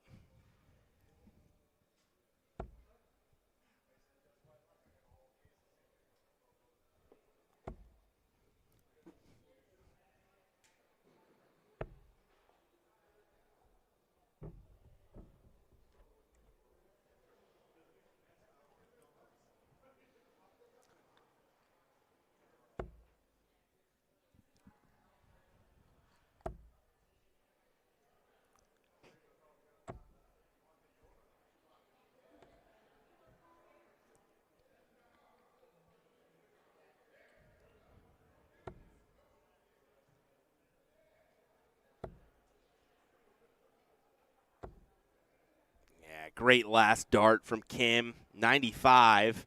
Pulls her down to 214. Tracy needs a triple. Needs at least a triple. Going to stay on the 19s. Yes, and she cannot find it. 59 will not be enough.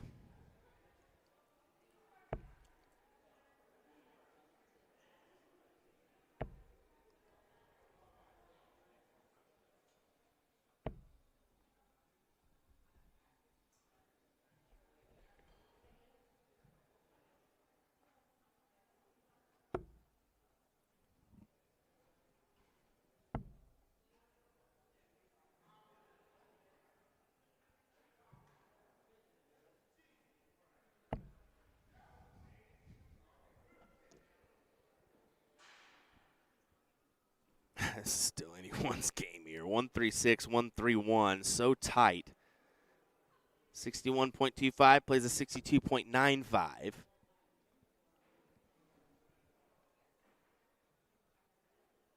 And I think we're going to have to let you know who wins here on this one. I hate to do it, but we need to, as our final is about to get underway on board number 2. So we're going to transfer on over. Like I said, I don't want to do it, but I need to do it, right? We have to. It's a final. All righty. Well, let's get underway. Your final. Paul 4-Hour and Garrett French take on Tom Curtin and Tom Sawyer here in this one. William Stewart, thanks for joining me on for this matchup. See who's going to claim our men's or our open doubles 501 title here at the Seacoast Open.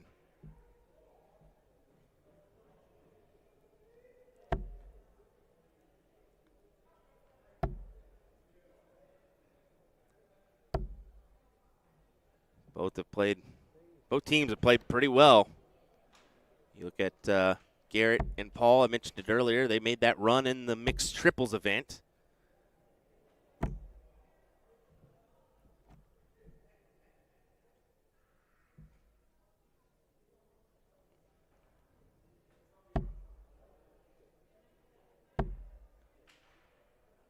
As it looks like Paula and Kim did get it done. 2-1.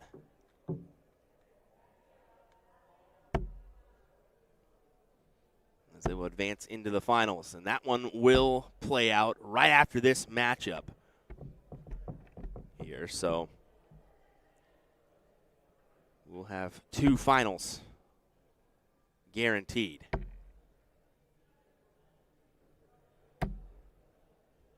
Solid ton.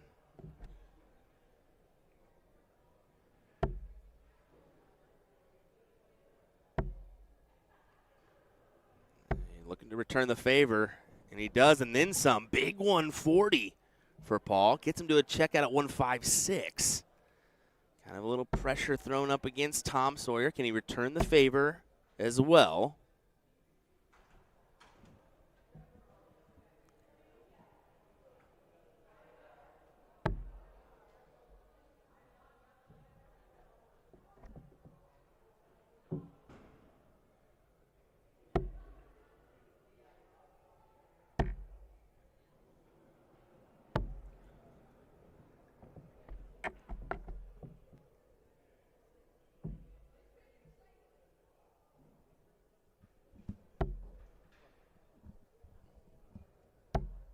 Unfortunate miss into the single one for Tom, and that will give Paul 4-Hour an opportunity to clinch this 88 for a 1-0 advantage their way.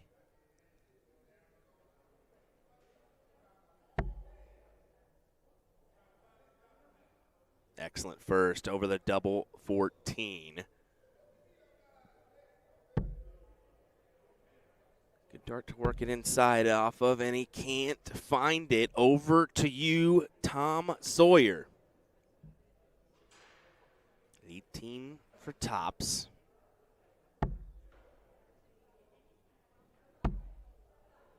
Double 10. And he just can't get it to go. Wow. French going to go right after the double 7. And he gets it. 1-0.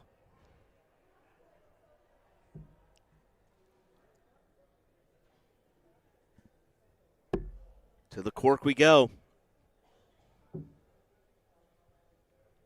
And once again, Garrett best it. He will get the start here.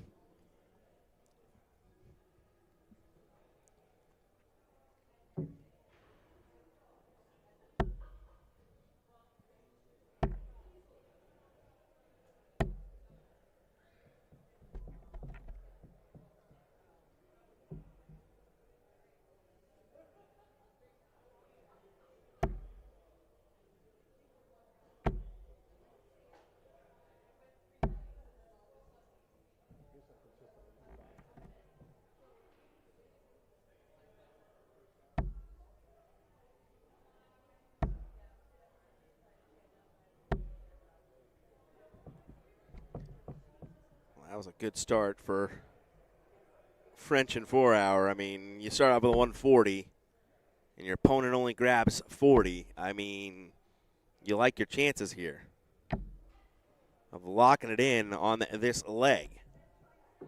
A marker dart for Garrett, and he utilizes it. Oh, my goodness. The guy just can't miss a 140 right now. We saw him in Killarney. I mean, he went to that dart festival in Ireland, a few weekends ago, and I mean, he made some pretty good runs there in that event. And I was like, oh, Garrett might be back on top of it, and it shows. He's throwing well. 191 needed. With your opponents at 316, you're probably going to get first look here. Guaranteed to get first look. Maybe a few looks. We have to have a 180 here, something special for Tom Curtin. Or the Toms, I should say.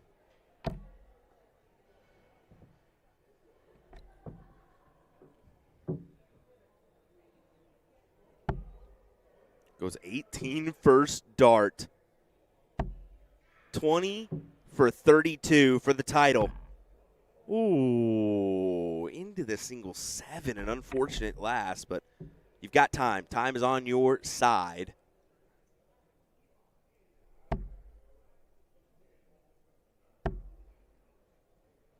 Another would be great for Sawyer, and no. So 6 from 25 to grab the title here.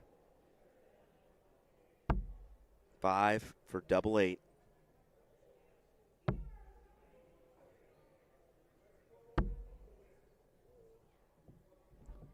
Five for double 8. That threw me off for a second. That was dumb. 5 for double 10.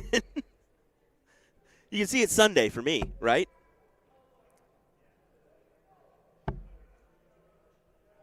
Down as mistake number infinity for Will.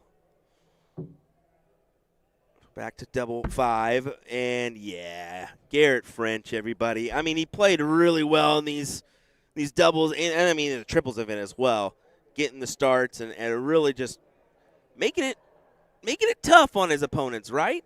I mean, throwing up some big numbers right off the rip, and when you're doing that, you're immediately making the opponents question and they have to collect. So, good run from the Toms. It's good to see them back in form, and it's going to be a second-place finish for them. And how about $600 and $300 are the respectable prize funds there. Good stuff. All right, let's go on over to our women's final. They should be starting here in just a second.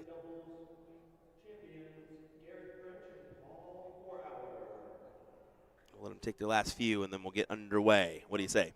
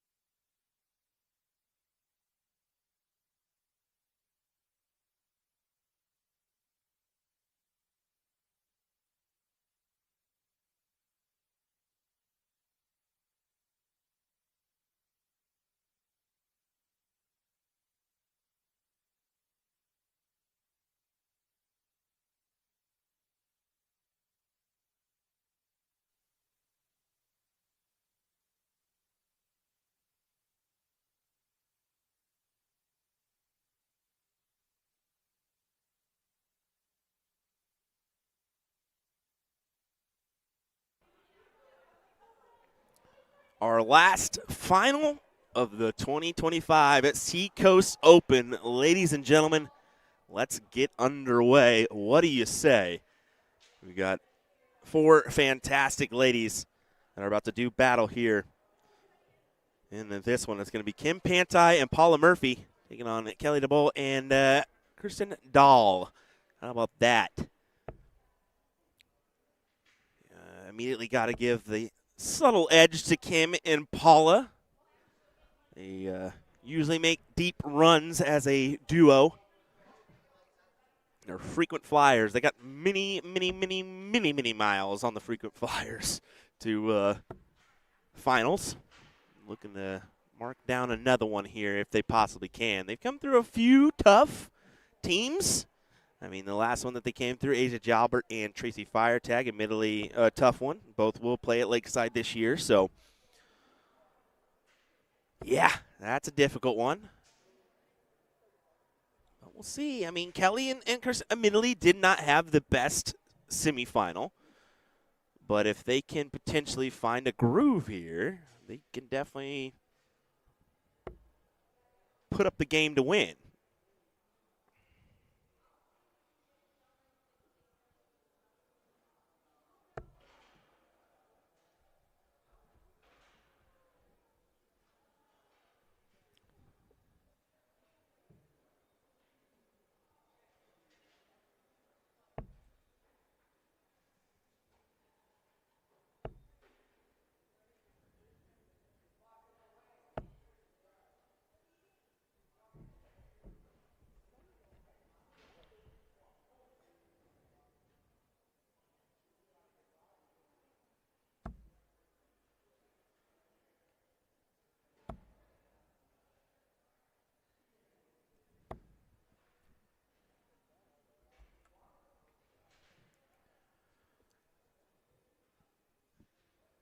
So neck and neck here as Kim and Paula committed to the 19s a little bit here.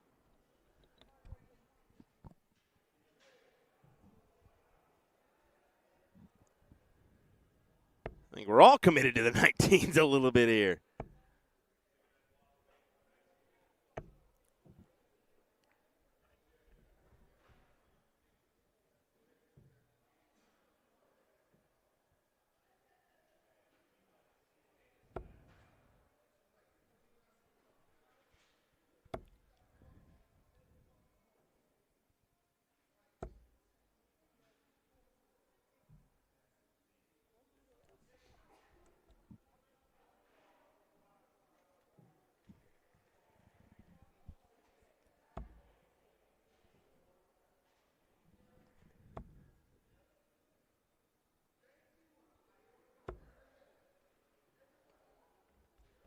Front runners are Kim and Paula right now, as 320s will give them the look at 164. So just keep it straight.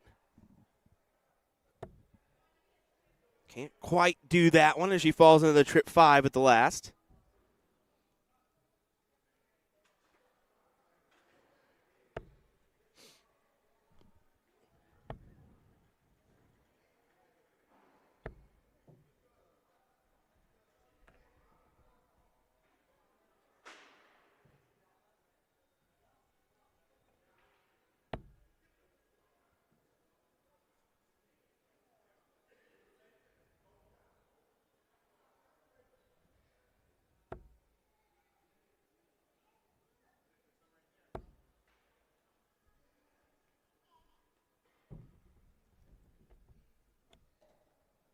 Yeah, big time collection there for Paula.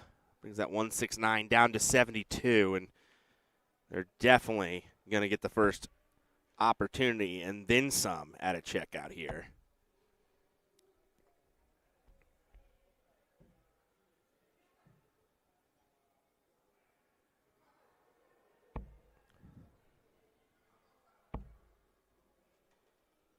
There's the 216s, tops for the leg.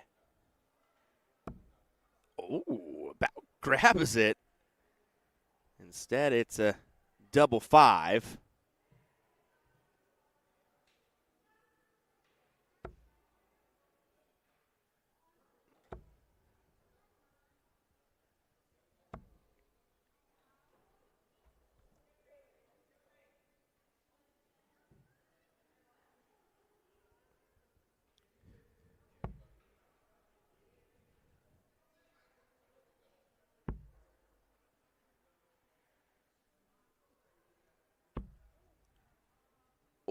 and it's a bust. She was looking for that double 8 and could not collect.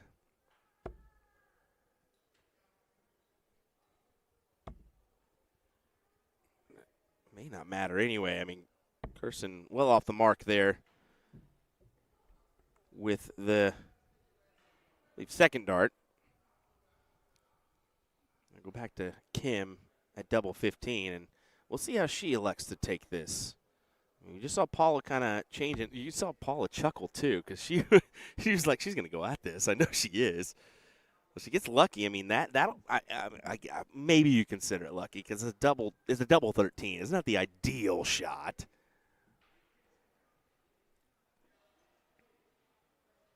Newell Leonard Gates. Yeah, so she split. She goes 10, double 8. And now that's fine.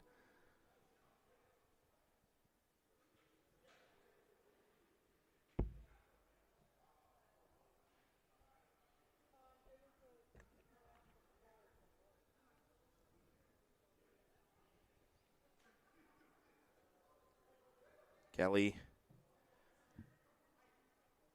looking for 90, 220s for Bowl. She could go the 18s as well, double-double. Or she try for the triple here, we'll see. 72 would leave double 9.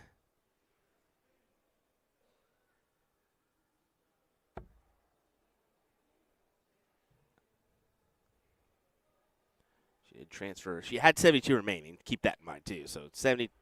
If she would have hit a triple 18, that would have left. That would have been 72 on the board. But elected to go over to transfer to the 20s. And Paula, in the meantime, converts on the double 4 to make this 1-0.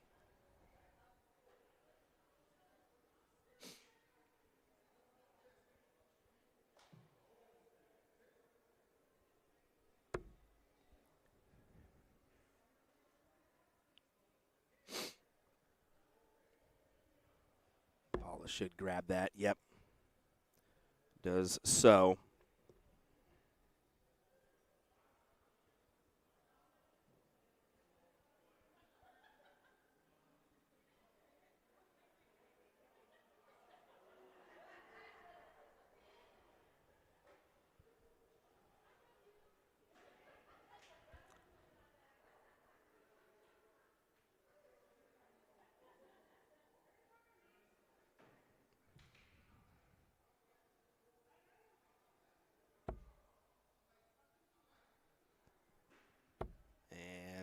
This will work for a start for Paula.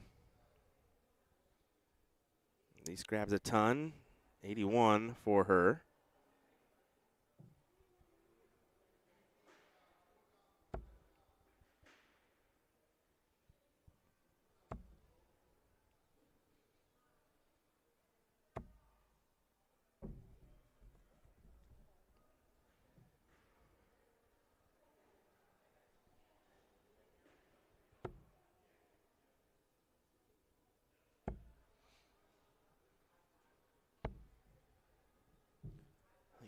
Kelly and Kirsten have to take advantage here. This is the leg to do so.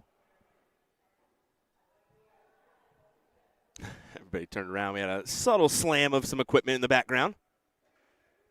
So that kind of threw everybody off just a hair. Wow. That was definitely a slip from Kelly, but look at the recovery job. What a 1-4-4. And I said, this is the time you really need to take advantage of the opportunity, and they did exactly that. Great shot, Kelly.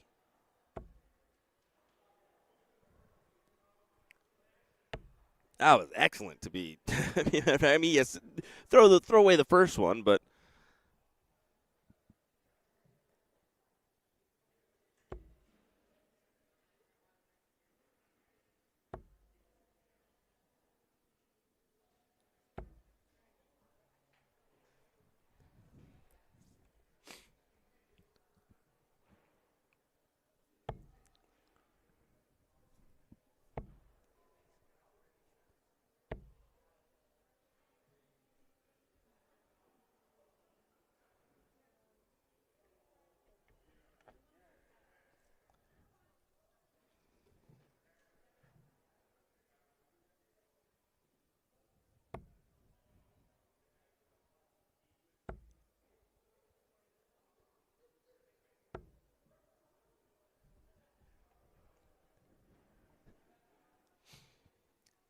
interesting predicaments here. If Paula can pull off a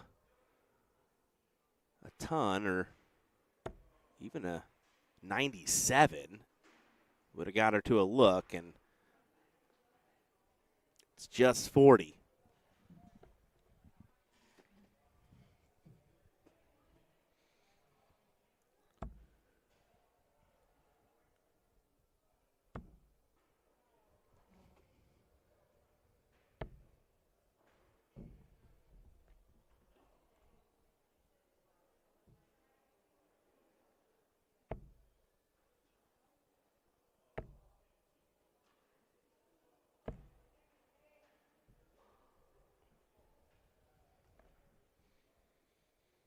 Well, Kim with a big-time hit.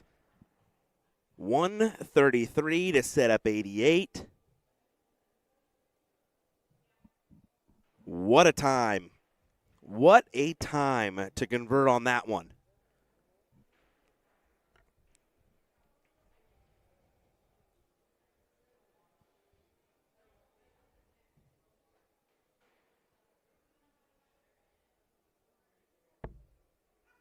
.48 for tops for Paula Murphy and Kim Pantai. Oops, sorry. They heard me.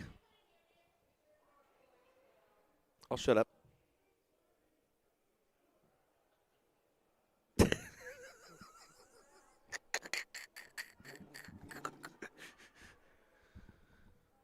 Oh, my goodness.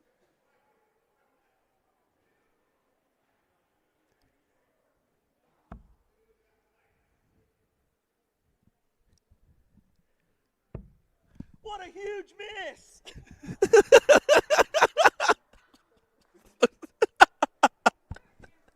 I'm sorry. I gotta step away. I can't commentate anymore because they'll hear me. I'm sorry, guys. I'll leave this one be. Hold on.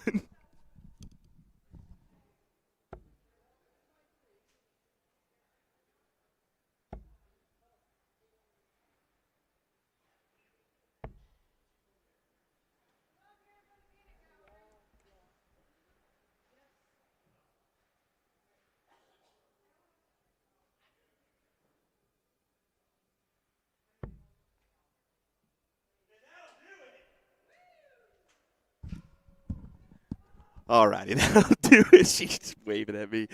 Oh, what a final here, ladies and gentlemen.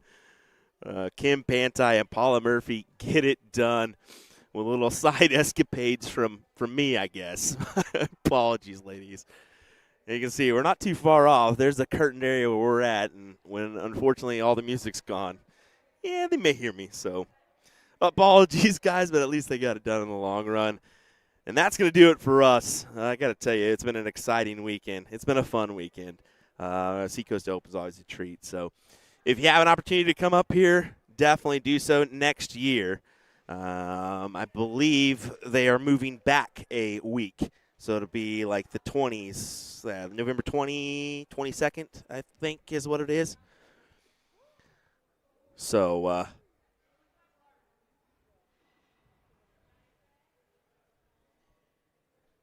yeah, that'll be it. Thanks for joining us, folks. It's been fun, man. It really has. Coming up next for USA Darts, CSE Challenger Series, Monday and Wednesday night. That's going to be Monday. It's going to be Mike Maloney, Ram Guevara, and the finals, and then Corey Beck and Brett Hollanday on Wednesday. Next weekend, Niagara Falls Bull Shooter. We'll be live for that one as well. It'll be me and Nick Teixeira on the call for that. So looking forward to it, folks. Join us. Subscribe, like, follow, all that good stuff if you have not, whether it be on Facebook or YouTube. Thank you. We appreciate you joining us. We'll see you next time, folks. Take care.